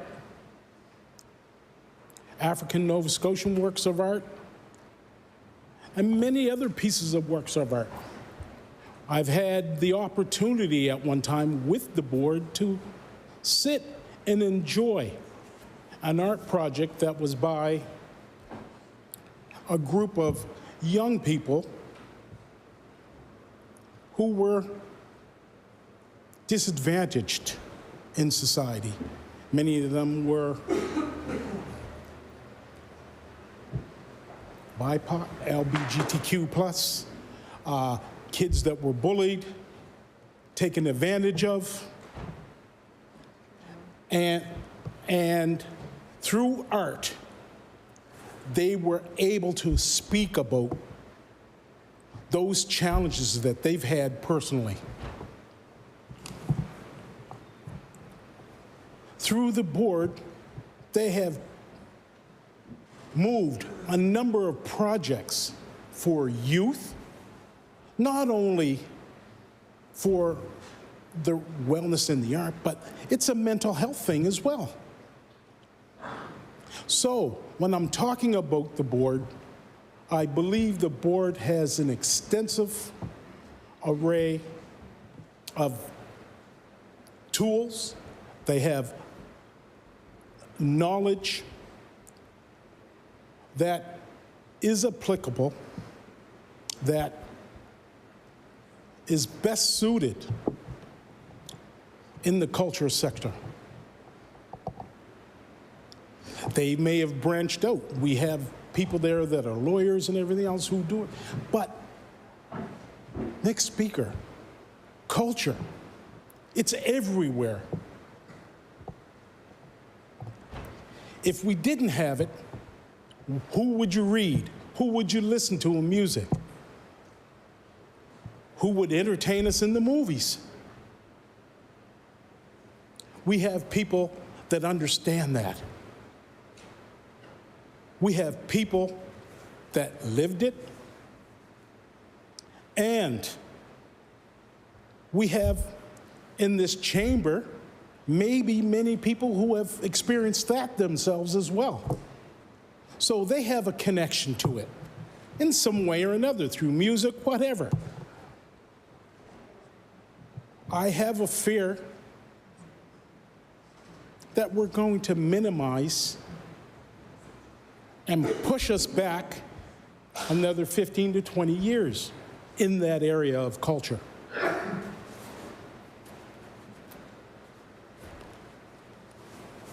All I'm asking is to think about this, think about the boards, and quite frankly, share with us why you're making this decision. You talk about collegiality. You talk about working together. You talk about, doing this for Nova Scotians, all of us. But all of us are not a part of it. Not all of us are having the ability, even when we stand up here, to bring amendments to the floor to participate in that. So where do we see all of us? Who's the all of us?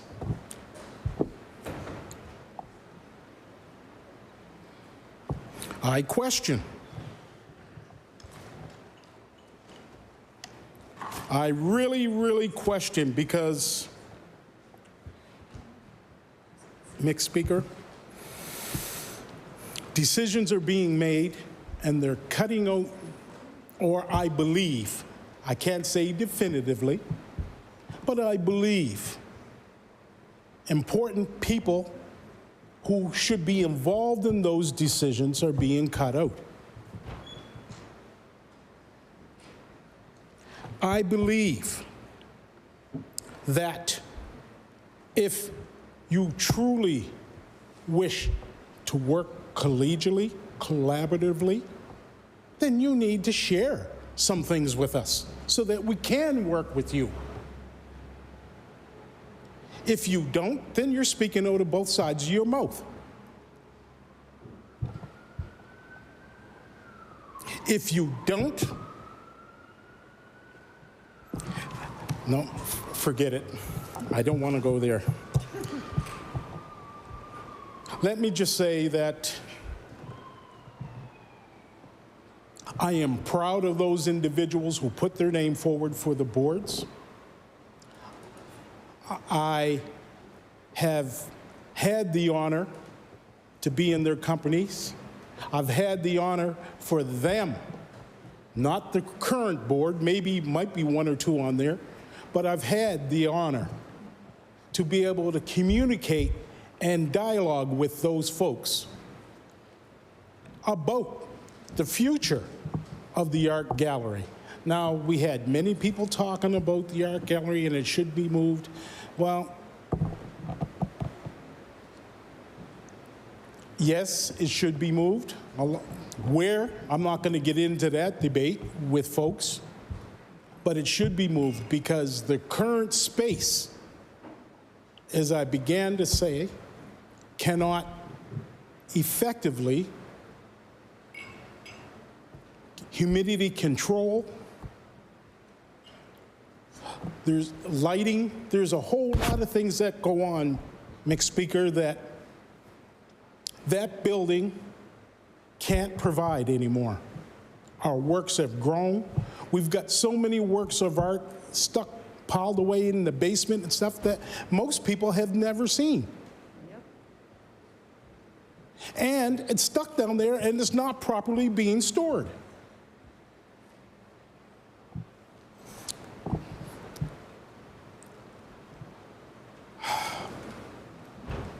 Our art collections are very important.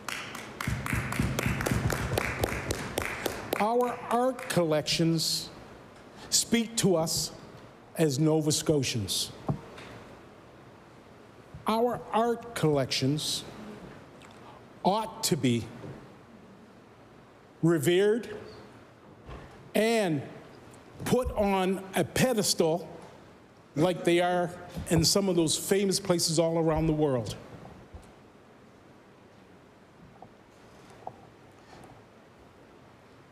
Please give us a reason. Please explain to us why you wish to take on more work and try to manage something that you probably could manage, but why take it on when you have a competent board that can do it? As I said, it's a competency-based board. If you're not happy with what they're doing, engage with them and check their governance. Let's look at that. I'm not sure why you feel the need. Sorry, I'm not sure why there is the need to feel that the board should be removed and executive council take on all those decisions.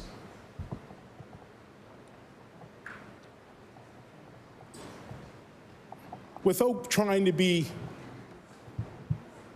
too facetious, you don't have enough work? It's like, come on.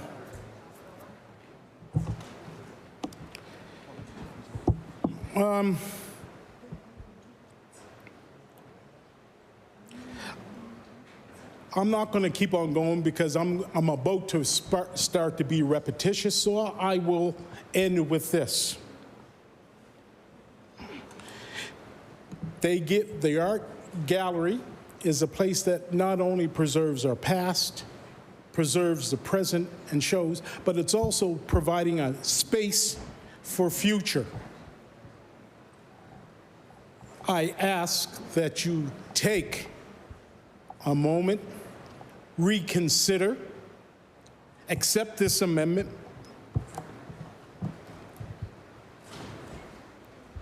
and work with us. I know the current minister understands the importance of the art gallery. The current minister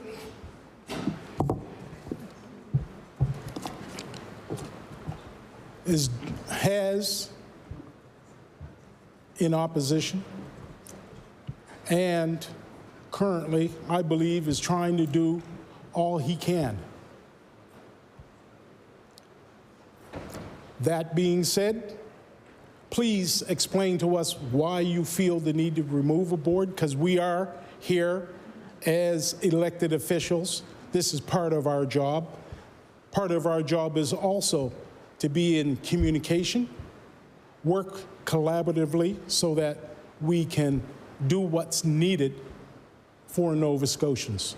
So please communicate, not to me, not to us on the side, but to all Nova Scotians, why you feel this move is so important. And thank you for allowing me to speak. Thank you.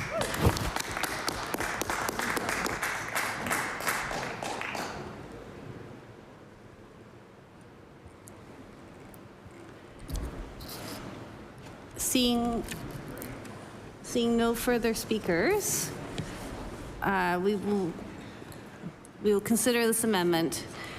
Shall the amendment carry? No. Recorded vote. There has been a call for a recorded vote. The bells will ring until the votes are satisfied.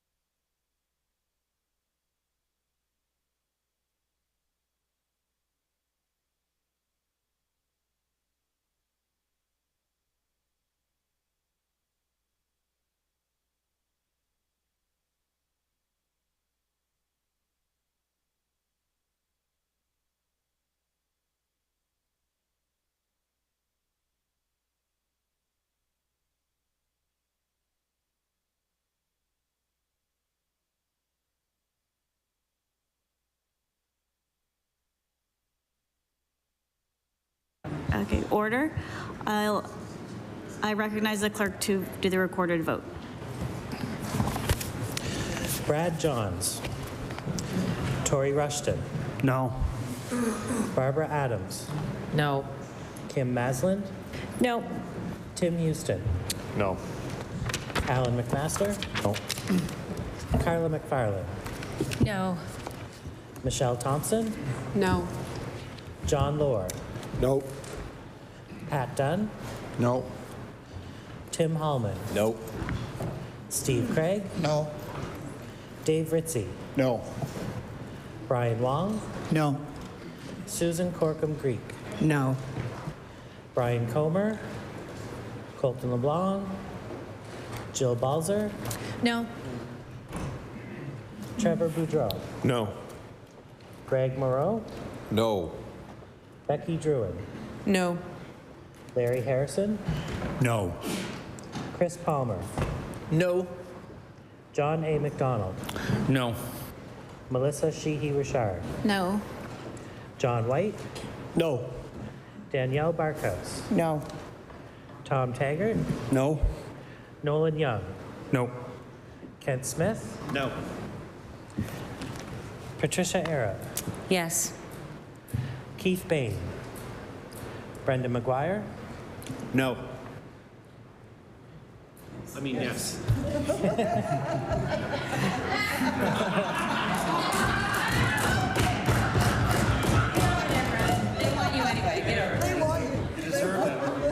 Kelly Regan.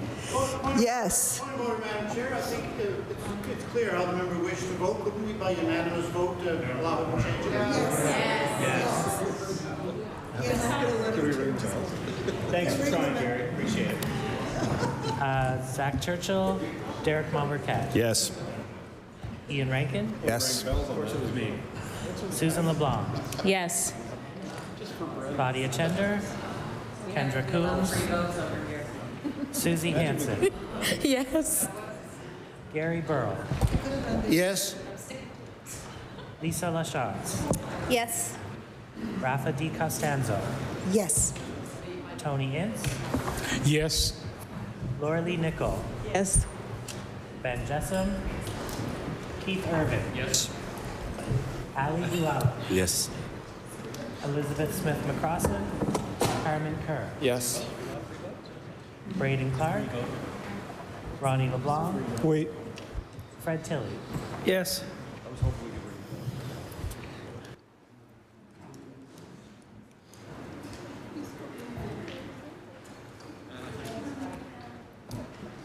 Just a good government over there. They convinced you. It's okay. It's good. You guys had a good argument. Great argument. Or you convinced yourself against it. Yeah, I argued against myself. That's how good it would be.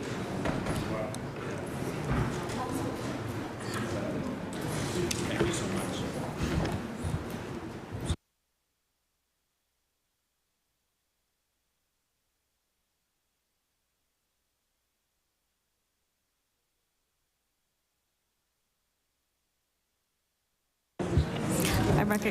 The results of the recorded vote are as follows. Yeas 16, nays 28.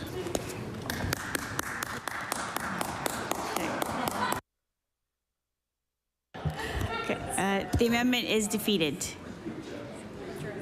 Good job, team.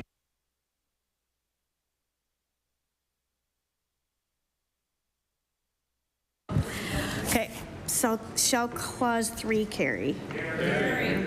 Shall clause 4 to 5 carry? Carry.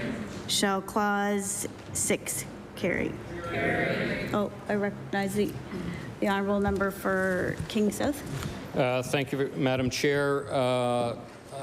Has the Lib 2, could that be circulated? Could the change sheets CWHB Lib 2 be circulated to members?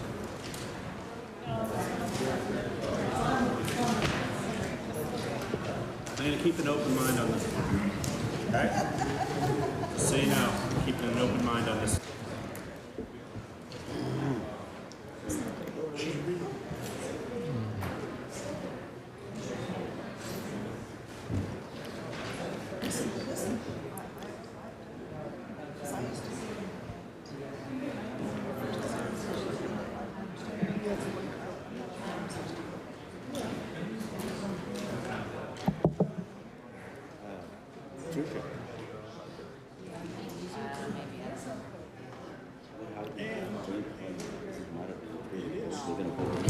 If the honourable member wants to speak while they're being circulated, you can, but it's up to the member. We'll let members see the document. Okay.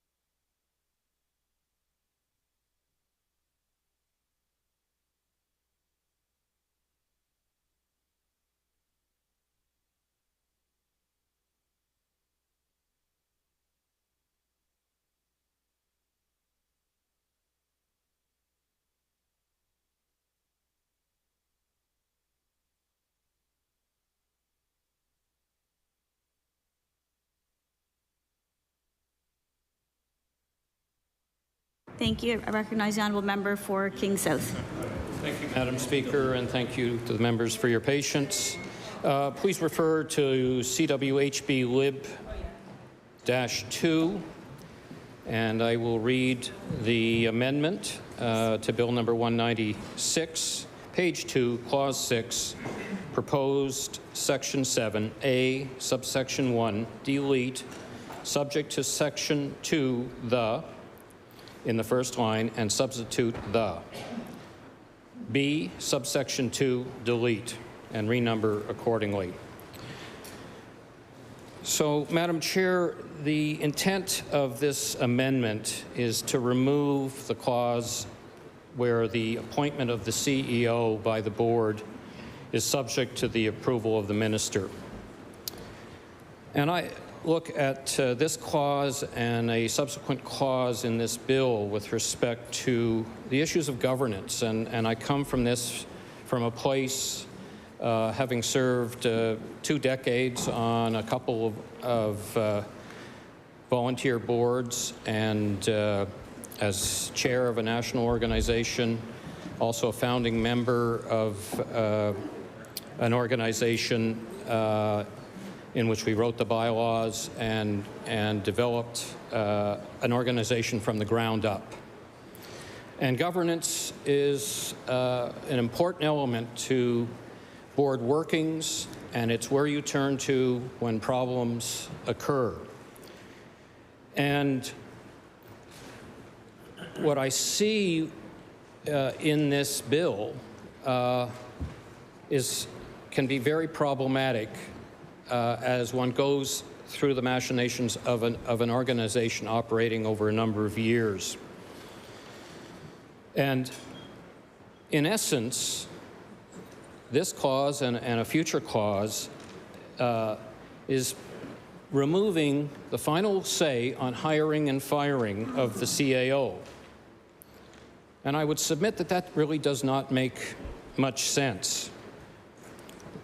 These are a governance and management and a labor relationship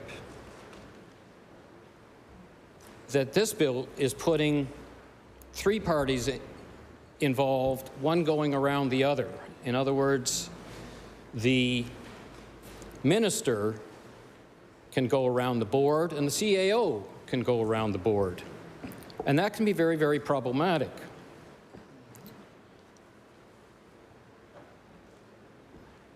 The question here is who is best able to manage the CAO? The bill as it stands right now is saying that the minister is best positioned to manage the CAO of the Art Gallery of Nova Scotia. I would submit, and I would think any logical thinking person would understand that that's the board's responsibility, and they are best positioned to hire and fire and do day-to-day management of the CEO. The board, and particularly the board chair, even more, works on a regular basis with the CEO.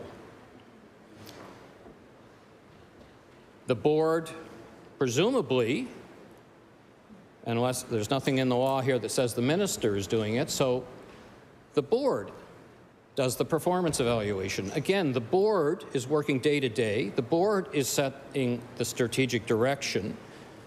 The board has hired the CAO and said, we want you to execute. And the board watches that execution and evaluates whether that CEO is doing their job. So the board is best positioned to do the performance evaluation, which is important in labor law if you're going to fire someone. But the minister does not have that information to manage that CAO. So when the minister is responsible with the final say in the hiring and firing, then the CAO has only one person to make happy, and that's the minister. Well, how is the minister going to determine whether that CAO is doing a good job? I have yet to meet a minister that's not a very busy person. How is the minister going to keep tabs on the operations of the Art Gallery of Nova Scotia and how that organization is performing?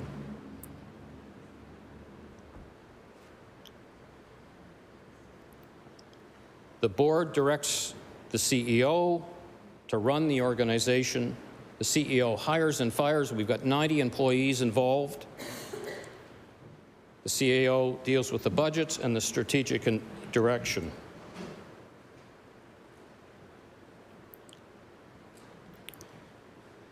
If I was the CEO of the Art Gallery Nova Scotia under the present draft of this law, I would not have to keep my board happy. I would not have to perform for my board. I would just have to make sure that the minister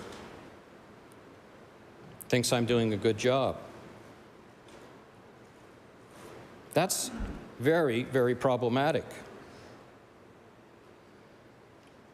We can end up with a bad CEO that's protected by the minister.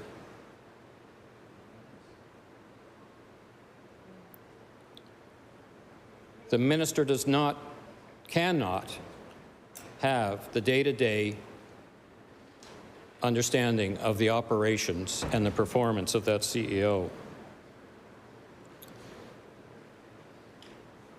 So with that employer-employee relationship,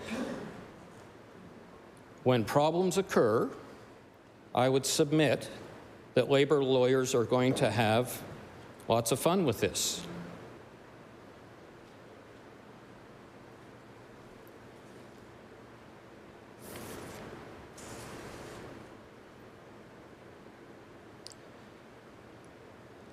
When that governance line of accountability is broken the way this bill is proposing it,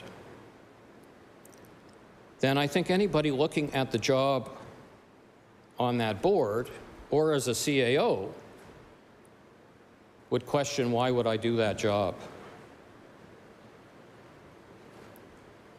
Why would any strong board member who understands governance take on a situation in which they do not have the authority to hire and fire their key employee? Why would anybody sit on a board where you could not govern the organization because you have a CEO who's a friend of the minister and is protected? This clause that I'm suggesting needs to be removed, in fact, does that.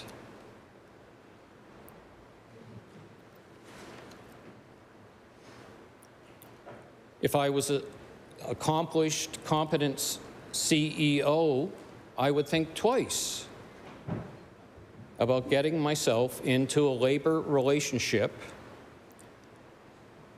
where I have to keep someone pleased with my work who I don't have day-to-day contact with. I probably can't get a meeting for 6 months.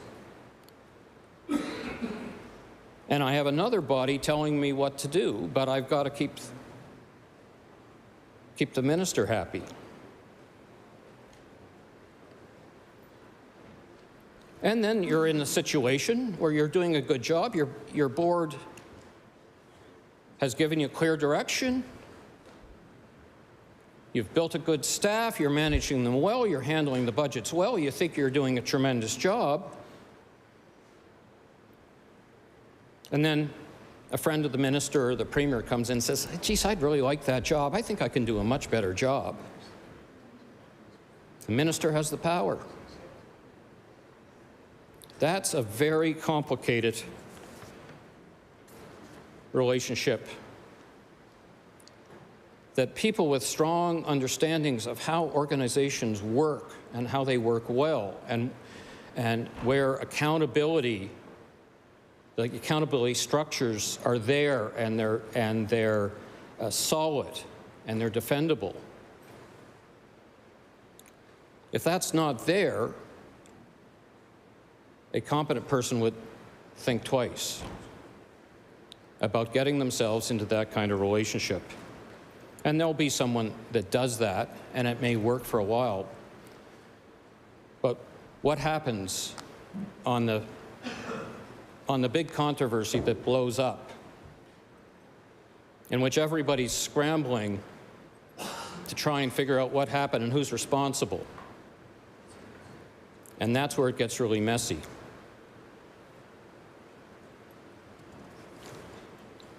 For those of you in the who came from the municipal world, think of it this way. What if the minister can tell the council who to hire and fire as a CAO? Right? If you're not going to trust a board to manage the organization, if you don't think that they have the skills or are competent to manage the organization, why are you creating a board to run the organization?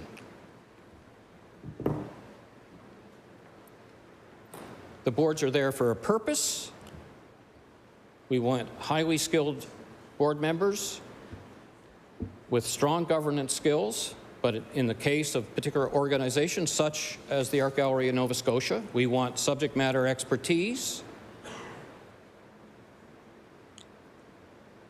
We do have folks in the arts that are knowledgeable and committed and will make good board members, but we must give them the structure for them to do their job. And right now, taking this key employment relationship and messing it up with a minister doing the hiring and firing without knowing what's going on, putting politics into the governance of the organization, is very dangerous, in my opinion.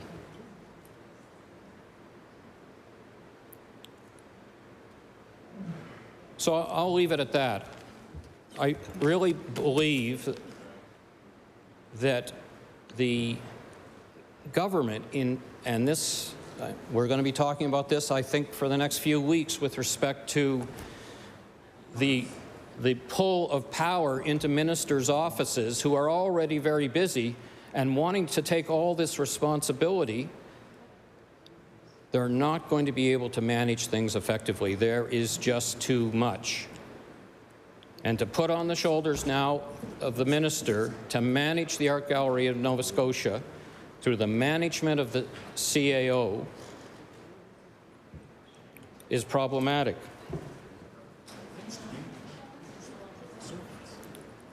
Thank you very much.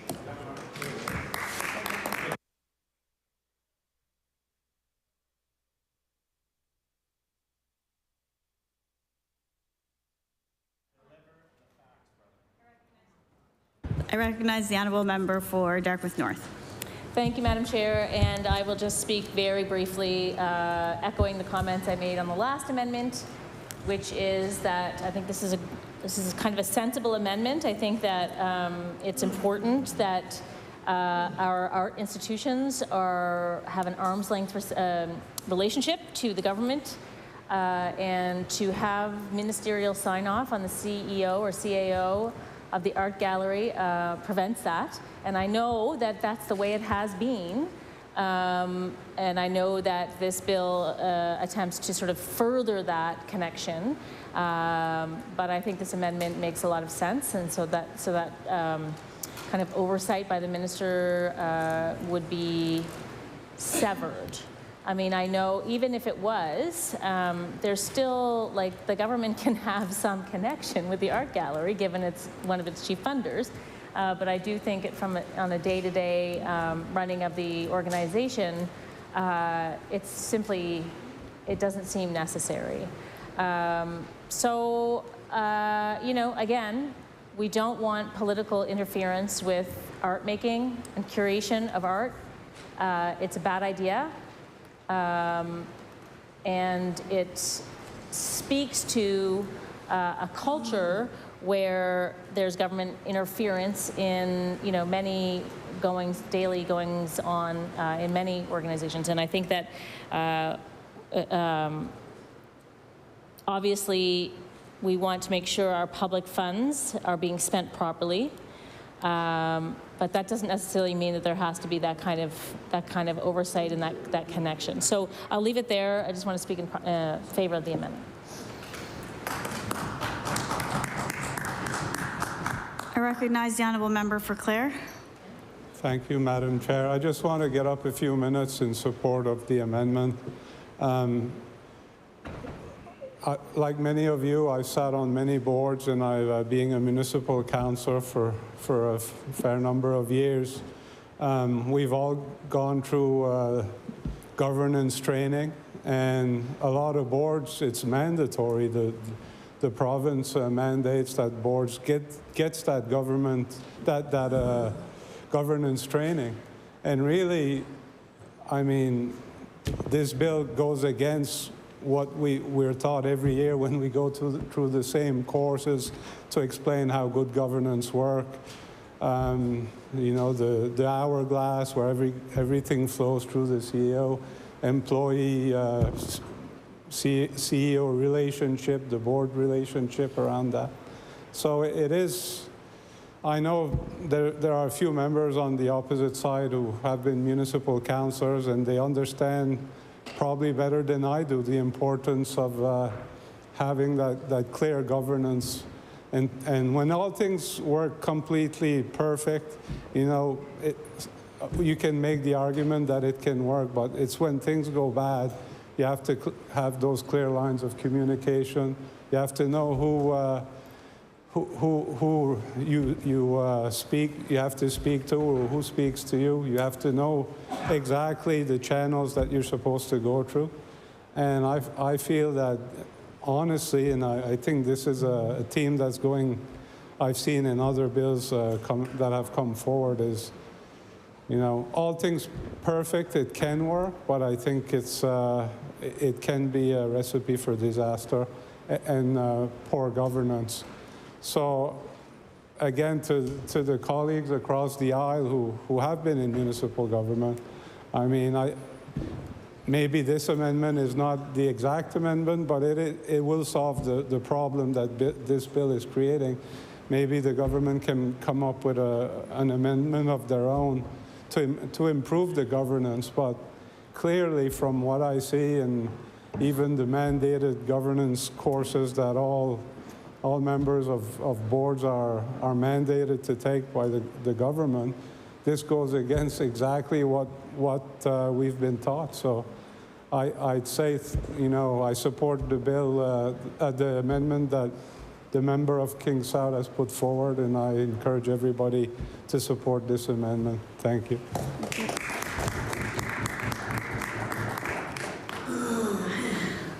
I recognize the member for Halifax Atlantic. I want to thank you, Madam Chair, and I'll speak for a few moments on this. This one's important. It's important because it's part of a pattern. Removing competent, smart people and replacing them with hand-picked favorites. This is something we've seen right across the board, no pun intended, in this government. The moment they've gotten into government, they have removed competent, experienced people, and they're replacing them with partisan people. And a lot of points were made here about how this destroys the integrity of this board. First, they're going to handpick their board members. Now, Madam Chair, they are going to have the CAO job in the hands of the minister. So what is the purpose of the board? What is the purpose of the board, Madam Chair? Again, I ask the members across, and no one will stand up and no one will talk about it, and we'll let it go by, and then someone they know or someone who's donated to them will be appointed to this position, and then that person will, you know, the premier or the minister will get annoyed with that person, and they'll throw them out, even though the board will say, wait a second, wait a second, wait a second. That person is competent and they're doing a great job. We don't care. This is a dictatorship. It's a one-man show. And that's what's going to happen. It's not going to be about how good of a job you're doing. It's going to be about how good of a job you're doing staying on the good side of the minister. And anyone that thinks that's appropriate for a job is out of their mind. This is going to stop good, competent, quality Nova Scotians from applying for the job, Madam Speaker, and that's exactly what they want. They only want people in this position that they can control. And how can they control them? By hanging their job over their head. It takes someone with great integrity to do their job, knowing that they're being threatened almost every day with their job. Sounds like something that's happening here in the Nova Scotia legislature, unfortunately. And it's a pattern with this government. It's a pattern. We see that with the Speaker of the House, Madam Chair. Now we're seeing it with the boards. There is a direct correlation with what's going on here. If you stop and think about what's happening in this House, they got away with it. I mean, we're going to be here till December, and that's fine. So maybe, you know, it's going to be some pain. But they have a majority government. In the end, they'll get away with it. And so they're like, we can get away with it in the Nova Scotia legislature. We can get away with it anywhere. Don't believe me? Again, I take you back to the Nova Scotia Health Authority. And the one person that's appointed there is beholden to the government. And this is exactly what's happening here. The person that's being put in this position is at the whim of the minister. The minister will decide the fate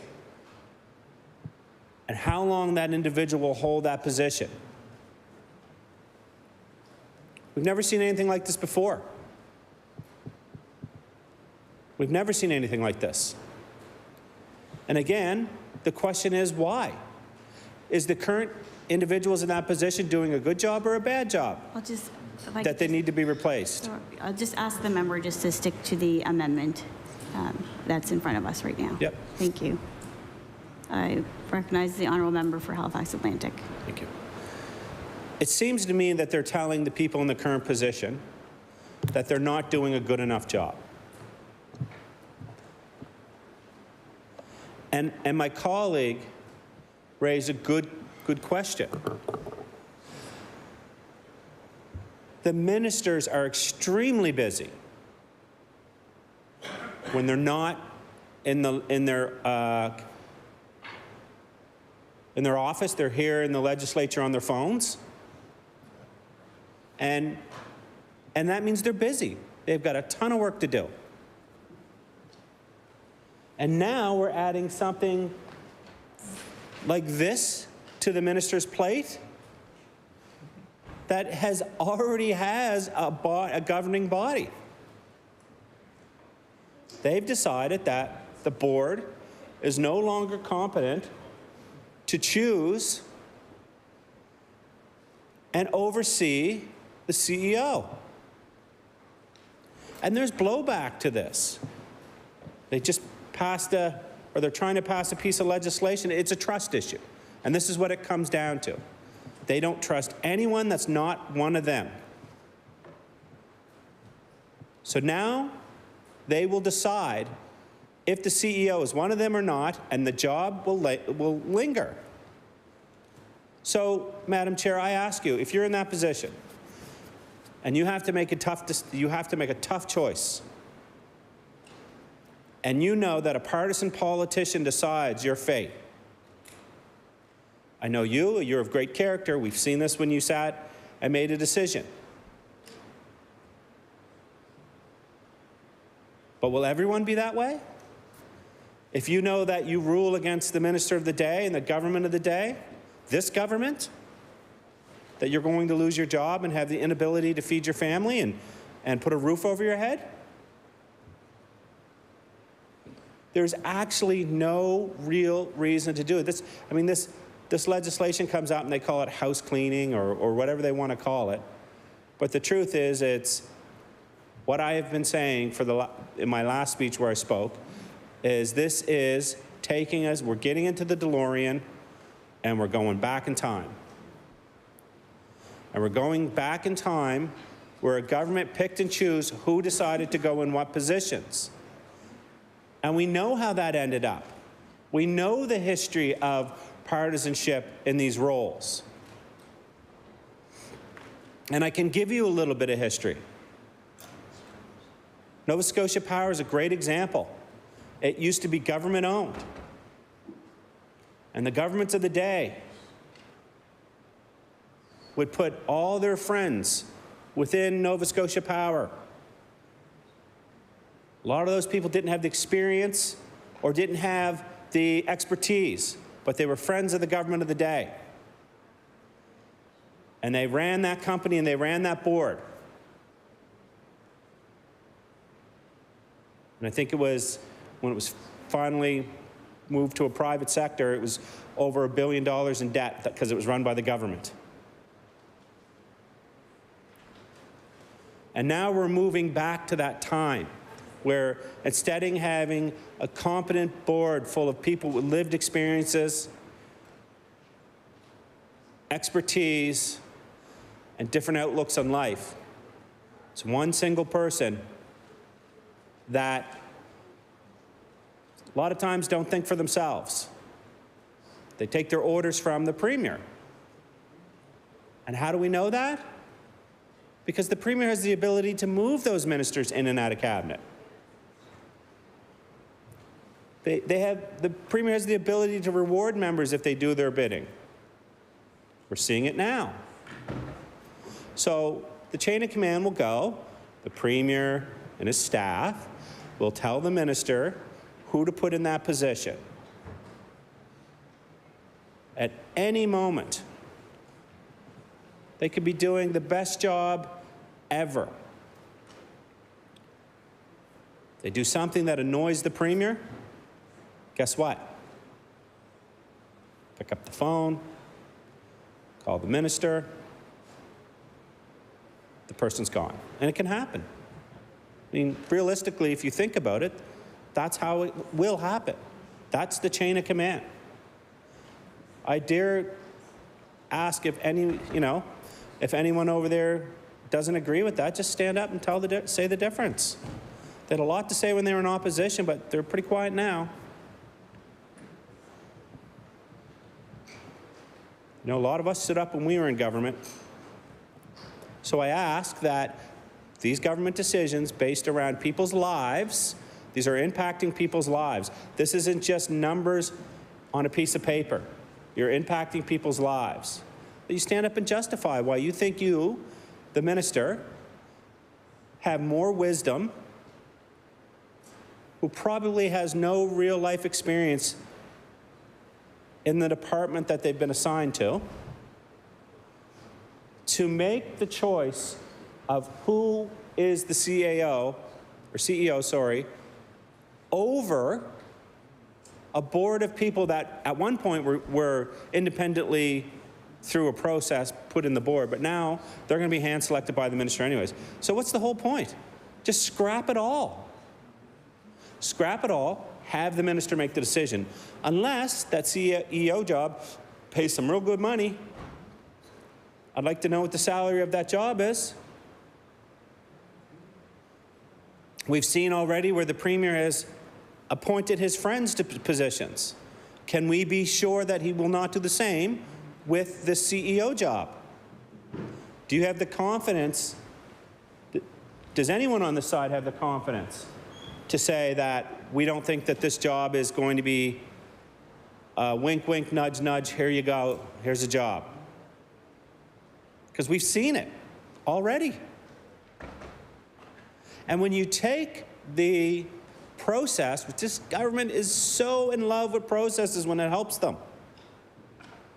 We couldn't get a single answer out of the minister responsible for the development of the QE2 because all they said was process. But now they're skipping the process and they're scrapping it. And it's just going to be the minister now. So again, I ask, why at some points does process matter so much, and in cases like this, it doesn't matter at all? Because it's beneficial. It's beneficial to the government. Why are they taking these positions? These well sought after positions that are competitive? And why are they taking the competition out of it? Why? Don't we want the very best people to compete for these positions?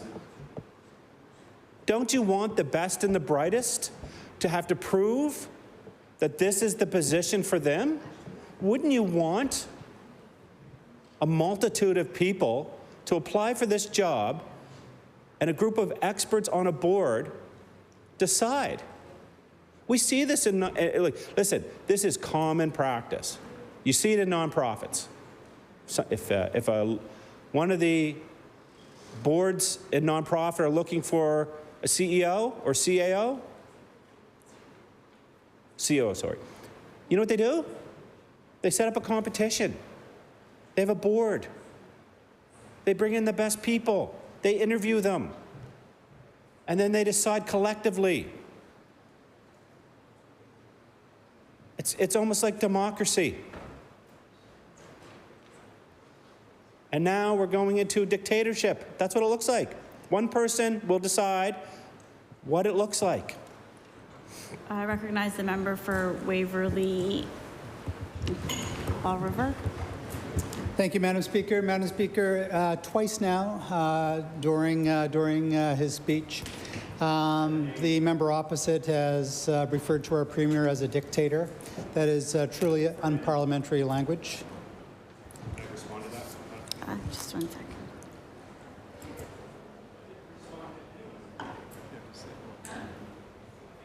No. Pardon me?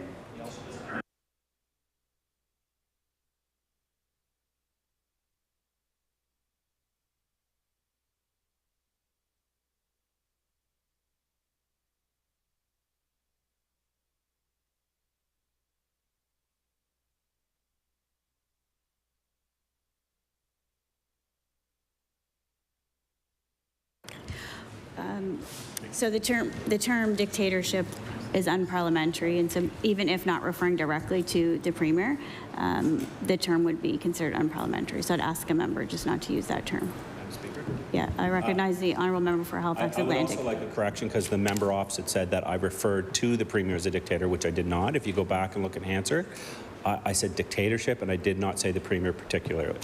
So I would like a correction on that from the member. Okay. I can review. Oh.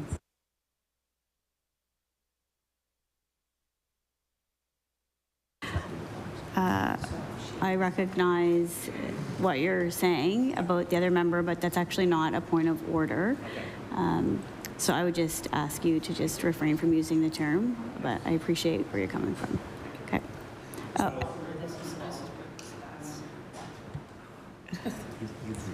Yeah. To the honourable member for Waverly Fall River, I have made my ruling and have talked to the member. And so, thank you. I recognize the honourable member for Halifax Atlantic. Thank you, Madam Speaker. And you know, it's every time I stand up, members interrupt and they're trying to throw me off and they're trying to maybe get some FaceTime. But what I will say is this. I just asked the member to just stick to the amendments. I appreciate. Okay, thank you. Thank you. I recognize the member for Halifax Atlantic. So it seems authoritarian, Madam Speaker, when you go from a board that works together to bring the best possible candidates to a single person making the decision. And that is almost the very definition of authoritarian, right? So I think I'm allowed to say that word. So we see this all the time, and you know, it kind of reminds me, this kind of actions kind of remind me of what we saw in the States with Donald Trump, where they would dissolve boards and remove people and put in their own people. And we know how that ended up, right? And I wonder if some people are looking at what happened in the States with Trump and trying to take lessons from that, trying to learn from Donald Trump. Because that's what it kind of feels like to me. When you say, I do not want you as the CEO unless you have full approval from the minister. That's when you get, you'll get some unqualified people. And the only qualification you will get is the wink, wink, nudge, nudge, you're my buddy. And I would hope, this is a really simple amendment. Just allow the process to continue as it has, because it's not broken. You know, the members not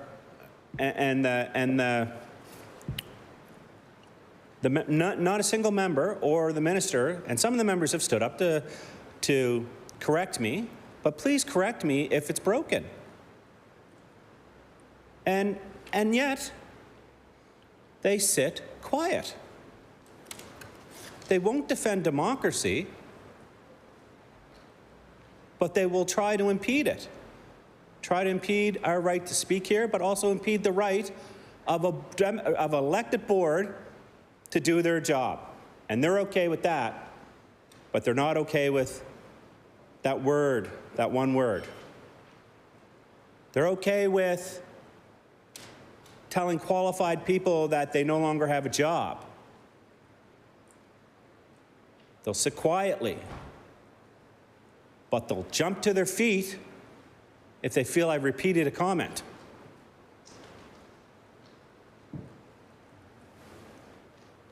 Doesn't make sense to me. I mean, if that's what you feel, if that's your DNA, if that's what you're built out of, if that's what really gets you going, then I don't know, Madam Speaker. I don't know.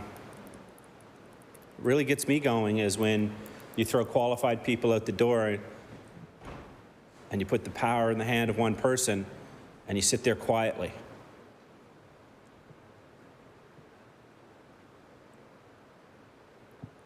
You don't want to pay attention because you don't want to hear it, because you think you're right, because you got a majority government. Maybe you're afraid to lose your position, so you do some of the work for them. You go against your morals and your code. Maybe you don't have a morals and code. I don't know. But what it means to me when I see people sit quietly and override democratic processes, like we've seen with the Speaker and now we're seeing with the art gallery, means they don't have any respect for the process. They don't have any respect for democracy, even though they sit here in this legislature and claim that they do when it's convenient to them. And that is authoritarian.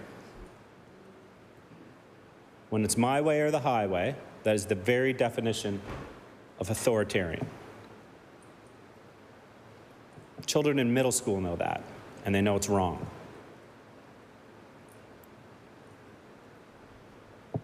And we're going to have hours and hours and hours. I think we have 20-some amendments on their way, Madam Speaker, but this amendment right now is the one that I want them to concentrate on. They're going to have lots of time to hear me speak. I mean, I don't even want to hear myself speak, Madam Speaker. I would like to be out of here, right? I would like for them to stand up and say, you know, let's work collaboratively together. See, I've spoken so much I can't even speak words. Because I can tell you, on the other side, we did pass bills. We passed bills from the opposition side, for the NDP, and for the current government, including the Premier of Nova Scotia. We passed a bill for him. And now we're asking you to do the same, to look at these amendments. We passed amendments. We changed legislation. And we've seen this government change one piece of legislation since we've been in here. Not the piece of legislation that disenfranchises communities by removing the deputy speakers and the speaker. Not this piece of legislation that says People on the art gallery are not competent enough to make their own decisions and choose their own CEO and oversee it. Piece of legislation we've seen this government change is when wealthy people got upset that they were getting taxed for a second home in Nova Scotia. And they acted quickly.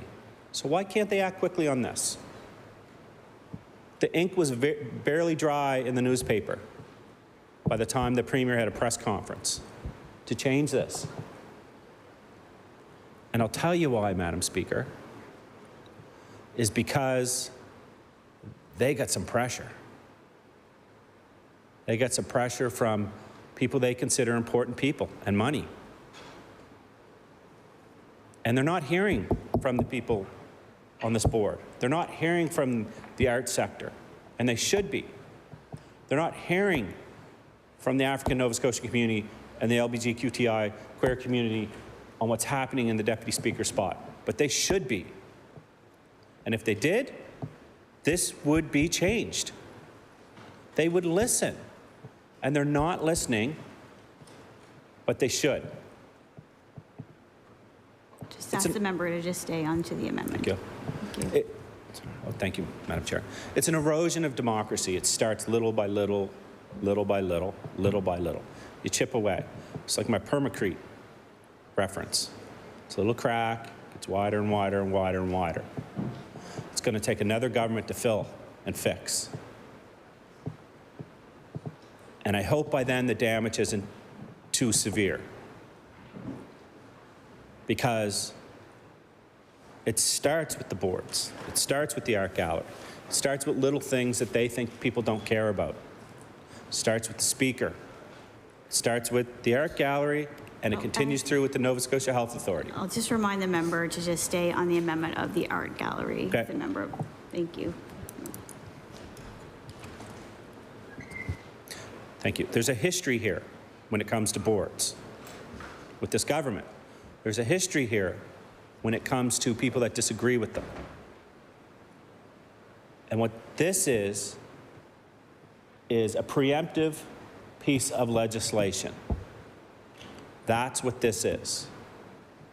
This is to say to the CEO, don't you dare, don't you ever go against us. Because the process that was there is gone now, and the minister will decide. It's not a board of people that you can go and plead your case to and talk to and get a job review. It's a minister which you will probably never see. Let's be frank. How often does the minister that is now responsible, maybe they could stand up and tell us that. It's pretty quiet over there. Maybe they could stand up, the minister could stand up and say how many times they plan to meet with the CEO, how often they'll meet with them, how many, I don't even know who the minister is. I think it's changed around quite a bit. How many times are they going to meet with them? How often are they going to give them a job review? A competent board would do that. Job review, 5, 10-year, 20-year planning, fundraising, outreach, all the great things that a board does. Is that the responsibility of the minister now? If you're the board, are you going to do that knowing that you've just got the end around?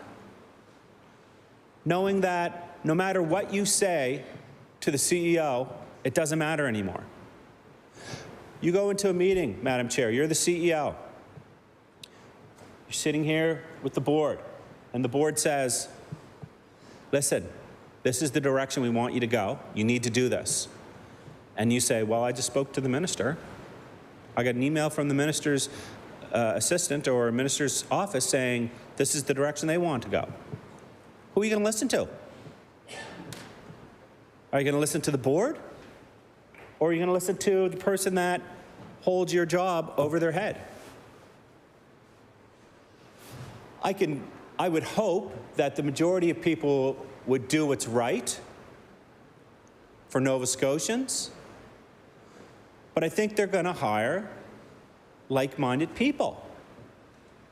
So it won't be about what's best for the Nova Scotia Art Gallery. It won't be what's best for any other board, because this is just the beginning. This is just the beginning of consolidation of power in the Premier's hand, of everything, of everything.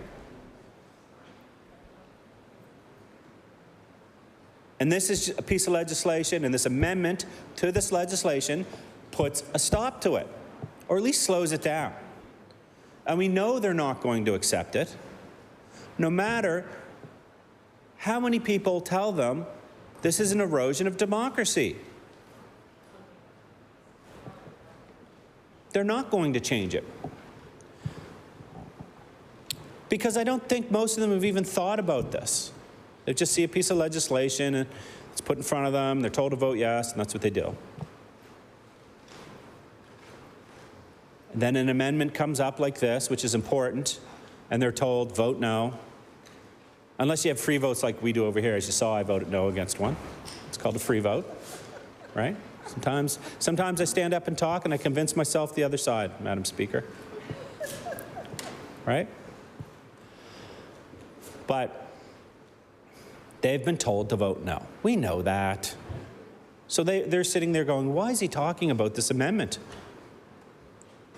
I recognize the honourable member for Waverley, Fall River, Beaverbank. Thank you, Madam Speaker. The storytelling, what the member opposite thinks is going on is not relevant to even their own amendment that they're proposing. I would, request that the member opposite get back on track.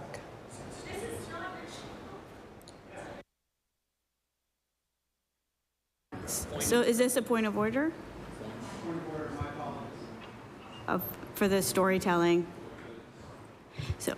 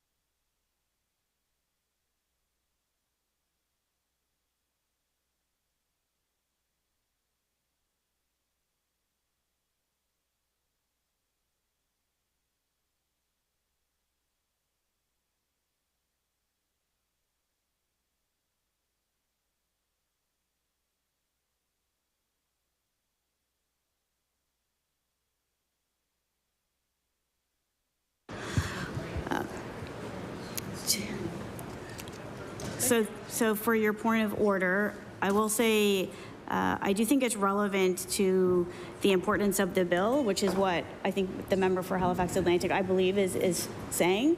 That said, I will advise the member for Halifax Atlantic to stay on the relevance of the amendment and just to tighten it up. Thank you. Great. Thank you. Oh, you're welcome. Recognize the honourable member for Halifax Atlantic. You know, I will have a conversation with the clerk afterwards with this continuous interruption, and they're at a 5% success rate now on these interruptions. So I'm wondering, I'm not speaking on the subject, I'm asking for the clerk's advice on this. This is impeding my ability to do my job with every time I speak, the member for Waverley Fall River continues to stand on his feet to interrupt me. Okay. So are you asking for a point to speak to the... Sorry, point of order, yeah. Right. Just clarification on that.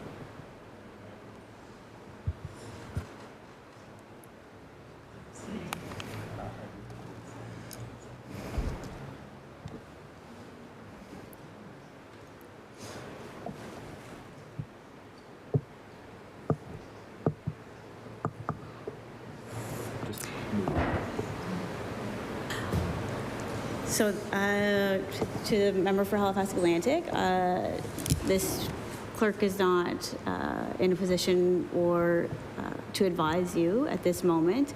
I'd say if you have questions that you could have a conversation later, and members are able to get up in the gallery here when they feel like to express themselves, and I have asked a couple times for you to stay on the amendment, and so I'll just remind you that this is what this form is for, to be able to stand up and speak.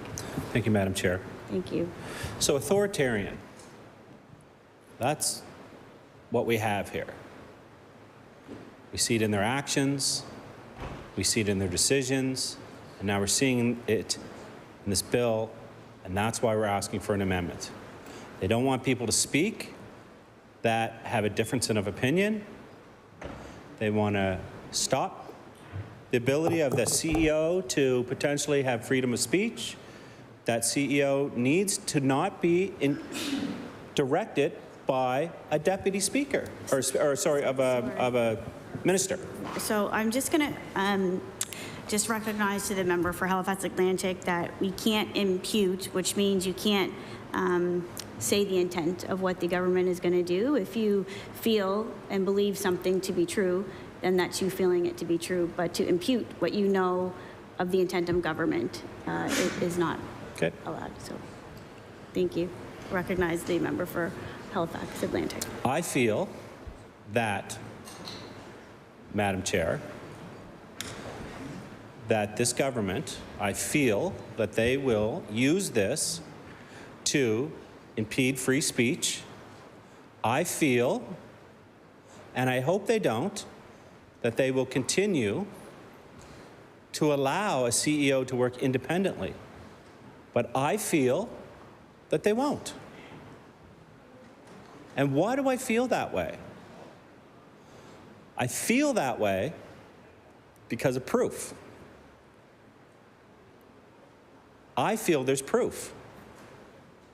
Others may not. I feel that the actions that we've seen over the last year will lead to a job being held, the job of the CEO being held in the hands of a minister, and I feel that it shouldn't be that way. I'm just wanted to call a moment. Yep. I'm just going to correct myself. Okay. And definitely you believe or feel, but more importantly, what I was trying to explain was we can't speak to the. You can speak to the effect of what. Can I get clarification on that? What do you mean by the effect? So if you're saying what you believe the government would do, what would be the effect on people as well, instead of just just clarifying it a little bit more, because you. Okay. Yeah. Okay, I got it. Yeah. Okay. Recognize the honourable member for Halifax. I'll get it right. I feel that there is potential. Is it good? I feel that there is potential for interference. That when you go from a nonpartisan arm-length board to a partisan minister who has been given a mandate letter, I feel that there is the potential for decisions to be made that aren't necessarily in the best interest of Nova Scotians, Madam Chair. And that should trouble all Nova Scotians, because I feel that even though that this is a small, for most people, non-important bill, for most Nova Scotians, this has bigger ramifications.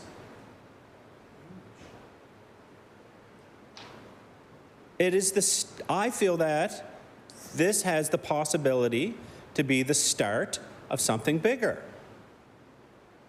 And why do I think that, Madam Chair?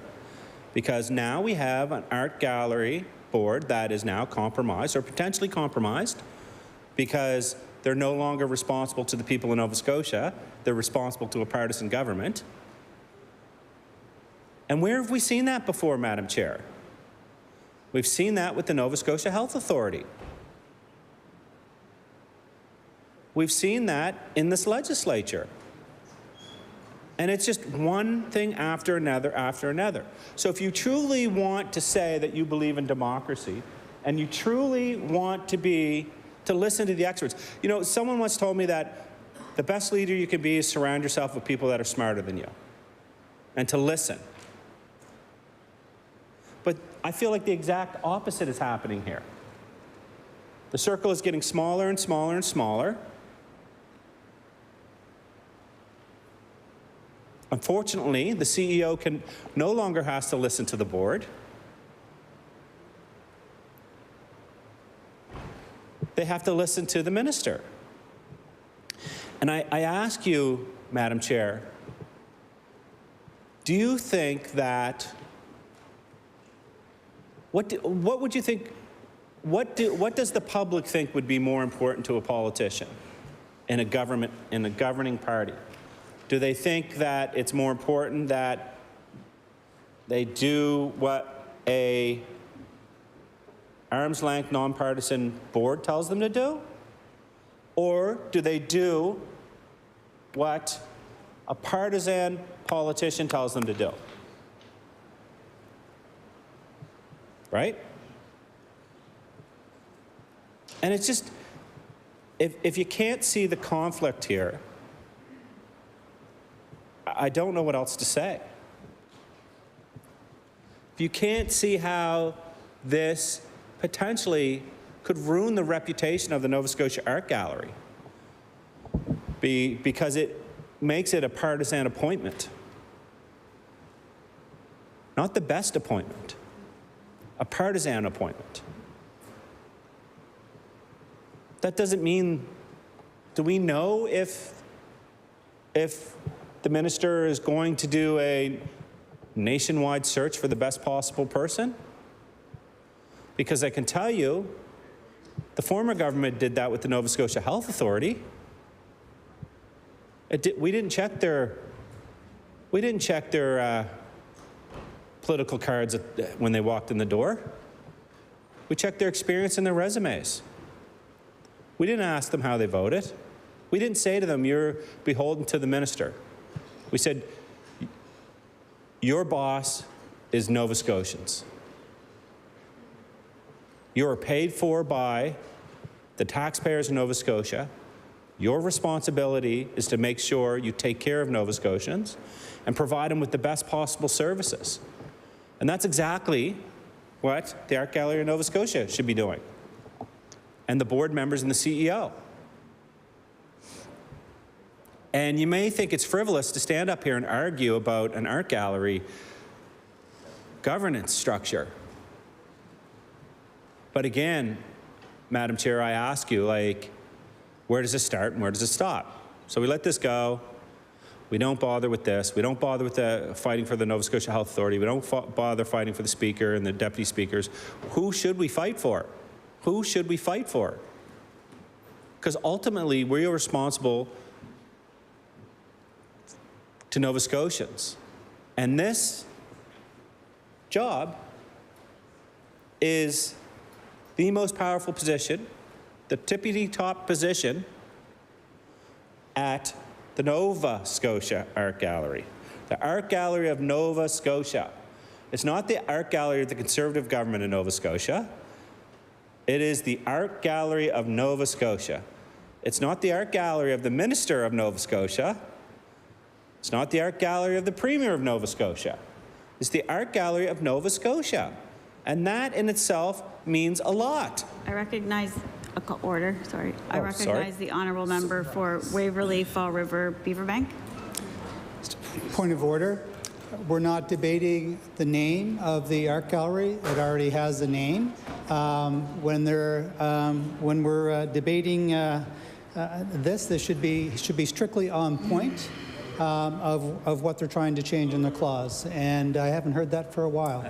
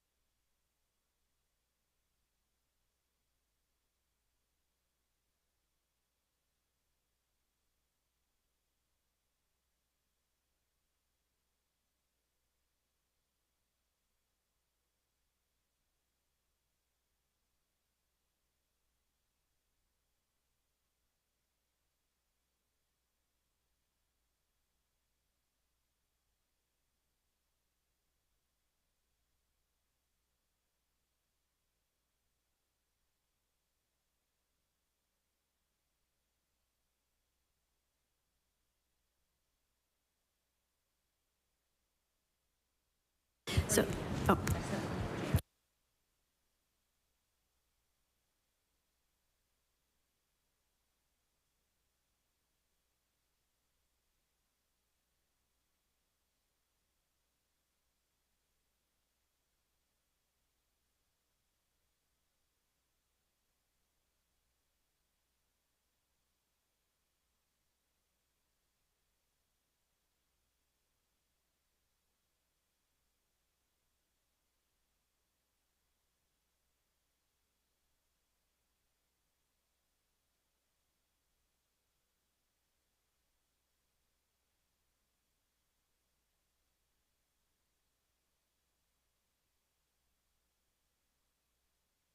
So I'm going to call the, yeah.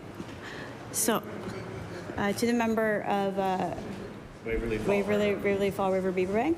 So I've considered your point of order, and I would just say that I'm in the chair right now, and so I understand the rules, and it's been several times since you've stood up and said your point of order, so I've taken that into consideration, and I have asked the member to be mindful of the amendment, and so I've taken your consideration, and I will ask the member to yet again stay on track. But I do feel that the names and the way in which the argument is right now, it is relevant to the amendment. Thank you. I recognize the honourable member for Minister of Seniors and Long-Term Care. Thank you, Madam Speaker. Just for my own knowledge, exactly how many times can somebody stray off topic and be reminded by you to stay on topic before they're asked to stop talking? Look at yourself and answer. Yeah. Look at yourself and answer. Yeah. I'll call to order, and I respect the member's question, and thank you for asking. And as the chair, it will be when I feel that it's off track enough, and do respect you for asking. You're welcome. And I'll ask the member for Halifax Atlantic to stick to the amendment and not. Okay. Okay. I want to apologize that we're in this position, Madam Chair, and to the clerks.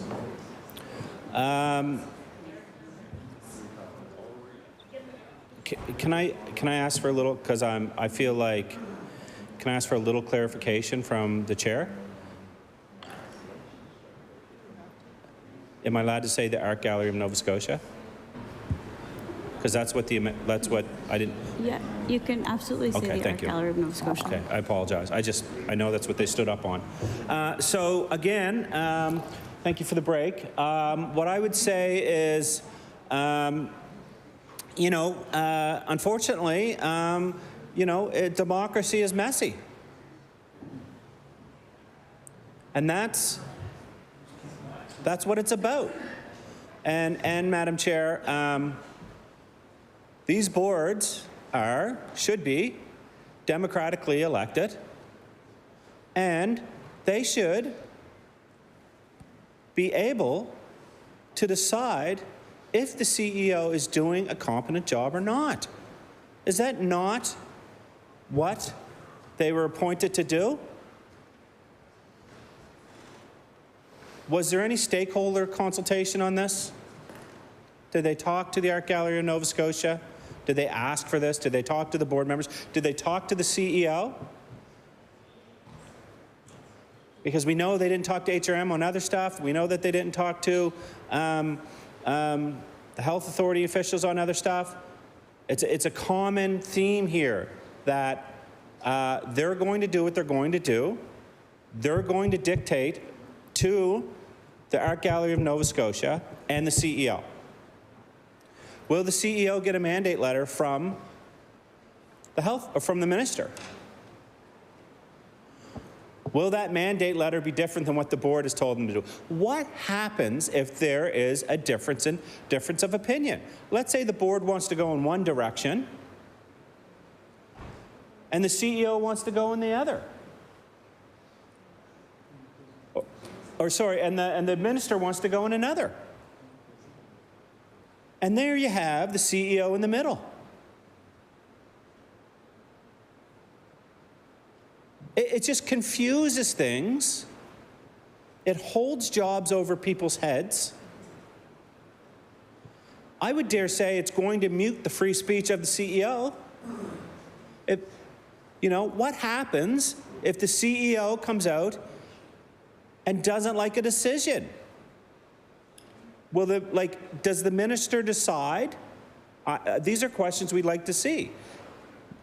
The minister has the ability to fire and hire the CEO. Do they also have the ability to write their job title?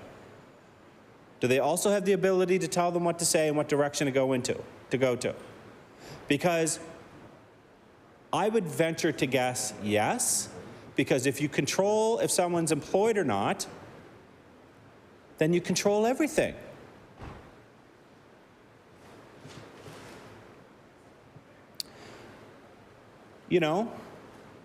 It just doesn't make sense. Who asked for this? Besides, I don't know. I can't assume to know. I could guess. Am I allowed to guess? Did the CEO come forward to the minister and say, you know what? I don't want to listen to the board anymore. I want you to have control over my job. Doubt it. Maybe. Maybe. Did the board come forward and say, we don't want to have control over the CEO's ability to be employed or not? Maybe, but I doubt it. Those two things don't really make a lot of sense. Or did the Premier come forward? Did the Premier, because ultimately it's the government that's making this change here today. We're asking them to amend it if they truly have faith in the people they hire and the board members that they elect. Then we wouldn't need this. This is just another level of oversight to say that we have the board, which is here to do their job, and now we have the CEO. And now we have the minister. Will this change the job description of the minister? Is this in the job description of the minister to oversee the hiring and firing of a CEO? Will they be interviewing candidates? So that's the other thing. Will the minister who's in charge of a department, because they have the sole responsibility now of deciding if the CEO is employed or not, will they also be hiring the candidates for replacement? Or will they leave that up to the board? These are questions that need to be answered. So if the board, if it's up to the board to hire, wouldn't it make sense for the board to also decide if the person is terminated or not?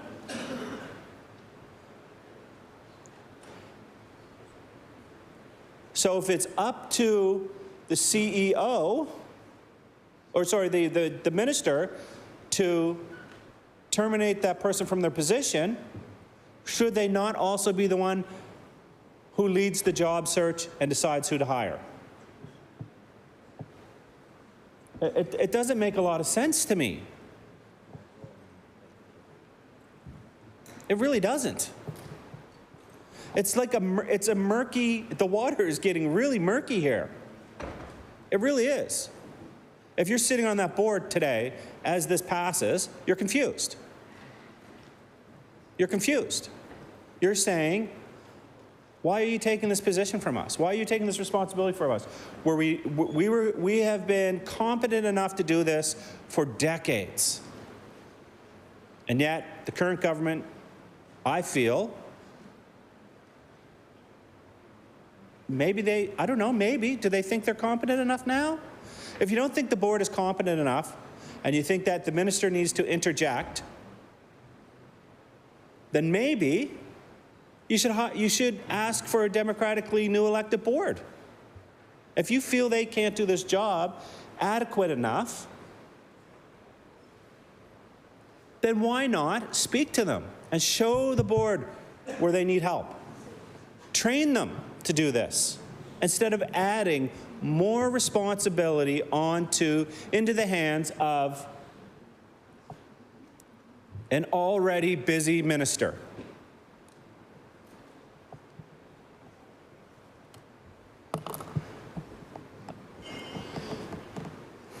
Or even, Madam Chair, you know, you could delegate it within the department to a nonpartisan individual. But no, this lands on the lap of a minister who is partisan. And how do we know that the ministers are partisan?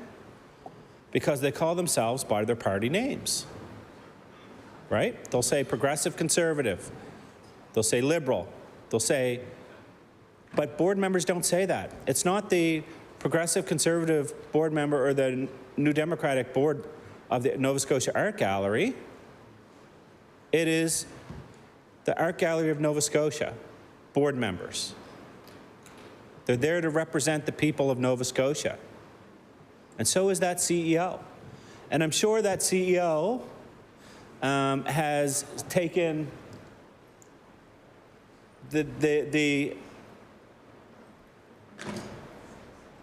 a lot of resources have been used to find the best person for that job.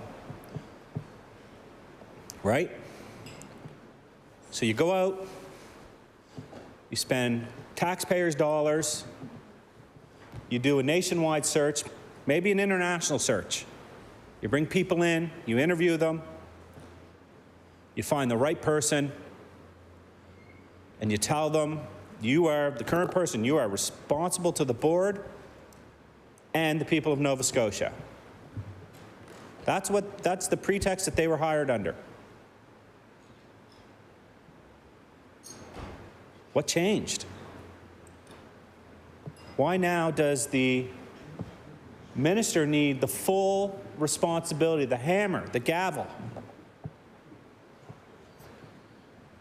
What changed to make them think that that board is no longer competent or have the ability to do their job? I wonder. Maybe they could table that. I'd like to see it.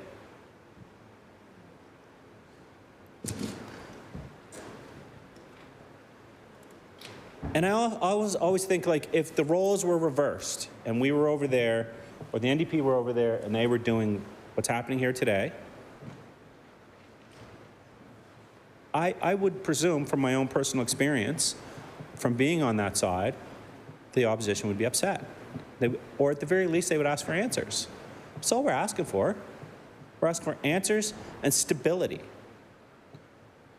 Respect.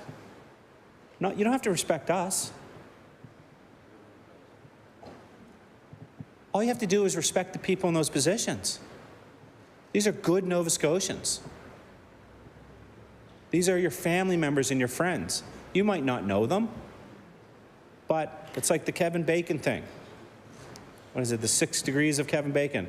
Somebody knows somebody who knows somebody who knows somebody who's sitting on that board, right? Somebody knows somebody who's the CEO. Now it's just one person knows who the CEO is. Those 6 degrees of separation just became one, and a direct line to the minister, right? And government agencies work better. A lot of the times they work better when I shouldn't say a lot of time, they always work better when you give people the freedom to do their job. And the threat of being dismissed does not hang over their head. And the confusion of who you report to. How many people have ever had a job here where they were confused on who they reported to? I have. You don't do your best work. You don't do your best work, right? But for some reason, they think it's okay to confuse a person in a senior position on who they're reporting to and who they're responsible to and what their mandate is. A lot of studying of the Green Book going on. And I just find it very upsetting that the minister thinks that this is appropriate and won't at least look at this and say, you know what, you're right, this may lead to some issues. It might lead to some problems. It may lead to confusion at the Art Gallery of Nova Scotia. It's a bad trend that we've started, and now we're going to stop it. But we'll ring the bells, we'll do a recorded vote. This one, I hope they will consider. I hope the minister considers this, because it is somebody. It's not just words on a piece of paper, it's a person. And it's people, and it impacts people. And, you know, I never thought in my life that I would stand up, Madam Chair, and speak 2 hours on the Art Gallery of Nova Scotia. I really didn't.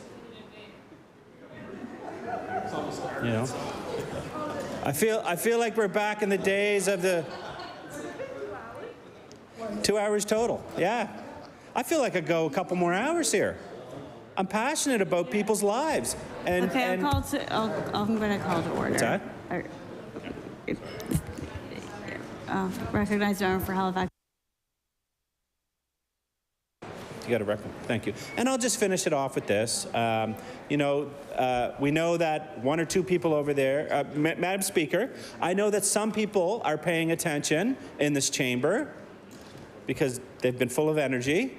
And I hope that they take that energy and they take it to the minister and they say, listen, this is somebody's life.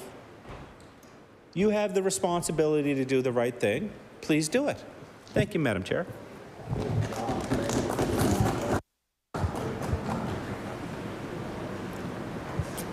No one over there? Is there Minister? No. Is everyone ready for the question? Oh, okay.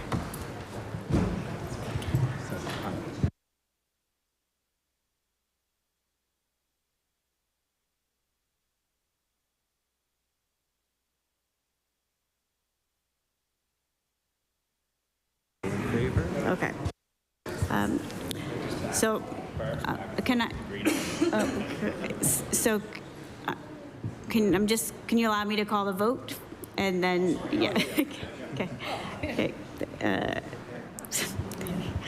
Okay. If you jump up fast up on that side. So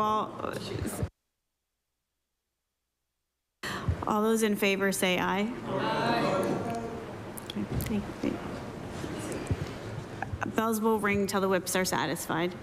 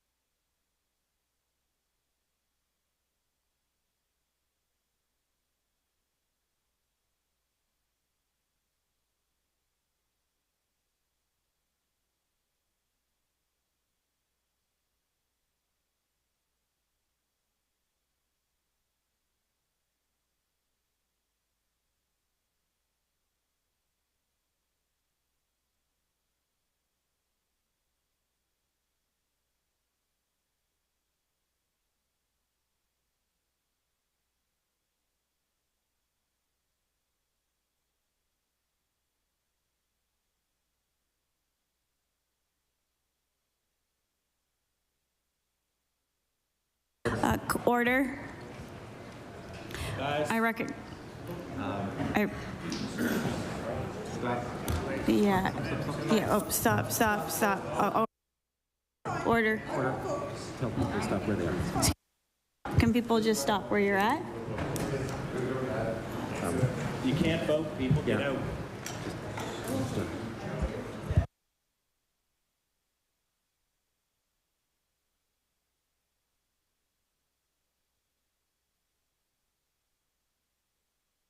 Okay, so order. Anyone who came in after the member for Cole Harbour are not permitted to vote.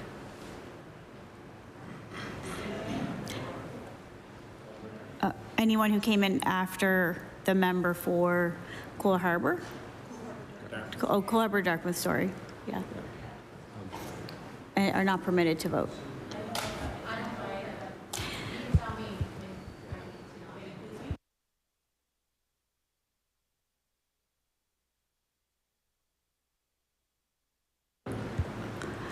So the members who aren't able to vote, would they be able to leave while the vote happens, please? Thank you.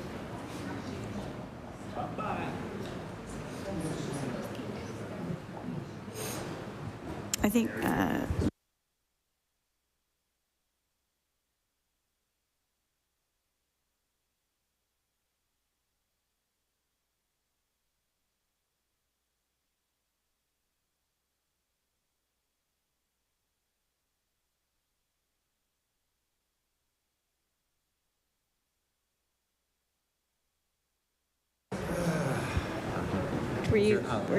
were you, yeah.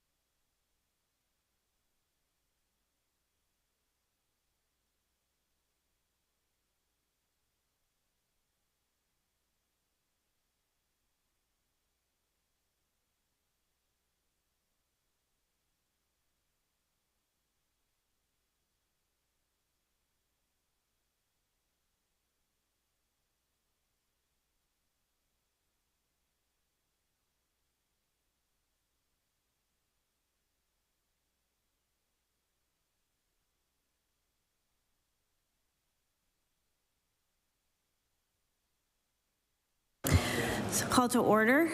So just to clarify, for the vote purposes for this time, it wasn't about if the whips were satisfied, it was about that the clock ran out. And so during the duration of the division of bells under Rule 4, 38.4. When a roll call vote is demanded by at least 2 members, the Speaker of the Chamber shall order the bells to ring and shall then direct the clerk to call the roll when it is satisfied. Members wishing to vote are to be in their seats, provided that the bells shall be rung for the reasonable length of time, and in no event for longer than 1 hour. So, people who were not in the seat were asked to leave.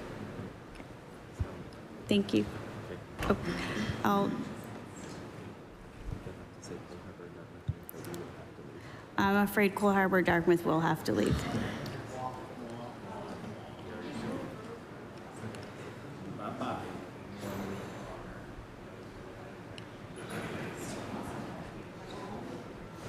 Yeah, you go. Okay, thank you. Oh, okay. I now recognize the clerk for recorded vote. Brad Johns. No. Tori Rushton. No. Barbara Adams. No. Kim Maslin. No. Tim Houston. No. Alan McMaster. No. Carla McFarland. No. Michelle Thompson. No. John Lord. No. Pat Dunn. No. Tim Hallman. No. Steve Craig. No. Dave Ritzie. No. Brian Wong. No. Susan Corkum Greek. No. Brian Comer. Colton LeBlanc. Jill Balzer. No. Trevor Boudreau. No. Greg Moreau. No. Becky Druin. No. Larry Harrison. No. Chris Palmer. No. John A. McDonald. Melissa Sheehy Richard. No. John White. Nope. Danielle Barkhouse. No. Tom Taggart. No. Nolan Young. No. Kent Smith. No. Patricia Aaron. Keith Bain. Brenda McGuire. Yes. Kelly Regan. Don't. Zach Churchill. Derek Mombercat. Yes. Ian Rankin. Susan LeBlanc. Claudia Chender. Kendra Coombs. Susie Hansen. Gary Burrow. Yes. Lisa LaChance. Rafa Di Costanzo. Tony Ince. Yes. Laura Lee Nickel. Ben Jessam. Yes. Keith Irving. Ali Duale. Elizabeth Smith McCrossan. Carmen Kerr. Braden Clark. Ronnie LeBlanc. Yes. Fred Tilley. Yes.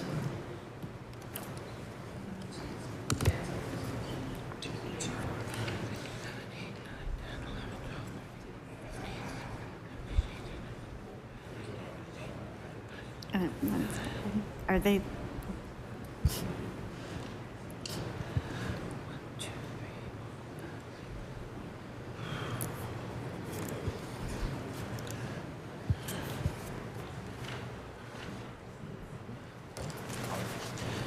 The results of the recorded vote are as follows. Yeas 7, nays 27.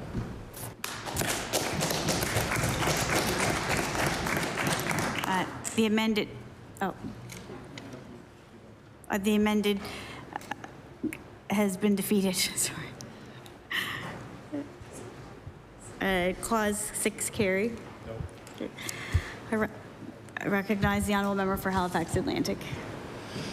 Thank you, Madam Chair. I ask that the clerks pass out, or the staff pass out change sheet CWHB Lib 3. Can you sit until we have the change sheets, please? Can we have the change sheets, please?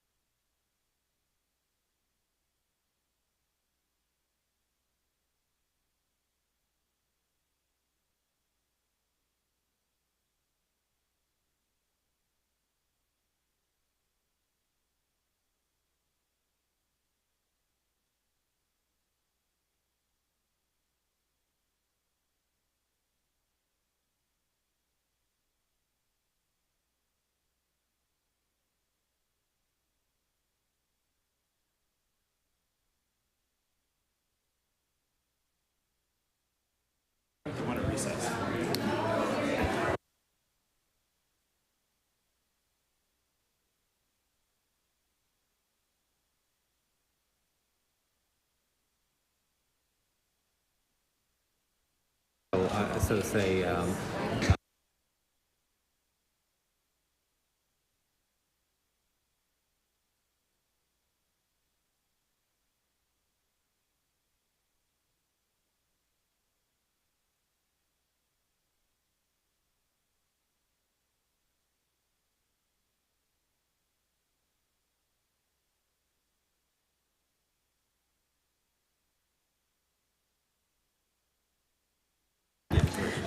I recognize the honourable member for Halifax Atlantic.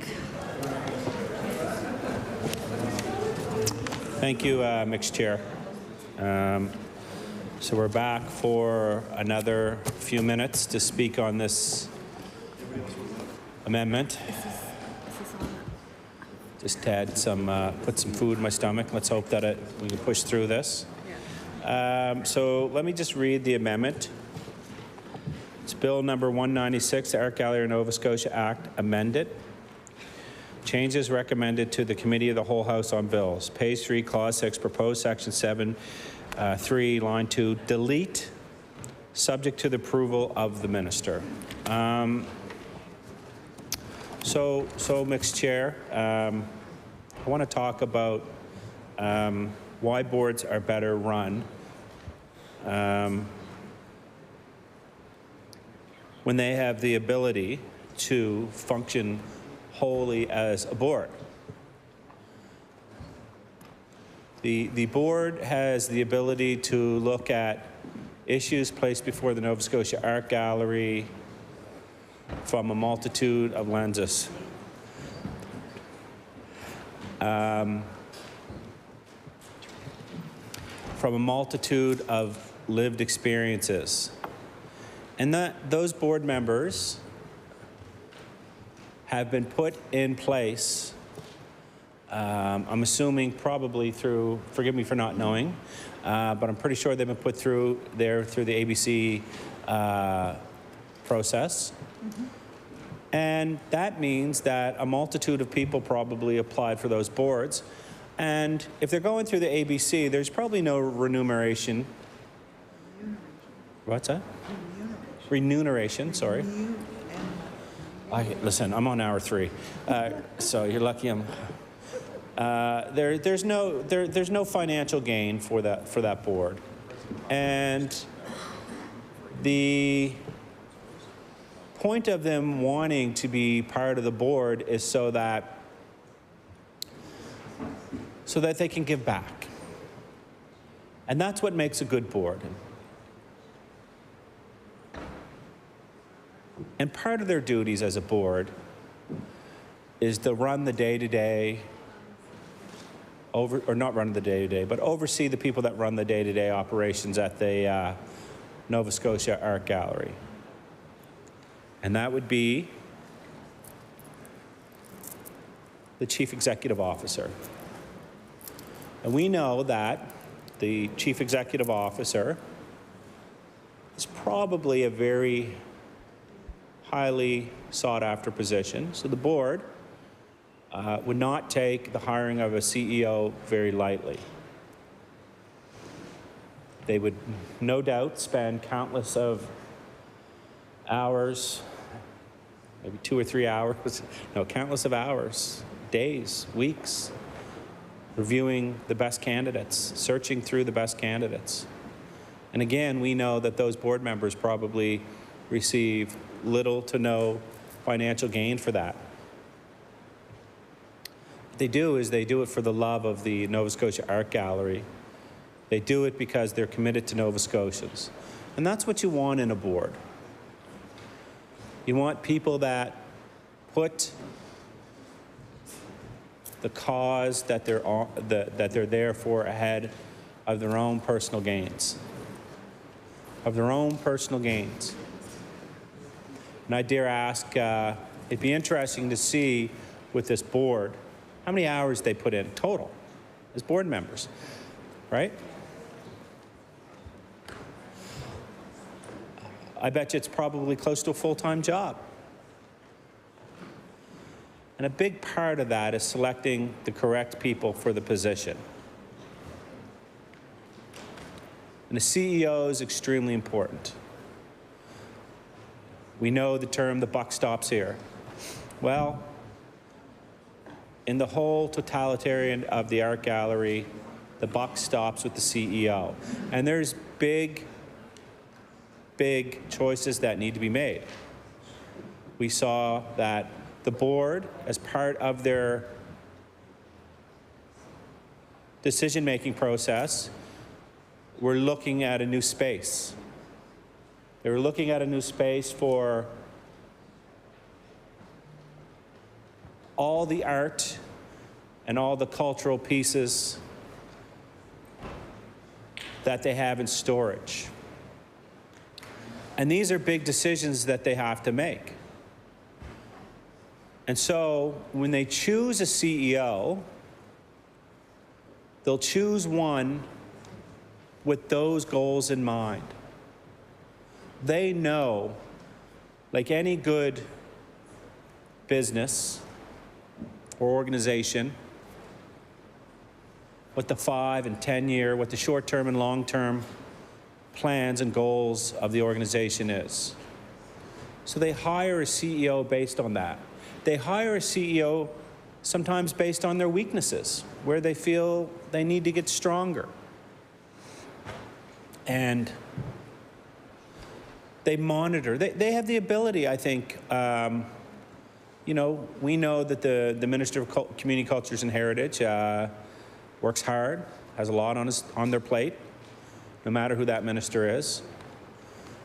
And I don't know if the minister would want to take time out of their busy day to oversee the day-to-day going-ons of a CEO of the Nova Scotia Art Gallery. I think that there is probably a lot bigger, not that it's not a big issue and not an important issue, but I would say there's probably a lot bigger issues that Minister of the Crown should deal with. Now, I understand the importance of wanting to have the right person in that position. Maybe the government of the day has specific plans for the Nova Scotia Art Gallery, and they would want somebody in a position to carry out the direction they want to go. But you need to put the faith in the board. Maybe part of this is sitting down with the board and having a discussion and saying, this is what we foresee as the future of the Nova Scotia Art Gallery. We would hope that you will take these wishes and what's best for Nova Scotians and pass it on to the CEO. And make sure that,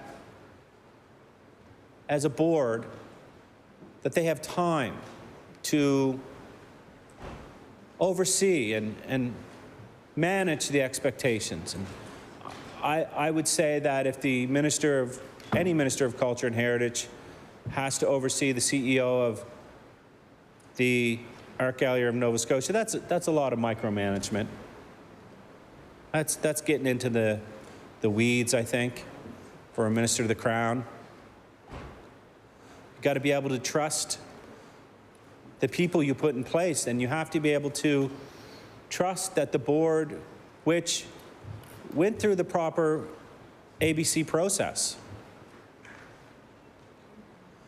is the right people. And if you don't think they are the right people on the board, they have term limits. I may be correct in that, right? They all have the board has term limits. My leg's going. They have term limits. So then you change the description of what you're looking for specifically for the board. That's where government can and should have a lot of input.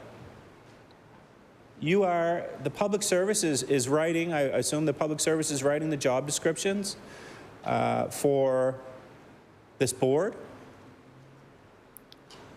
And if you feel that, Mr. Speaker, that the job description that's in place doesn't do the position full justice, then change it. You have the ability to do that, and you can do that without looking like you're getting into the weeds and you're meddling and you're trying to influence. And I would say that that would be the job of any good board, right? Any good board would be to give proper oversight and try to, and not try to, but to influence the direction of not just the art gallery, but any organization or association that the provincial government has connection to. And we see it in private sector and not-for-profit sectors when a board is relinquished, when the power that the influence and their ability to do their job is taken away from them, and it's given to one individual, that a lot of times it fails, or the desired outcomes are not reached. So if we know that, if history shows this, and we've seen this with other boards and especially within government, let's not repeat the same mistake, mixed chair. I don't know the individual names of the people on this board. I could take a moment. I could have taken a moment to look it up, but again, you know, I don't want to have to put their names out there publicly. I mean, it is a public position, but I'm not about to do that. But I wonder how they feel today. I wonder how they feel knowing that they have a government and a minister that doesn't have faith in them, doesn't think that they can do the job properly. A job that they applied to. And I know individuals that have applied for positions. Got lightheaded. Yeah. Within the ABCs, who are highly qualified individuals. And they did not receive the position. And to me, that means that somebody that was more qualified than them, or somebody that suited the job better than them, would have been the ones that the government hired. Can I get a glass, please? I was getting lightheaded.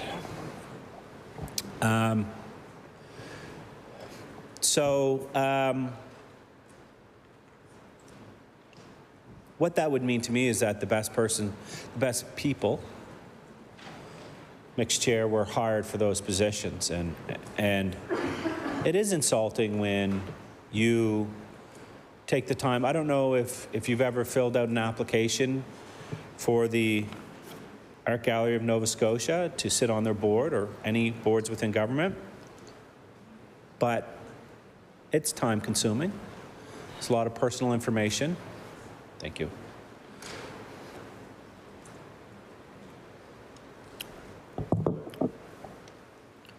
So the people that are hired for those positions are well vetted. And so we need to have confidence in the process, that it will be successful. Some processes work, some don't. But for the most part, this has worked. Example of one that didn't work was the Philadelphia, I won't get into it, sports. Joel Embiid's still there. But you're now telling these individuals that they no longer have the right to do their job. And again, I spoke about this earlier, and I think it's worth mentioning again, that these individuals were hired to do a job. They had a very detailed job description. They've met, I'm sure, lots of times, which isn't easy during COVID, but they met, I'm sure. And they started moving forward in a certain direction, a direction of collaboration and cooperation, just like committees we have here, like the Health Committee and the Public Accounts Committee and things like that. They function better when there's collaboration and working together. And these committees, we don't hear about infighting, or it's not in the media. When's the last time, Mixed Chair, you heard that the Art Gallery of Nova Scotia board was dysfunctional? I would probably guess that most Nova Scotians don't even know that there's an Art Gallery of Nova Scotia board. That's usually a good thing, right? That's usually a good thing. If you don't know that the board exists, that usually means that they're functioning well, you know, they're doing what they're supposed to be doing, and they're usually a role model for how other committees should be run. And so now we're being told that something happened and they need to relinquish their power, their authority, and it needs to go to the minister, an individual who has so much stuff on their plate between from one end of this province to the other. There's a lot of issues and a lot of situations that the Minister of Community Culture and Heritage should and could be dealing with, and does deal with. Now the minister will have to get into the minutia of a CEO and a board. And I just don't, if a board is working so well, why would you want to make it look like there could be potential for political interference, right? Wouldn't you want that board to continue to hum along?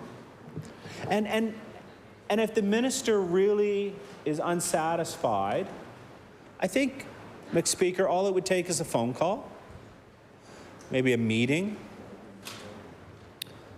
an email. There's a lot of people in this chamber for short times and long times had the experience of being a minister. And we've all, in that capacity, have had different issues we've had to deal with. And I know when there were some complicated issues that I had to deal with, you just pick up the phone and have a respectful conversation. Or you send an email. Don't be afraid of FOIPOP, send an email.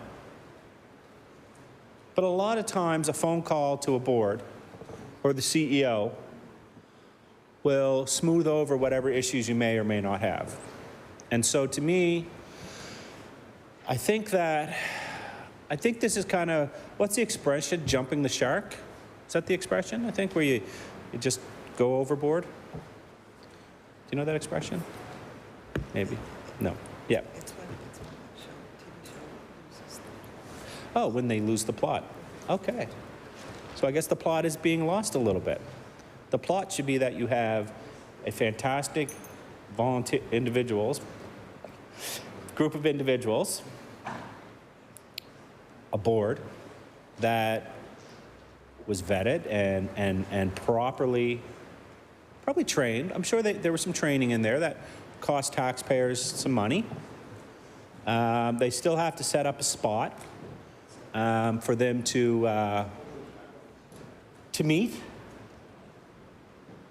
And they've gone about their patriotic duty, this province, in a fantastic way.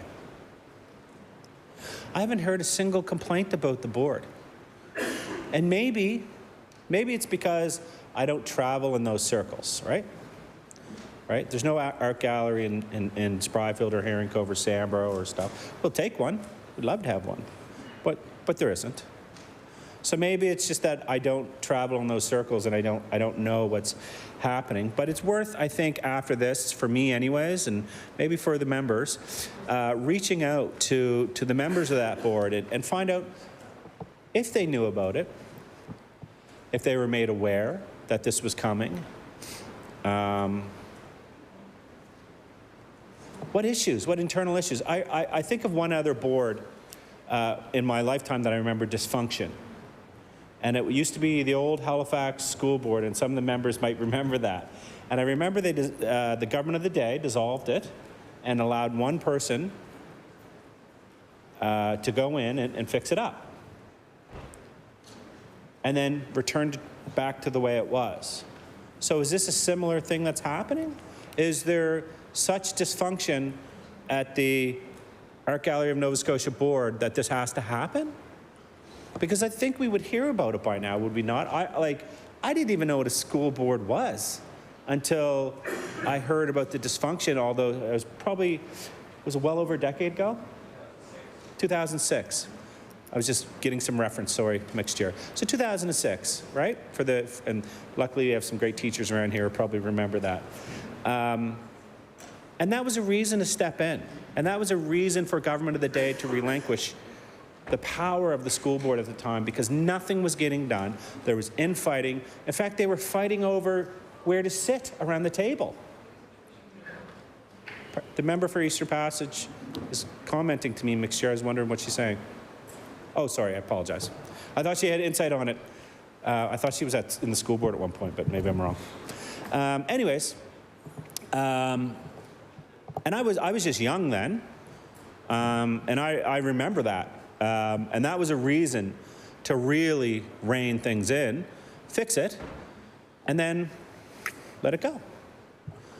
So I wonder if this is what's happening with the Art Gallery of Nova Scotia board, is that it's so dysfunctional, and they've hit such big issues that they can't overcome it without the minister. And in turn, the CEO is at such a standstill with the board and the direction that they need the minister to step in.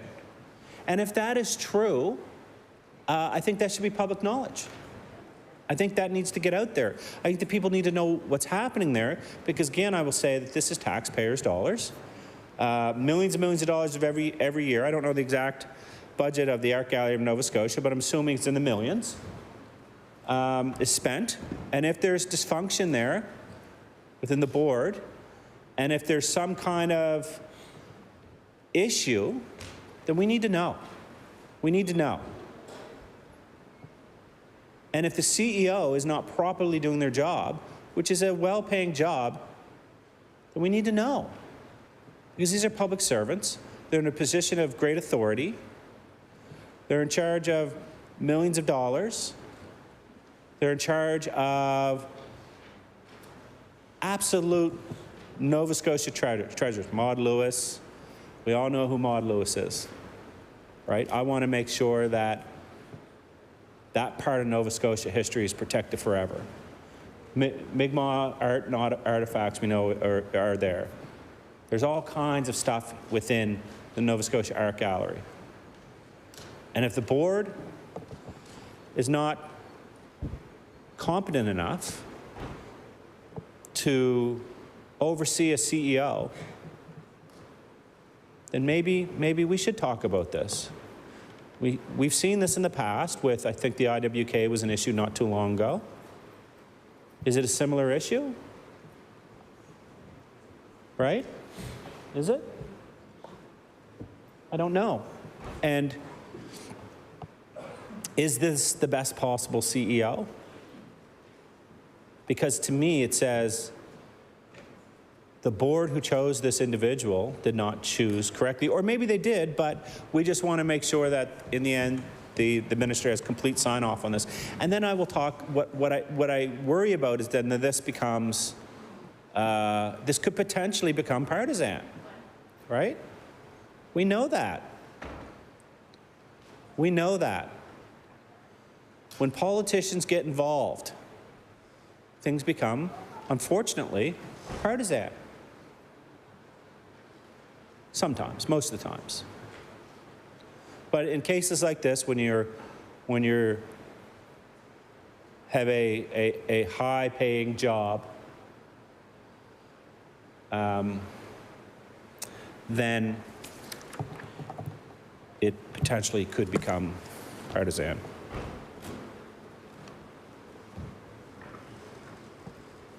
So, Madam Speaker, I'm just, one second, I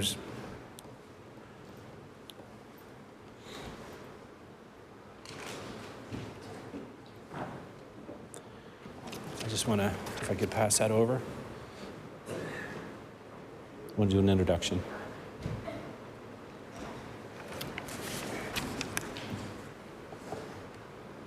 What are their names?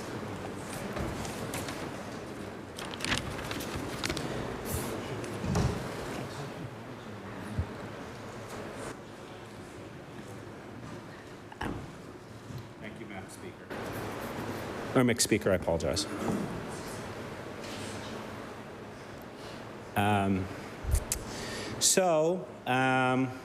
Here we are tonight, 6:20.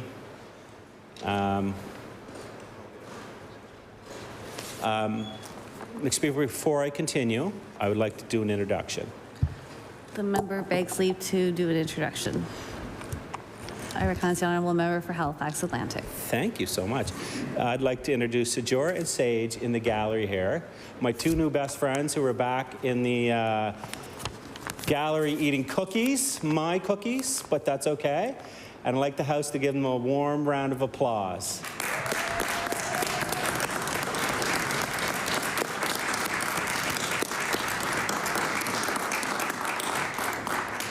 Thank you for joining us this evening. They look all too happy.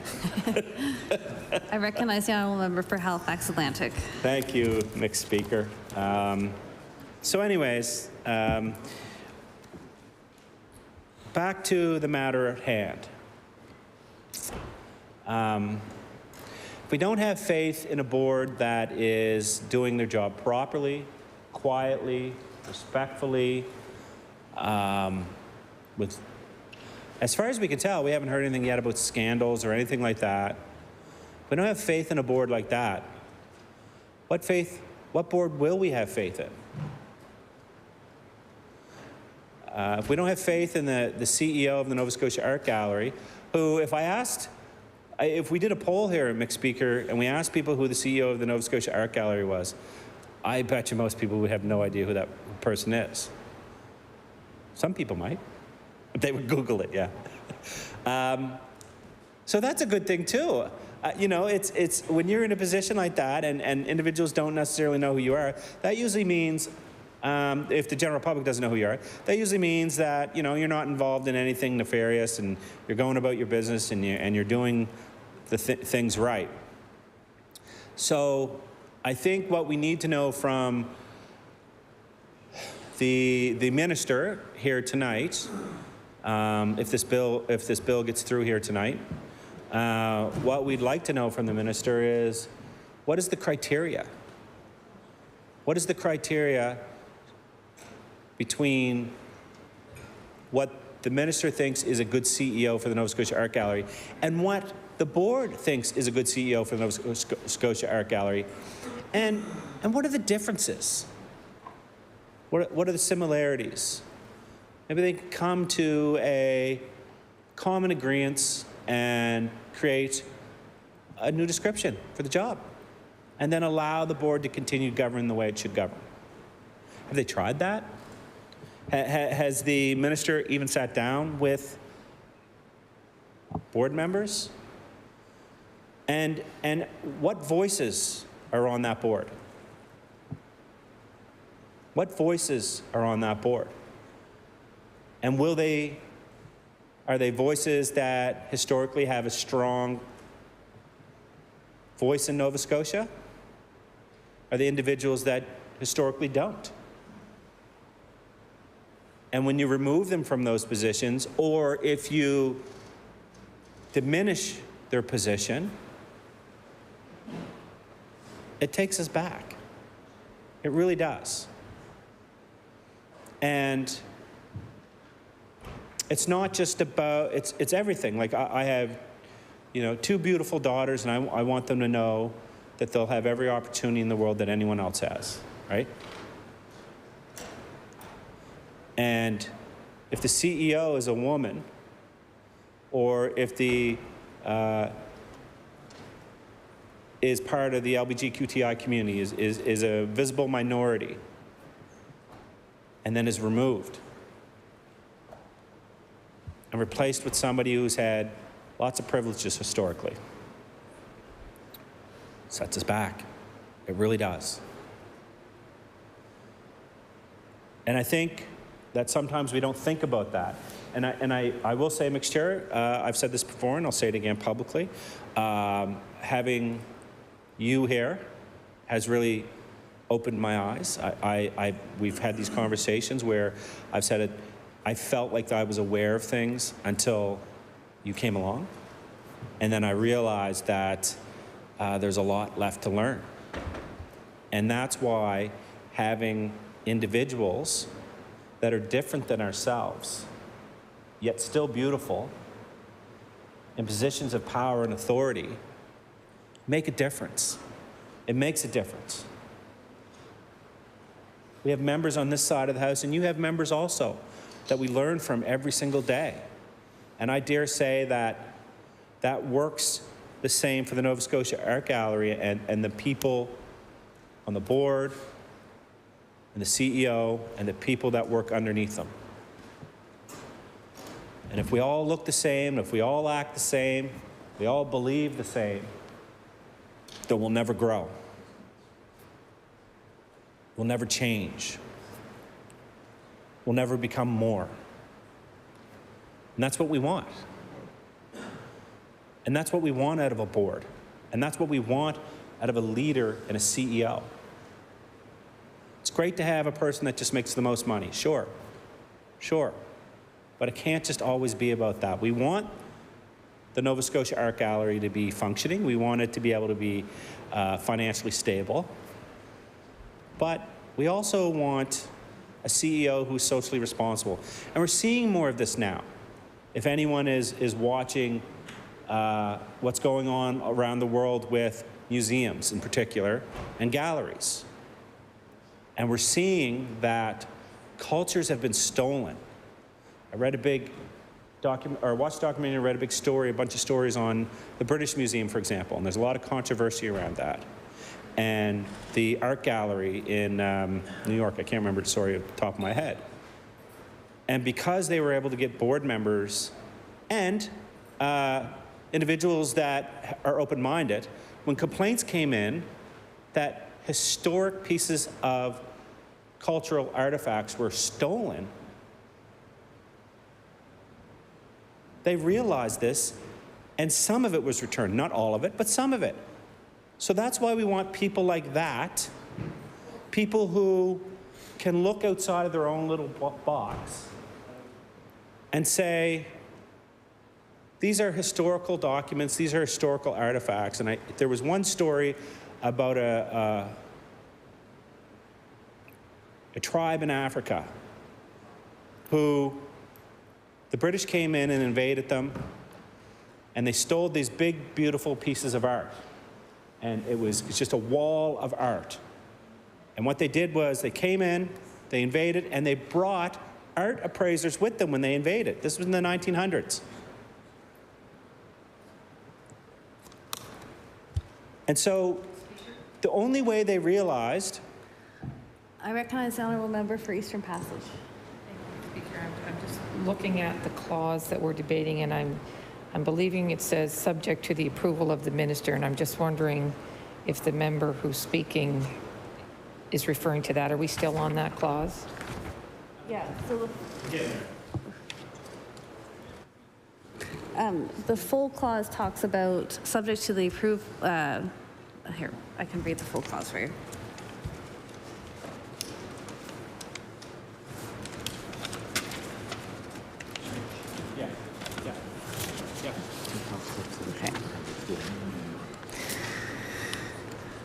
So the full clause is talking about the role of the board. The full clause reads, the board may revoke the appointment of the chief executive officer subject to the approval of the minister. And so the amendments obviously attempts to remove the part about subject to the approval of the minister. I guess I'm just wondering what the member was just speaking about has anything to do with. I'm very sorry. Actually, can I ask you to repeat that? I recognize the honourable member from Eastern Passage. Thank you, Mixed Chair. I'm just wondering how, because the member just stated that he wanted to tell a story about something and then went on, and I didn't see how that related to the bill or the amendment. I guess I've been listening for a discussion around the sort of the role of a board, the structure of a board, how boards work. I agree. So I will remind the member and continue on. Thank you. I recognize the honourable member for Halifax Atlantic. Thank you, Madam Chair. Or Mixed Chair, sorry. So if we could speak directly to the amendment. Yeah. So the point of the story was that, Mixed Chair, was the board of the art museum and of the museum and the art galleries became involved in these disputes around stolen and missing artifacts from cultures. And that's why we need a strong CEO and we need a strong board here at the art gallery. We don't know. We've heard that there's thousands and thousands and thousands of pieces of art and artifacts that are stashed away. And some of the things that they it's happening all over the world now. So some of the things that they're discovering is that pieces that they thought were donated were actually stolen. So that's why we need a board of diverse people who know about art, who know about history, who know about artifacts, and we need a CEO that can act independently of government to say, wait a second, we really need to look at these pieces and see if they were brought to Nova Scotia in the right way. I'm not saying that anything like this has happened, but these are issues that come up that the board of directors and the CEO are responsible for. So let's say in that case, there's a painting that's on display, and they find out that there's a history behind it, and the board says, you need to return it. And the CEO says, no, you don't. Or sorry, the minister says, no, you don't, to the CEO. That's where it gets complicated, because if you don't listen to them, there's potential to be fired from the minister. And that's what we don't want. We don't want decisions being based and influence being based on politics. We need a strong board that is able to do their job free of political influence. And Mixed Speaker, I would hope that everyone here would think that and want that for our art gallery. I would hope that you'd want a CEO that is the best possible person for the job. I would think that's a very coveted job, right? I think there's probably, if you put that out tomorrow for advertising, a lot of people are going to apply for it. But are more or less, is it going to be more or less appealing if you know that your job hangs on the whim of a minister and a political party, right? So you think that you're going to come here for, let's say, I'm going to come here, I'm going to do my best for 10 years. I'm going to give everything I can to the Nova Scotia Art Gallery, and then government changes. And the minister comes in and says, nope. And we're bringing this person in. Are you going to apply for that job? When the board that, I think the board hires you, that's still not clear anymore. So the board hired, does the minister hire you? But let's say the board continues to go through the process. one of the questions for anyone watching, the thousands and thousands of people watching, that if any of you are interested in becoming the next CEO of the Nova Scotia Art Gallery, you need to know that your job is at the whim of a minister. And a lot of times, when ministers are appointed, they don't exactly have an area of expertise in the department that they're appointed in, right? It'd be nice if we had but we don't. And that's why the board is there, to make sure that the correct person is hired, right? We want to make sure that the correct person is hired, and they have the expertise to do that. So it's going to come down to, is this going to be a board that will continue to drive the culture and put Nova Scotians first? When they look at a CEO, are they going to say, oh my goodness, you have a experience in this, maybe a master's or a PhD in this, and you worked at this? Or is the board going to be a little timid?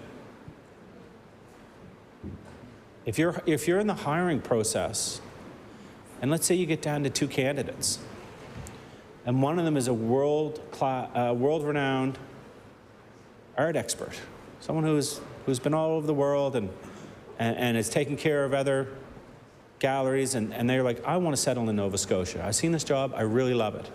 And the other one is somebody who donated to the current government and his friends. We've heard in the past that the Premier has hired friends. And that could influence the board, right? Is it fair to a CEO or an individual applying for a job to know that the potential qualification that puts them over the top isn't their area of expertise or their knowledge or their love, but who they know? And that, Mr. Speaker, what frustrates me really about that is driving Nova Scotia backwards. And that prevents people, good, qualified people, from coming to this province and applying for those jobs. We have to take the politics out of these jobs. If we want the best possible people to be CEOs and presidents and executive directors and to help us run our world-class healthcare system and education system, then we need to take the politics out of it. I don't see that from other departments. I don't see that from other ministers, Other boards and committees, associations are based on qualifications. So why is this one different?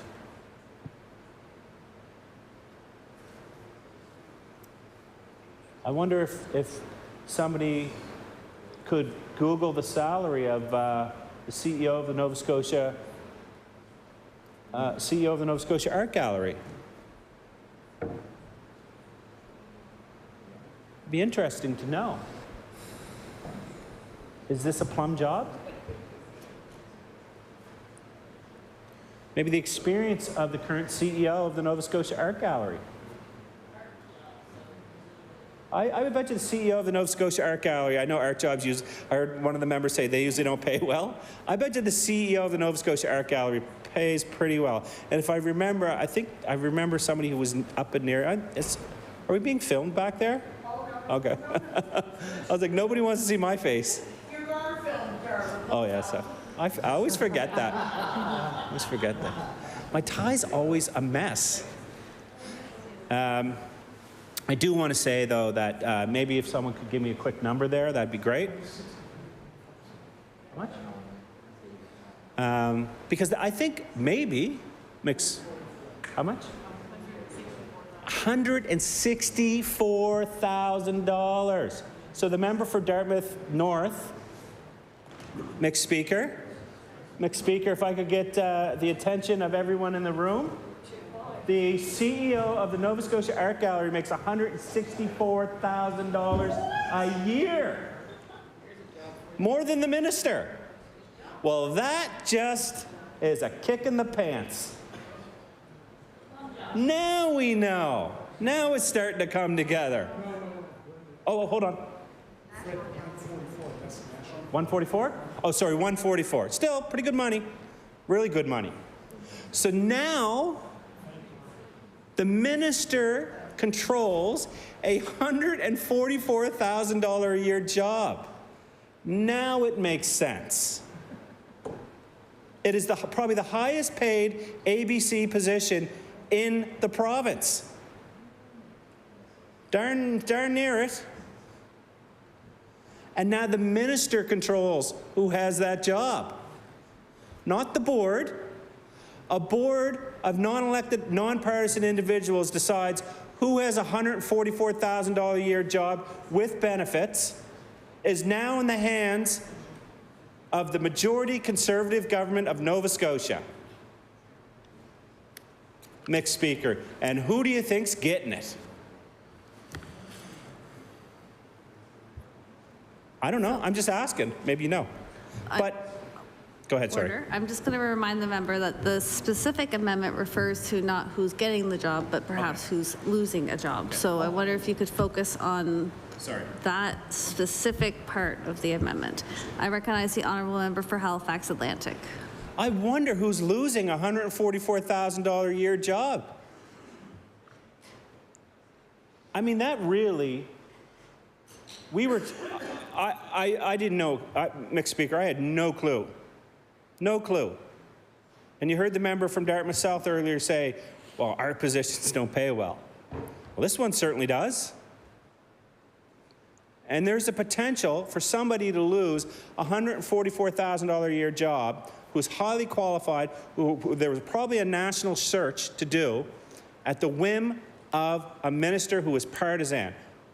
When that person was elected and put there by a board of nonpartisan people. We now know why this is coming through. At 6:41 at night, the truth hits you like a bag of rocks. $144,000 a year. Somebody in this province makes that money, and they're doing a heck of a job because no one here can name who they are. And the Nova Scotia Art Gallery is humming along. And there's no scandals at the board. The board has done an incredible job. And now, what? Mixed speaker, listen, to be fair, let's be fair here. Why not take all the responsibilities away from the board and put it in the hand of the minister? Why not? Instead of just this one thing. Why are they just taking the actual money and the job away and not everything else?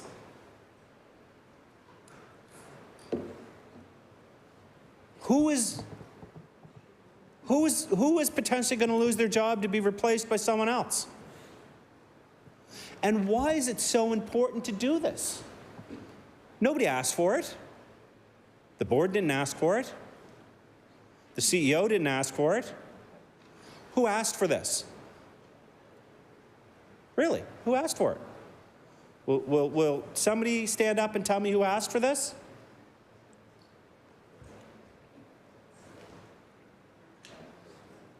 I don't hear anyone standing up. I'll give the next 9 minutes and 30 seconds to someone, mixed speaker, if they stand up and tell me who specifically asked for this amendment. Or sorry, for this change that we're about to amend. We know who asked for the change. We did. Because we want open and a transparent way. And these kind of decisions when it comes to the minister are not going to be made in an open and transparent way. Usually when positions are assigned, it's assigned in cabinet or Treasury Board, which is covered under confidentiality rules.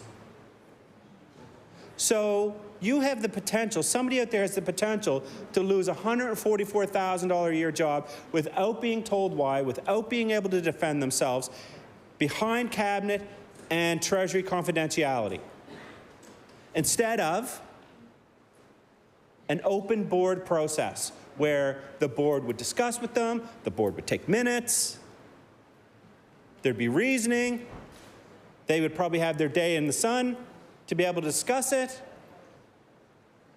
But that's gone. Now it's going to be done behind the secrecy of cabinet. And I don't mean that in a disparaging way. There's reasons why cabinet and Treasury Board is confidential. We know that. I've been there. But this doesn't need to be confidential. This should not be in the hands of a minister.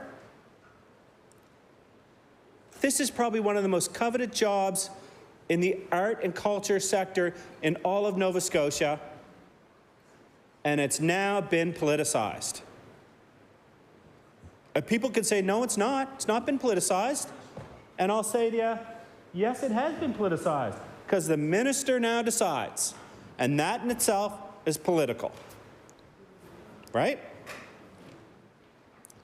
Do you know when the job is not politicized? When a board of peers and experts decide who, what, and why. And so the other question I have, Mr. Speaker, is if the minister has the ability to dismiss, do they also have the ability, who decides on the pay? Who decides if the person gets a raise? Who decides if benefits are changed? Where does this fall? I'm meandering, sorry. I just don't know where the power stops and starts. Is it just, you got a job, you don't have a job? I mean, it's a lot of money, and it's a lot of responsibility. In an organization that has done an incredible job, that draws tens of thousands, if not hundreds of thousands of tourists each year to it. To a board who's done an incredible job. Are they next?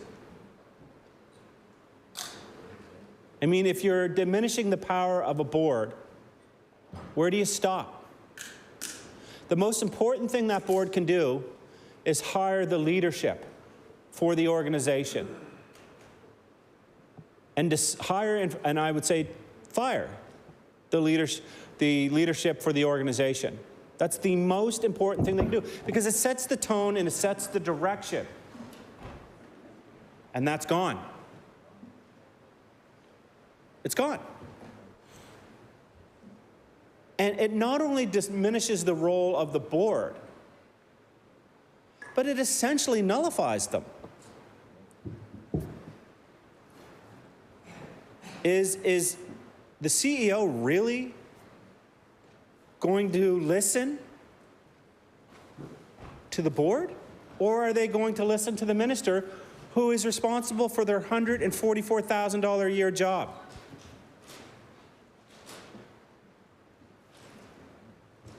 $144,000 a year job that was taken out of the hands of nonpartisans and put in the hand of a partisan individual. Maybe I'm wrong. Maybe the Minister of Culture and Heritage is the first nonpartisan minister in the history of Nova Scotia. He is a good man, I'll give that. Whoever said that. The Minister of Culture and Heritage is a fantastic individual. But during the election, he still runs as a conservative, right? Progressive. Well, this is a conservative move. And so they will not stand up and tell us what the board has done to be essentially kneecapped.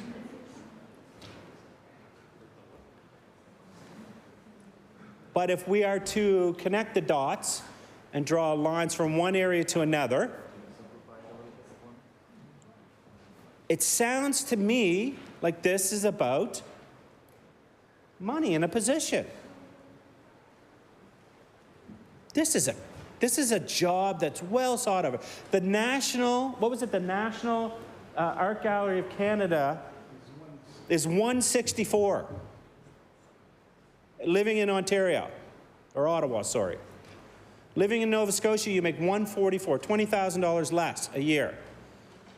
I would argue that money goes further, but now we're seeing that housing is actually more expensive in Nova Scotia than it is in Ontario. So, it is a very well-paid job. Considering the average Nova Scotian, I haven't seen the statistics lately, but it's usually around $35,000, $45,000 a year is what the average Nova Scotian makes. So, the CEO of the Nova Scotia Art Gallery is about to make, or does make, roughly 3.5 times more than the average Nova Scotian makes. And we want to make sure that that position is nonpartisan. We want to make sure that the person that's put there is not a donor, is not a card-carrying individual, whether it's Liberal, Conservative, or NDP. And that's what kind of worries me about this, is right now, Ms. Speaker, right now, on the government side, they're going to potentially put who they want there, and then does the next government come in and do the same? And the next government comes in and does the same. Then the next government comes in and does the same. And there's no continuity in leadership. Instead of having the best person there, is it going to be a position that you give to your local area president or so-and-so and so-and-so?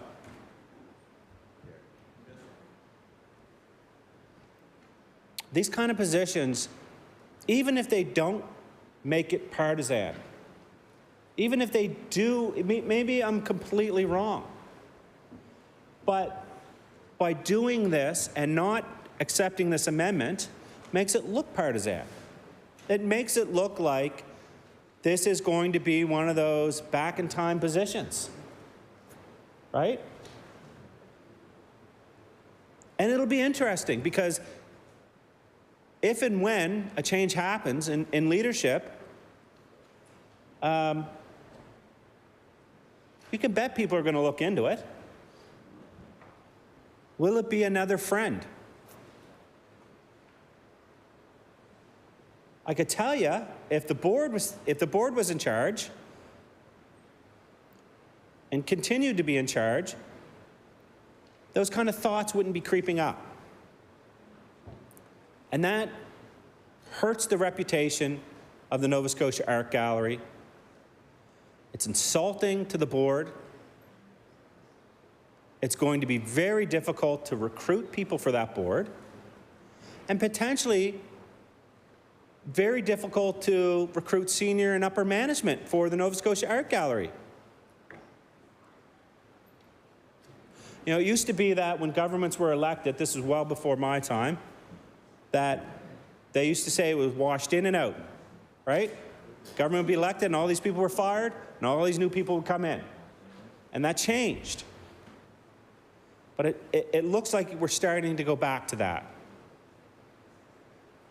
And this was a government that was supposed to be different. I had high hopes for this government. I still do. But these kind of moves to kneecap nonpartisan boards and take control over plush jobs doesn't look good. Doesn't look good. And you know what? I hope you reconsider and vote. I recognize the member for Northside Westmount. Sorry. I recognize Richmond County, member for Richmond. Thank you, Mr. Chair. I'm going to get up and speak on the amendment on Bill 196. Just going to say a few words on this bill and on this amendment. Our government has been clear. We're very in favor of this bill, and we're not going to be supporting this amendment. But I just wanted to make a few points on the record here for everybody here this evening. I just want to remind everybody that Bill 196, the Art Gallery of Nova Scotia Act, was unanimously passed in second reading and referred to Law Amendments Committee. To be clear, both the Liberal and the NDP were in favor of this bill, and there were no contrary-minded MLAs during the voice vote on October 14th.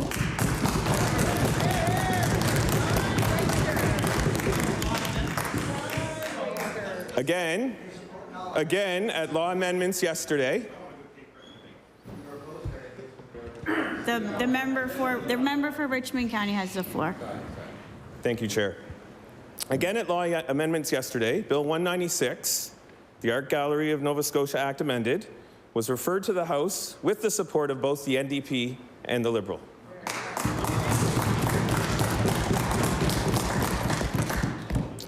Chair, I bring this forward just to remind members that they did support this. They supported this through the first two steps of this process. And after 7 hours, we've had a few amendments, and we're looking forward to their support on this bill when it gets to third reading. Thank you.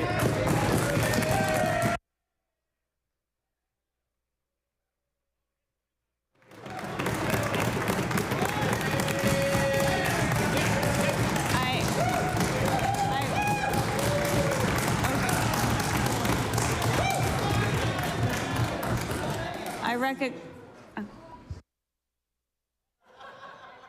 the honourable member for Sydney member 2. Thank you. I'm going to be very, very quick about this, and I'm going to pass it on to my friend from Northside Westmount. But to my colleague and fellow Cape Bretner, I just want to give him a little bit of history about law amendments. And on this motion, what he doesn't realize is that his leader filibustered 4 hours straight at law amendments on some of the bills. So the point I'm trying to make is that this process is no different. When they were in opposition, you get bills to law amendments so you can actually have the debate, so you can get it back to committee of the whole House. What we're doing now on this motion, Madam Speaker, is talking about changes that we think would help with the transparency and help with what we perceive as something that helps to strengthen the bill. So, you know, I heard my colleague passionately talk about many subjects today for probably a historic amount of time. Almost he should have his own collection in an art gallery. Collections from Halifax, Atlantic, I'd call it. But the point is that I know it's late. Everybody's here. But hear me out. Hey. 3 or 4 people used to sit over here. I asked this, back in the day. Order. I'll ask this honourable member for City Member 2, please. Yes, we're here talking about this important motion tonight because the government called the hours. Yeah. So they called the hours, and they called the hours on Monday to talk about these motions. We never did that. And they set the hours every day so we can debate late into the night about important amendments like this. Yeah. And we're going to use the time. We're going to use the time. We have the endurance. We have the passion. We have the people ready to speak. We have the research. The government offered the hours. I think that's the first. Hey, I've been here late nights in my time during government to talk about important amendments like this. But the government set the tone from the very beginning and set the hours late. So we're going to use the hours to talk about this amendment and other important topics that are important to Nova Scotians.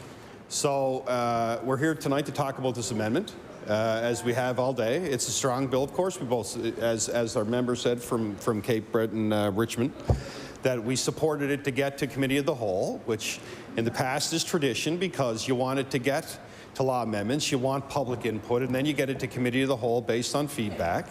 And like every other party did when they were in opposition or in government, they get to this point and they offer amendments.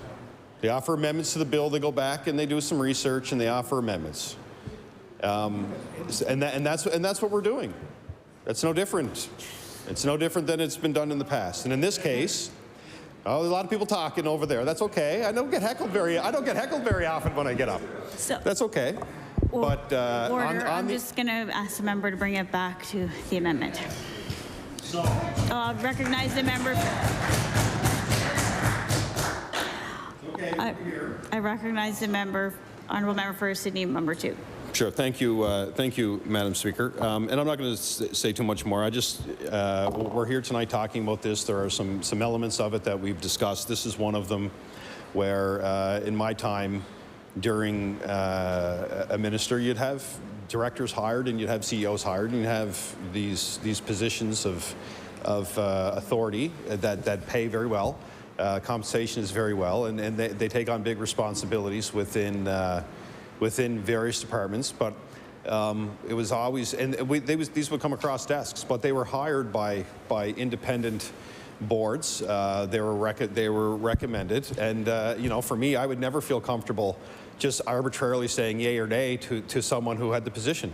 So I believe in the independence of the boards making these calls, and I just wanted to get up and say that because we're at a juncture of this with this amendment, and that this is really the history of how this thing works. We're into committee of the whole host now. This was an important amendment we wanted to bring forward based on what we heard. And there'll be other amendments to other bills as we go through the process of first reading and second reading, eventually committee of the whole, and to the eventual third reading and passage of the bill. So I'll stop there now. Again, it's about accountability and transparency. Thank you. Point of order. Okay. Oh, point. Is it a point? I recognize the member for Fall River, Waverley, and Beaverbank. Thank you, Madam Speaker. I'm just looking for clarification from the honourable member from Sydney, member 2. When the honourable member first got up, had talked about our premier, when he was former leader of the opposition, spoke for 4 hours. Sounds like the honourable member was talking about hoisting motions, speaking till midnight, tit for tat. So are we in the public interest here, or are they just trying to get back at our side?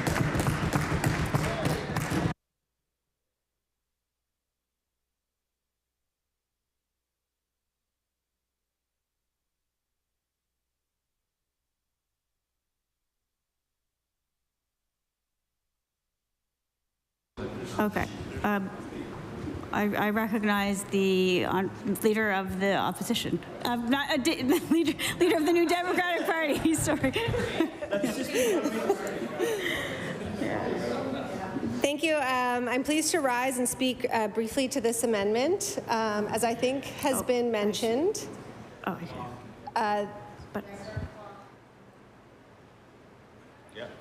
Did you say something? Okay.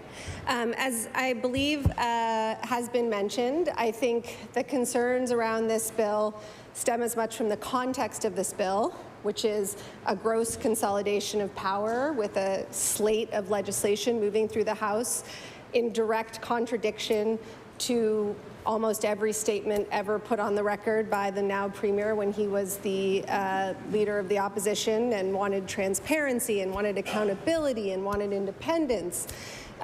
We are now seeing what the true agenda was, I suppose, and we are rising to speak to it. If we're talking about the best use of our time as legislators, I would suggest that the best use of our time as legislators is not being in this chamber in direct contravention of the rules from the second day of the sitting. Right. Never has anyone that I have ever spoken to that has served in this role experienced an agenda like the one that this government has put forward. I served as House Leader for 4 years. When I was House Leader, and I am talking again about this consolidation of power, we negotiated what the hours were. We talked about the bills that were coming. We discussed whether those bills might have the general favorable consideration of the House or not. And if they would, then we would all work together to abide by the rules of the House of Assembly. They're actually spelled out.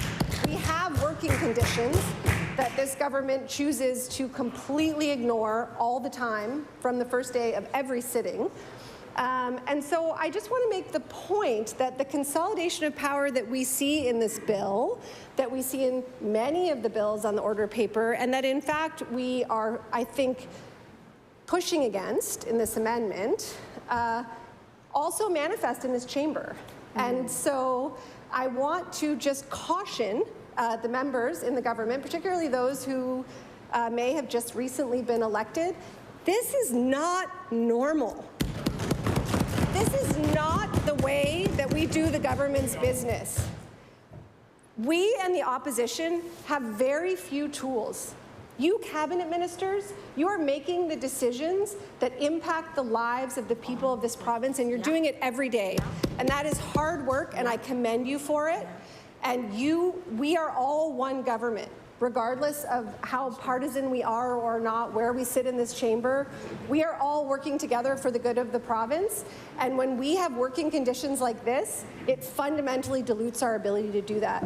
You may see it as an inconvenience. This is our only opportunity to bring our constituents' voices to this floor. So if we are impeded in doing that, then in service of our constituents, we will do everything we can to make sure that the reason that they brought us here, that we can fulfill our responsibility to them. And so that's what we're doing here. If we don't want to be doing it in this manner, you, the government, have every tool to make that happen. Thank you. I recognize the member for Northside Westmount. Thank you, Madam Speaker. And I would just like to remind the member for Waverly Fall River and the member for Cape Breton-Richmond that this government is a government that wants to follow process. We've heard, I can't answer that. There's a process. There's another process for this. There's a process for that. Well, guess what? We're following the process. We're following the process of the way a bill makes its way through this legislature. For the government to say that we supported the bill in this section and this section, again, folks, it's a process. So this is the time when we can put amendments in place to make your bill better. So the fact that we're following your process should make you all feel very comfortable. Order. I'm just going to ask if it can, the conversations can be minimal while we're in here, while a member has the floor. Pardon? No. Oh, okay. Thank you. I recognize the honourable member for Northside Westmount. Thank you, Madam Speaker. So, with that said, this amendment that's been put forward has talked about control. It's all about control. It's about replacing a board with one individual. So we have a board in name only. What power does this board actually have? Everything that this board needs to do needs to be approved by a minister. So their legs are cut out from underneath them. Look, this is about governance. Governance is not about one person controlling and making decisions. Governance is about a group of people with differing views, differing backgrounds, differing ideas, in order to make an organization be the best that it can be. Myself, I've spent 14 years on the school board in Cape Breton, several of those years as vice chair of that board. As a board, you have one employee, and that employee is the CEO or the executive director or the director or whatever that person may be called in that particular organization. The job of the board is to provide direction. It's to provide policy. It's to provide procedure. and working directly with the CEO of the organization, who has the responsibility to implement those policies, procedures, strategic plans. So the CEO has that responsibility. The board has an overall governance or oversight function. And the one thing that baffles me is that when we look at the very short 1 year, 14-month history of this government, the track record is eliminate the board, eliminate that health board, bring in a partisan director, eliminate every other board that they've talked about so far, and bring in a partisan. So bring in someone who they feel that can be controlled by the government. They wouldn't do that. So in this case, I'm a little bit baffled by the way this bill came about, and the fact that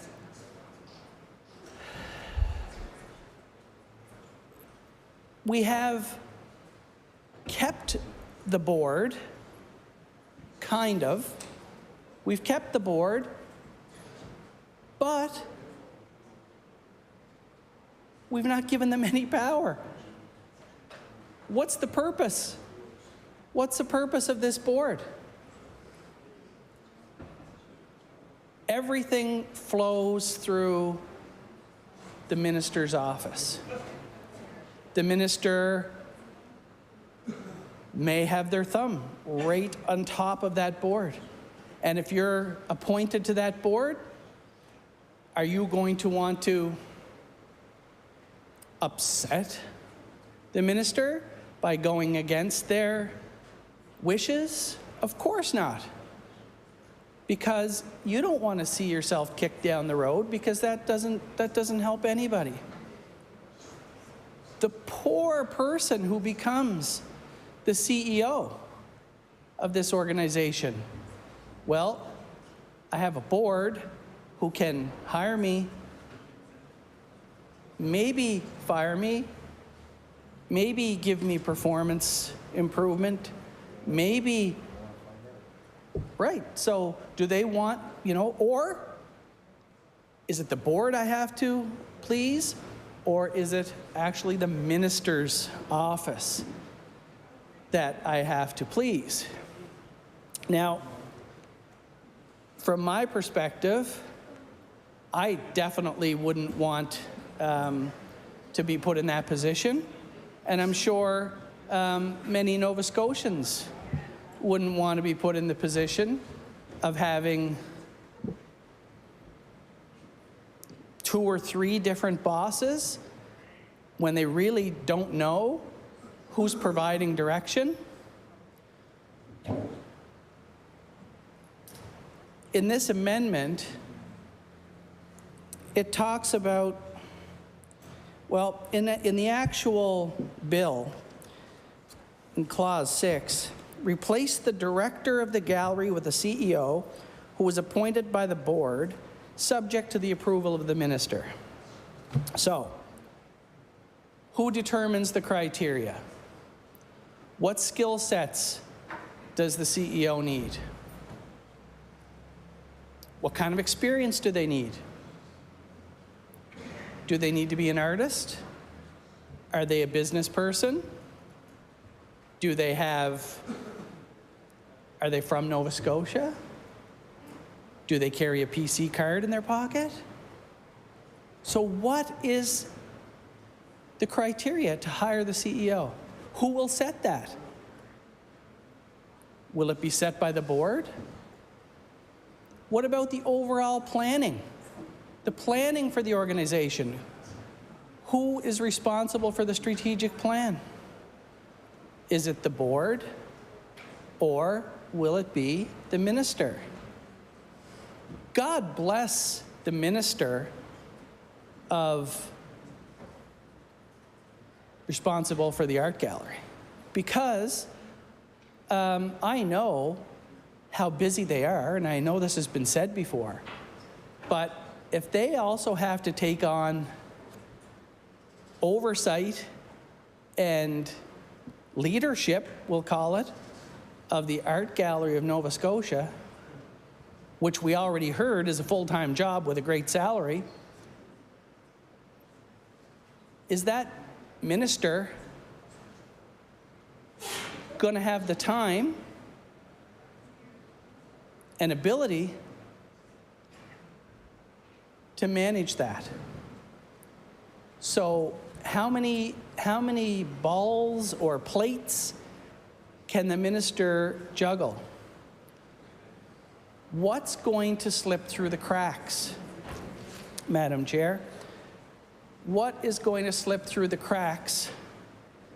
For me, this is not, the art gallery, I think, is a wonderful, wonderful place for Nova Scotia.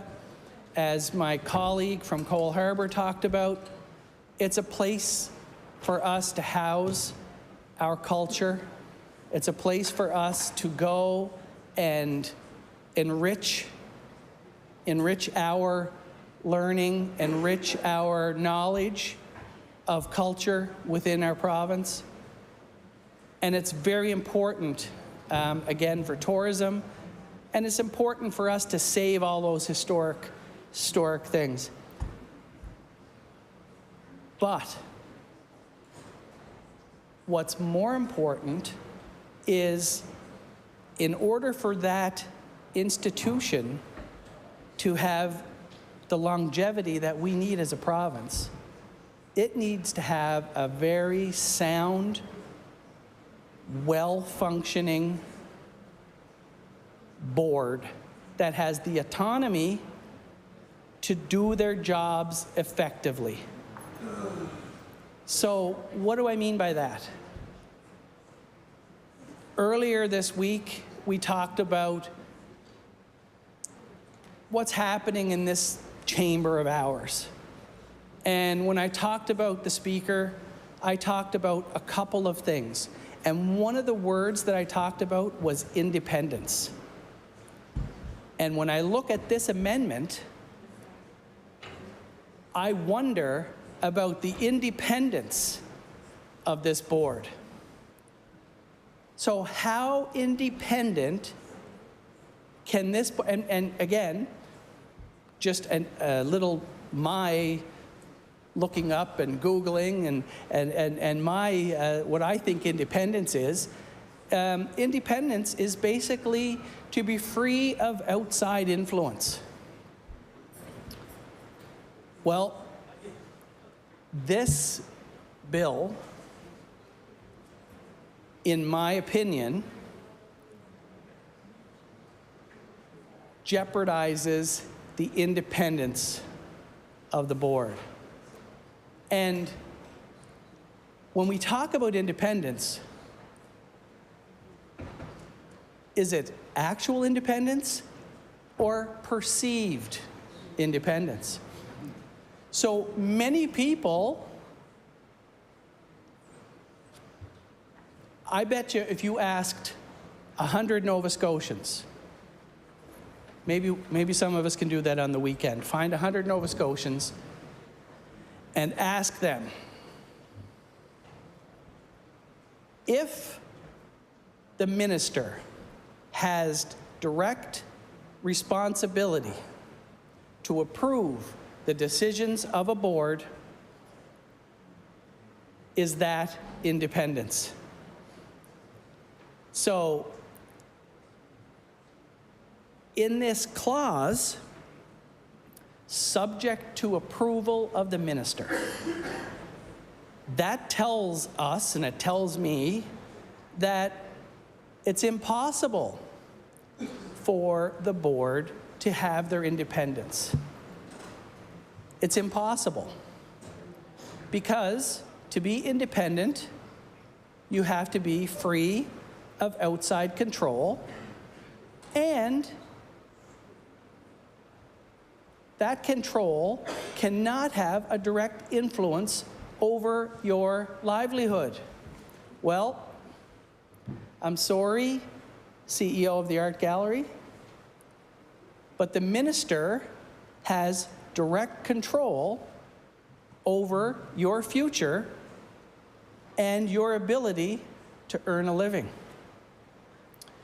Because at the whim, and we've seen lots of whims from this government, we've seen lots of processes where boards have been demolished and friends brought in, partisans brought in. So, yeah, so, you know, as a CEO or someone who's taking this job,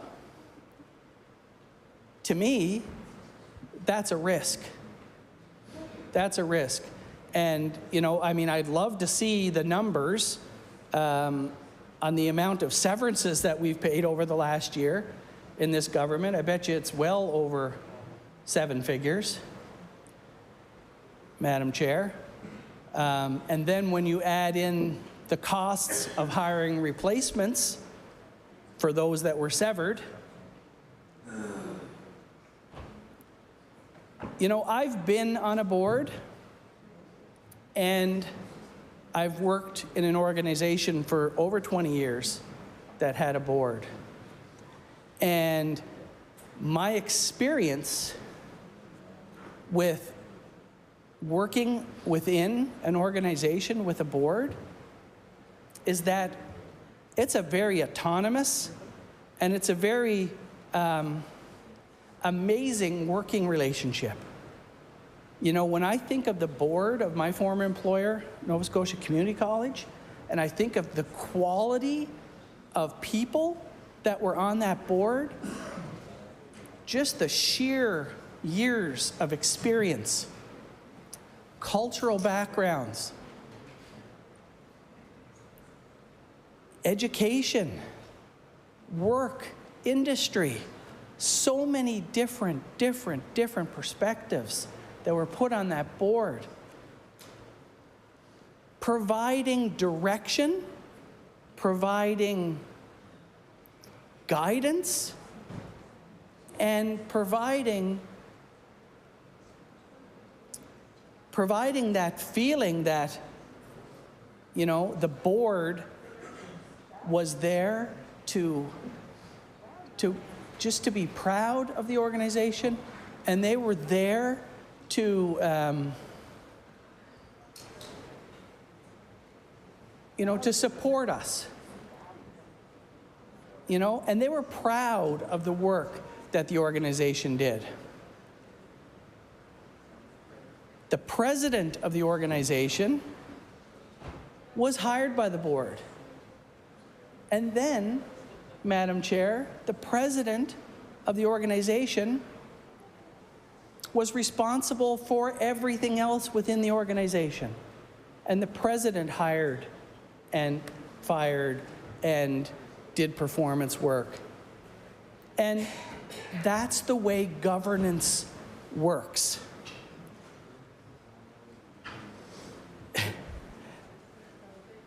Well, yeah, this is how they do it. And, you know, with regards to this particular clause, we're taking all of that power away from the board. Just think of, you know, stifling all of that creativity as a board. What do you think, or as a CEO? You know, the way organizations grow is that they take calculated risks. So when you're run by a board and you can present your thoughts and present your ideas, and things may be a little risky to try, but boy, when they do implement Some of these are the best ideas that can come forward from any organization. But when those individuals don't feel like they have the ability to take that risk. So they're going to take a risk based on the fact that they believe that they're going to take the organization forward. Well, let's say they take that risk, and maybe it didn't pan out the way that they had hoped. Well, what happens?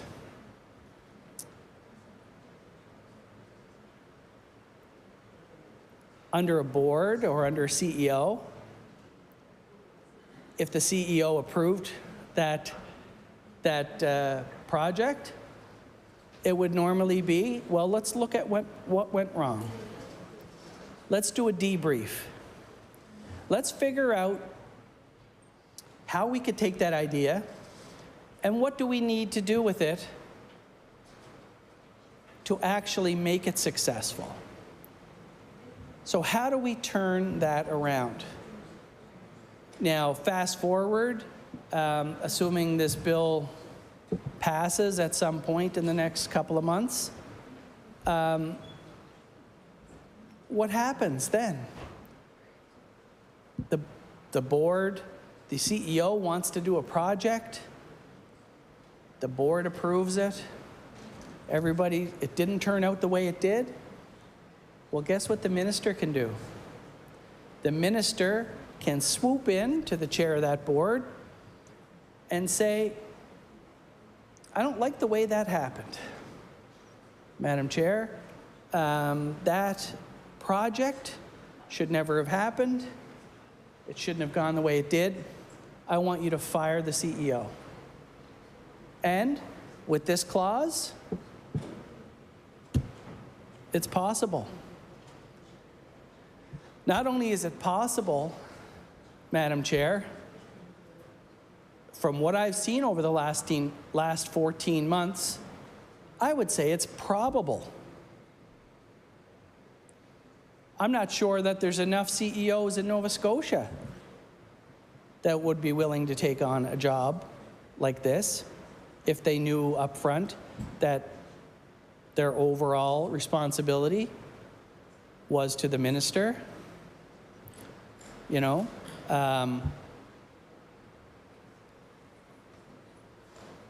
it just, for me, you know, it just doesn't make any sense.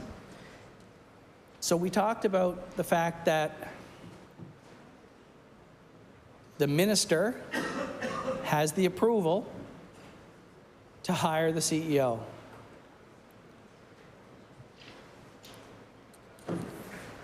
This bill will permit the board to revoke.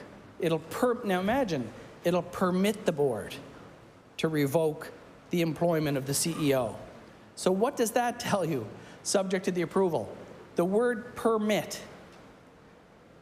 You know, it says in Clause A, the CEO is appointed.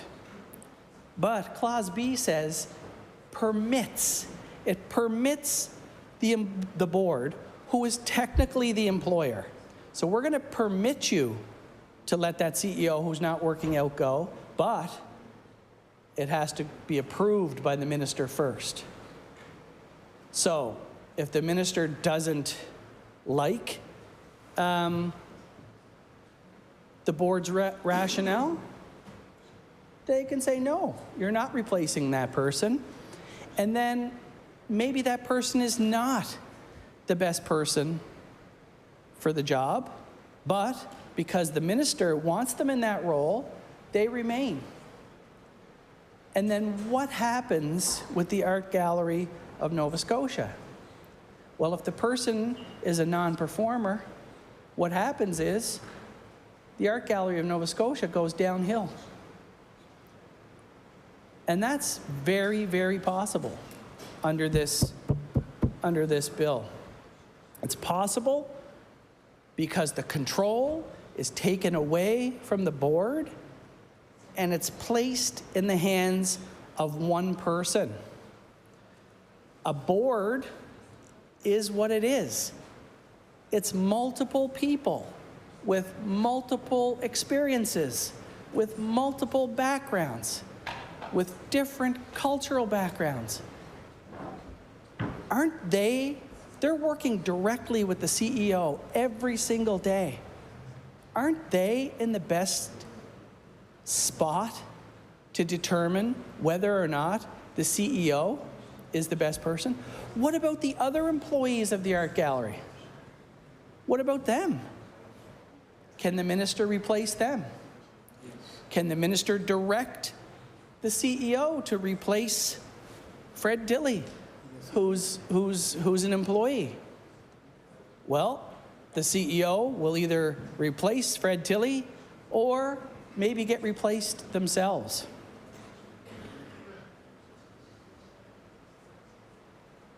And you know, from a governance perspective, a board oversees the operations of an organization. They have one employee, and that's the CEO. And the clause in this bill that worries me the most, well, maybe not the most, but it worries me a lot,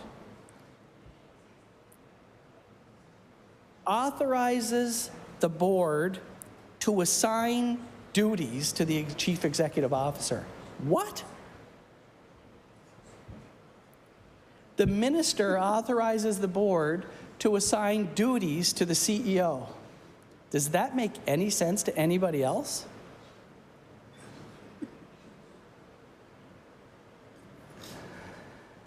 It doesn't make any sense to me. The board is the employer. The board sets the direction. The board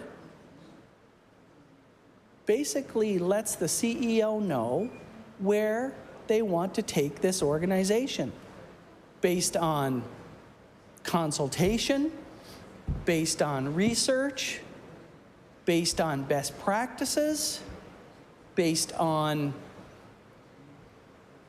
the needs of the province and the needs of the tourism industry, the needs of the art community. Where is the say? Where is the consultation? Where is the engagement for all of these organizations in Nova Scotia that have a vested interest? They have a vested interest in the operations of the Art Gallery of Nova Scotia. So we're now going to have a minister, and no offense to the minister, because again, everybody's talked about the minister as a great person, but I'm not sure what the minister's background is, if it's in art, or if it's in museum, or if it's in education, which is great. But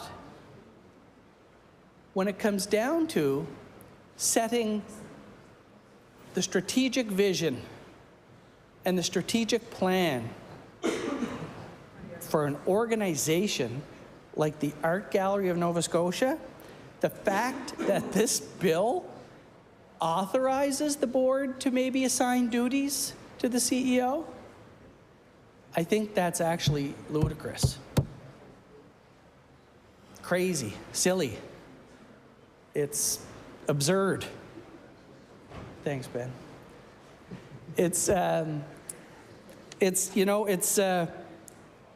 To me, it just baffles me that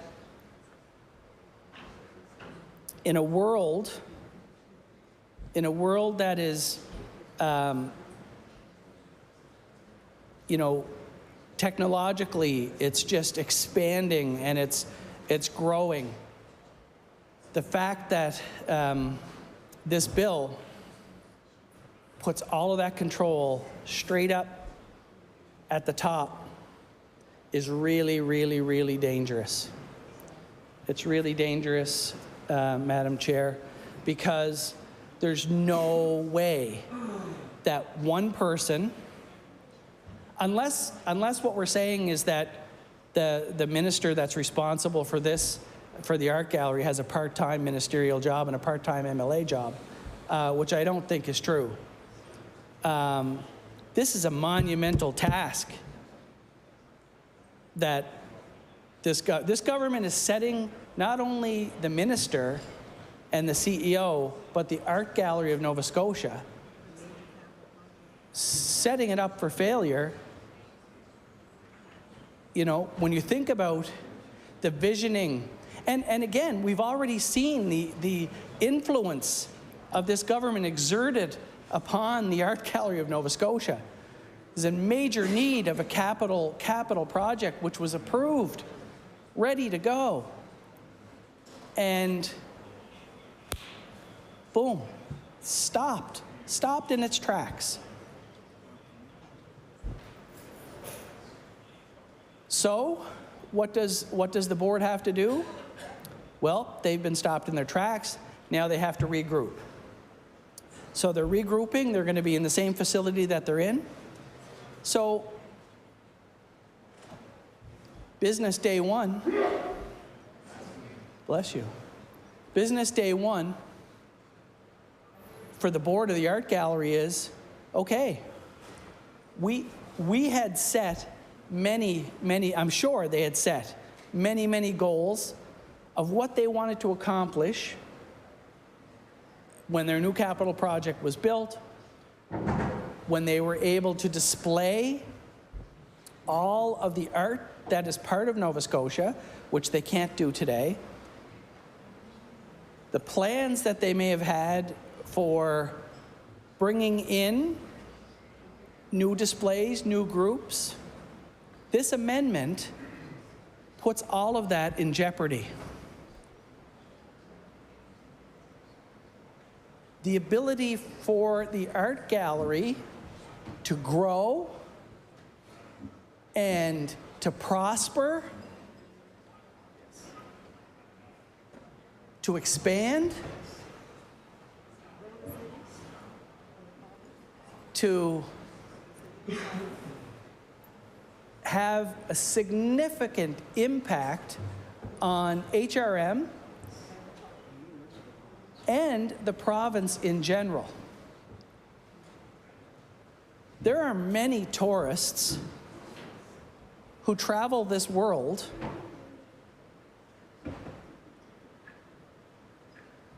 for the museums, the culture, the art.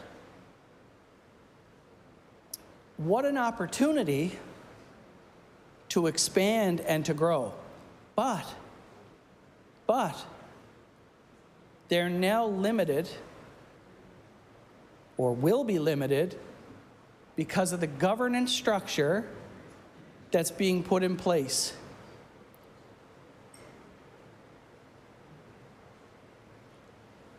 I don't even like to use the word power,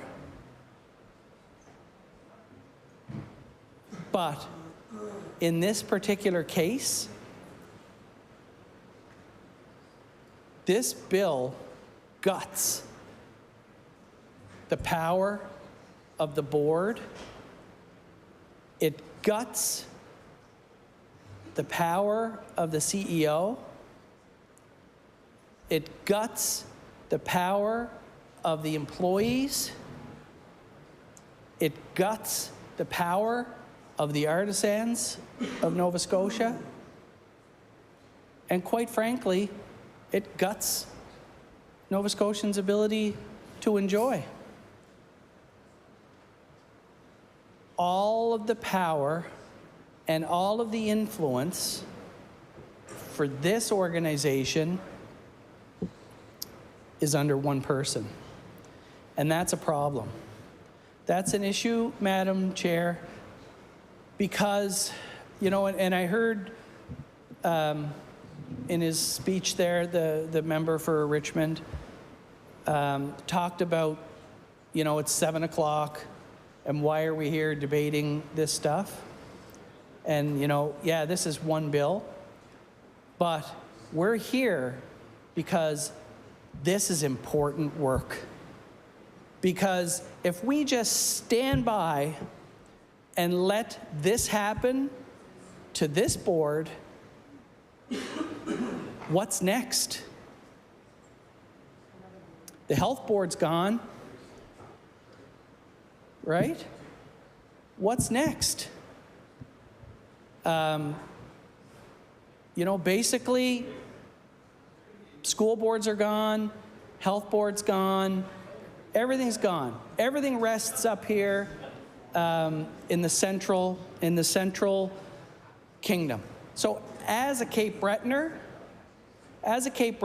I look at this, and this worries me. And this worries me. Look, the art gallery is in Halifax, you know.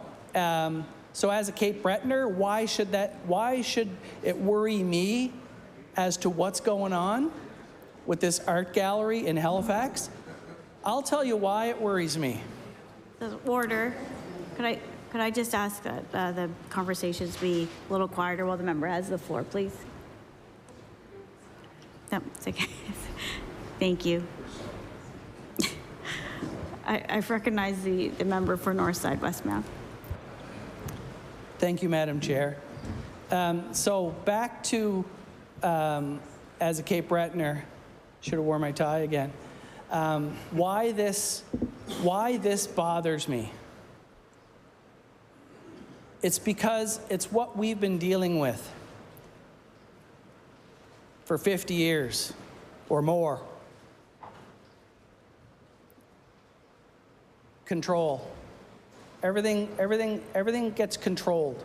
So when we look at this one particular board, people might say, well, you know, what's the big deal? The minister, it's, you know, it says subject to approval.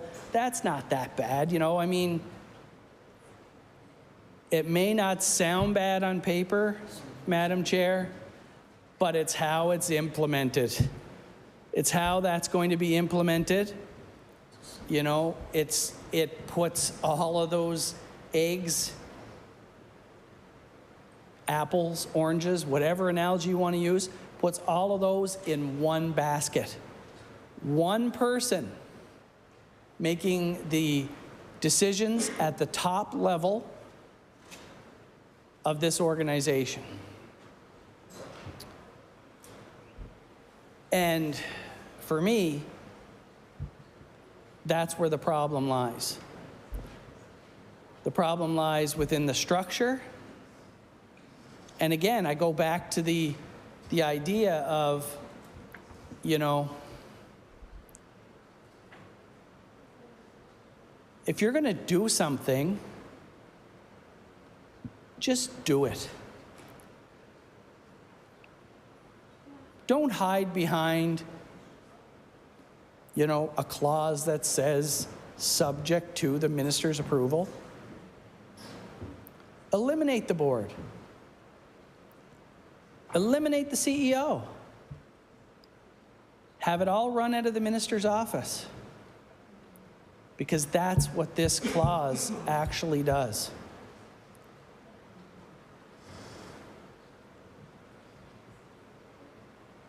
We're putting so many people through so many hoops and handcuffing them when they're trying to do their jobs. And that's not right. You know, you think about the, you know, in the last few months, you know, you think about some of the boards and some of the CEOs that have been let go, and we talked about the amount of severance that's paid out to those individuals. There's going to be other things coming in to create new entities and new CEOs being hired. But in the interim, we appoint And this is why people should be worried. People should be worried about this. Because on his own admission, the Premier talked about appointing 2 of his good friends to head up these organizations that were once led by arm's length boards. And this government ran on a platform of transparency.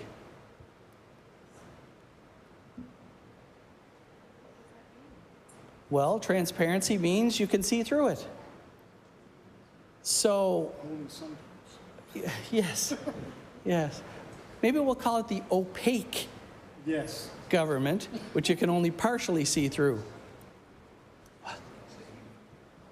I'll do my best.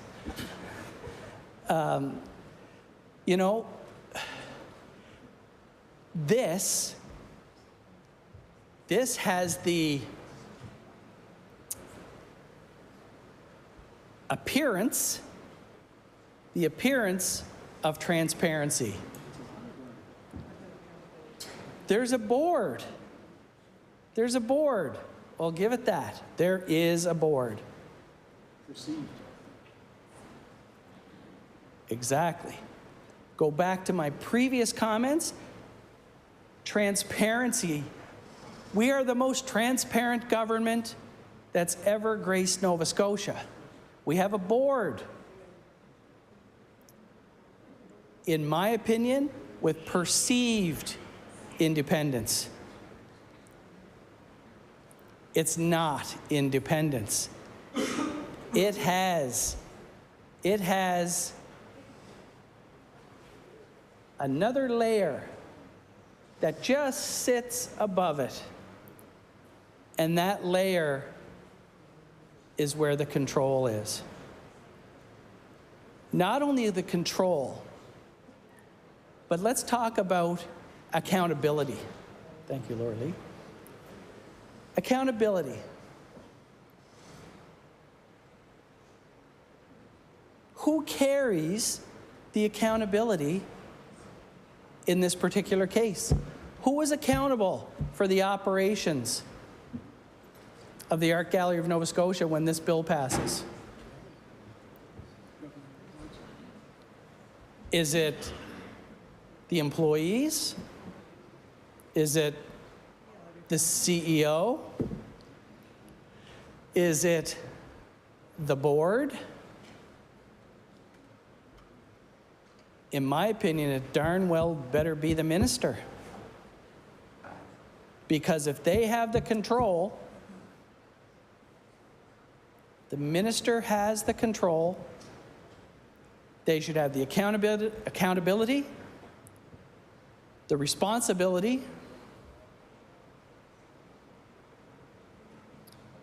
to make sure that the operation is meeting or exceeding their operational goals. So if we talk about accountability, what happens if it doesn't? Who fires the minister? The Premier. The Premier fires the minister. So if we want to be open and we want to be transparent,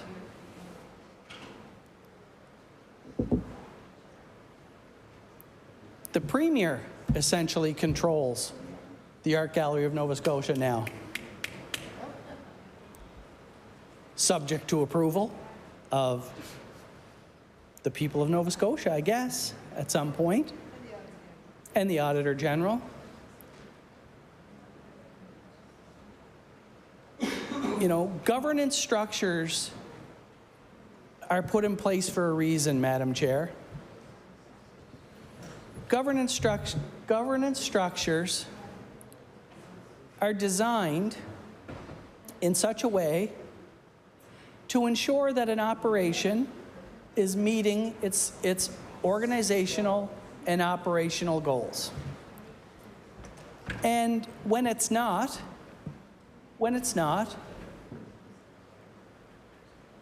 that's when the CEO should have that meeting with the board. And the board should be the one to determine whether or not that CEO is meeting their expectations, needs a little bit of help, maybe needs to go, and based on that, they shouldn't have to then go and ask permission to the minister. You know, arm's length organizations have been put in place for a reason, Madam Chair. And I think if we went back in history and looked at some of the reasons, some of the rationale as to why crown corporations, boards, arm's length entities were put in place, it's to protect the people of Nova Scotia. And it's to protect the taxpayers of this province.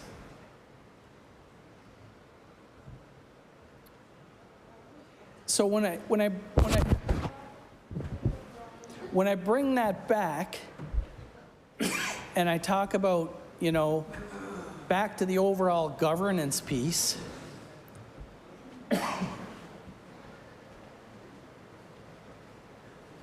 it's important that there's no interference or meddling, coercion, down in the weeds. You know, it's very easy. And when I, you know, again, when I was on that board for many, many years and other boards, it's very easy to get down in the weeds. It's very easy to forget your role and become operational. It's human nature. It's human nature. So now we're going to have a minister, a partisan minister, running a board from the top. And it's going to be very difficult for that minister to not get their fingers in the operations.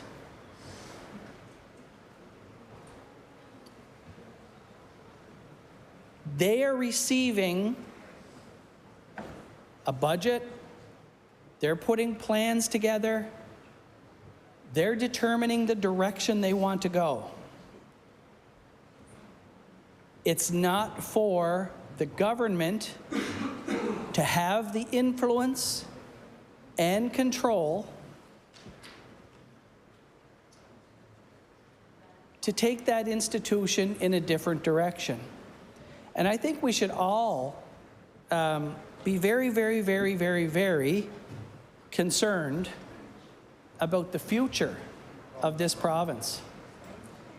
I think we'd be, extremely concerned because the future of this province is in jeopardy. Jeopardy. From an organizational standpoint,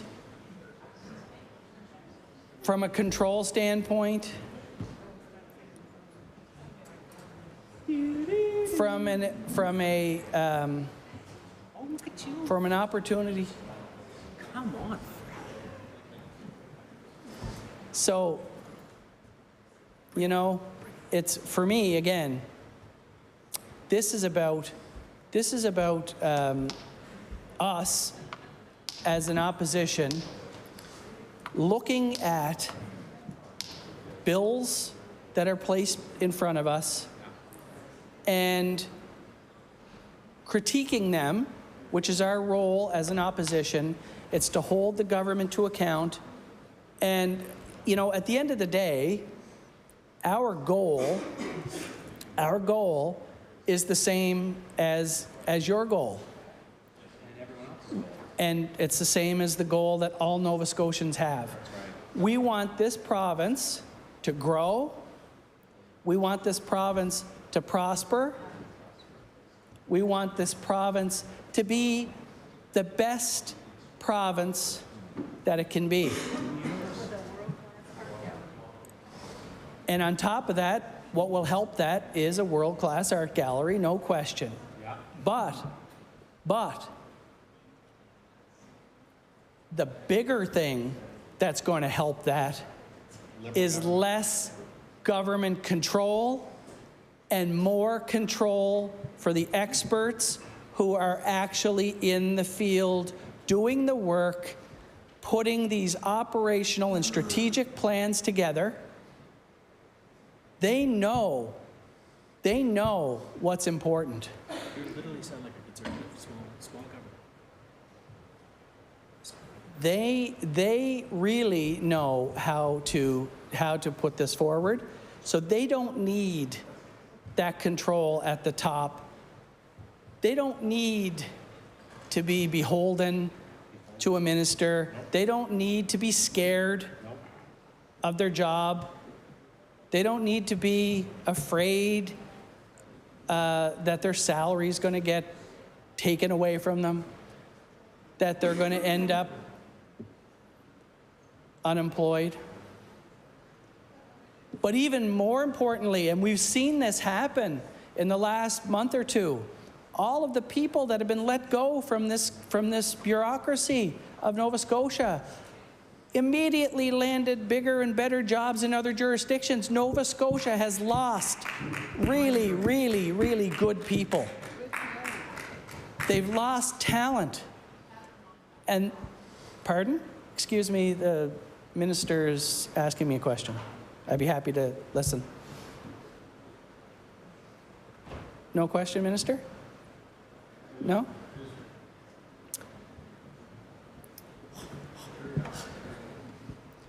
Thank you, Madam Chair.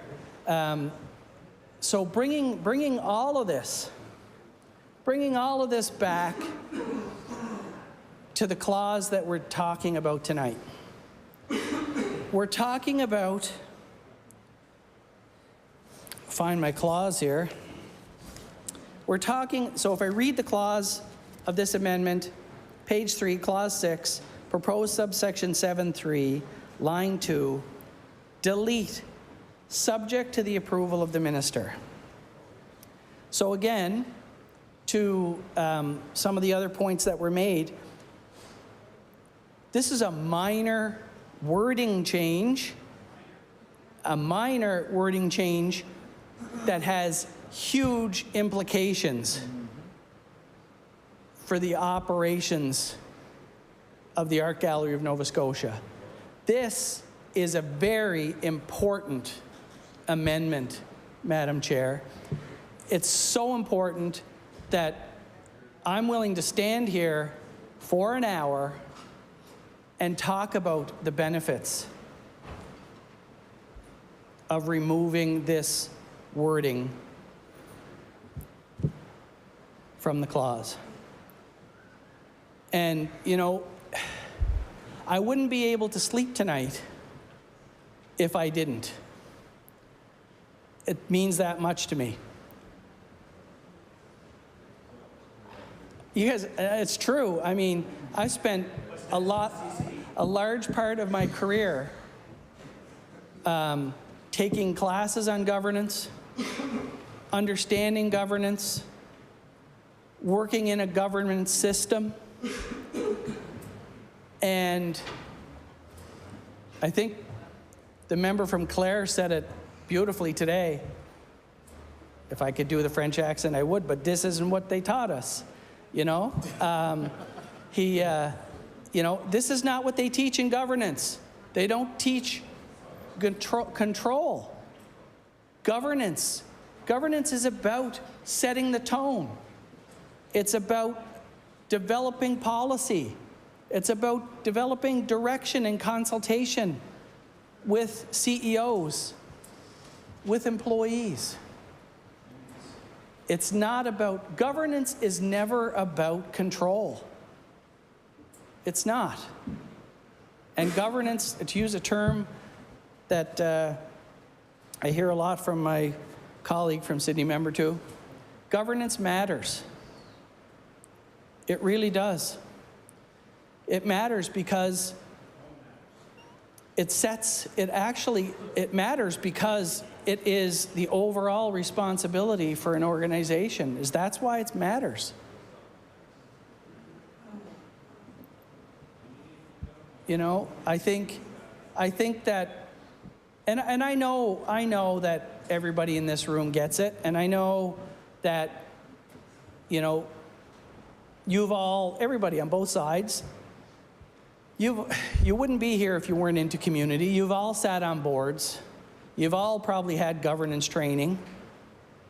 And, you know, I would be surprised if in any of that training or in any of those meetings that you've had around governance, if ever once an instructor or a high-level governance person would tell you that it's best for an organization to have everything through one person. I don't think you would ever see that happen. If you think about your government, think about any government. There's a CEO. That's the premier. So if we're, you know, if we're talking about the style of governance that we're looking at here, maybe there's no need for a cabinet over there. Right? So if we're going to have one person control a board, then one person can control the entire province. Right? So, you know, and you know, it's sometimes, as bizarre and ridiculous as that sounds, this is as or more ridiculous than what I just said. Right? And you know, and I know that it sounded ridiculous. Maybe we don't need, actually, maybe we don't need 55 MLAs. Maybe one MLA for the entire province. Maybe one MLA for the entire province, and they choose. Then they choose a few other people to help them run the province. You know, but Okay. I'll go back to the amendment. It's more about the noise in the gallery, so I'm just going to ask down, that we have a couple minutes. Thank you. Thank you. I recognize the honourable member for Northside Westmount. Thank you very much, Madam Chair. Again, you know, as ridiculous as that all sounds, and you know, but you can picture it. If you can picture that, you can picture what we're trying to do here. You know, I know we're keeping you here late, and I know we're debating, but guess what? These are the hours that are set. These are the bills that are before us. The amendments that we're putting in against this bill are all real, solid amendments. There's no fluff in these amendments. There's no just an amendment for an amendment. These amendments matter. They're well thought out, well put together, and they make sense. They make sense, and even more than making sense, they should be accepted, because especially this one, where the minister can hire and fire the CEO of the art gallery. right from underneath the feet of the board of directors. And as a previous member said, I'm a little embarrassed to say, but I don't know who is on the board of the Nova Scotia Art Gallery. But I'm assuming that they're amazing people, smart, diverse. Yes, absolutely, that's a big requirement. And you know what, that brings me to another topic. A big part of what boards do is fundraise. So boards will fundraise for the operations of an organization, in this case, the Art Gallery. How would you feel as a board member raising millions of dollars for an organization, you know, working hard for that organization? You put all of this time and effort and work into this organization, and you know, and I'm talking to the board right now when I'm doing this, is that, you know what, at the end of the day, you've put you've put so much effort into this, and I hope they're watching, because this bill, yeah, I definitely want to thank them for their hard work, but this bill that comes in, is it going to encourage them, or is it going to discourage them? These are, I'm sure, very, very, very busy people. Are they going to want to put their time and effort into an organization that doesn't respect their time? It doesn't respect their contribution. It doesn't respect their abilities. It doesn't respect their hard work, doesn't respect their fundraising. And Madam Chair, at the end of the day, this bill is about control, and I urge the members on the other side to support this amendment and do the right thing. Thank you, Madam Chair. I recognize the Honourable Minister of Community Services for introduction.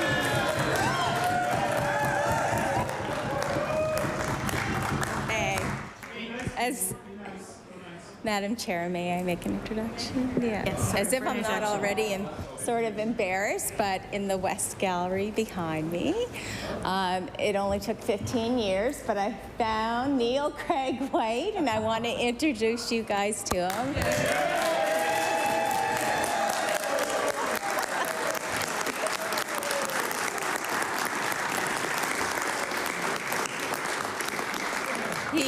He's a good guy. Yeah. Thank you.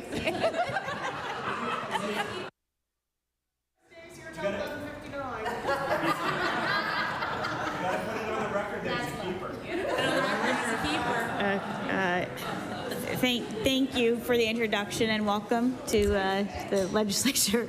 Enjoy. That's all I can say. I mean, enjoy the legislature. I mean. Good speaker, good chair, good chair. Okay, order. We'll give you some time. Hey. Yeah, where are we? Oh, okay. Is everyone ready for the question? Yes. Yes. Shall the amendment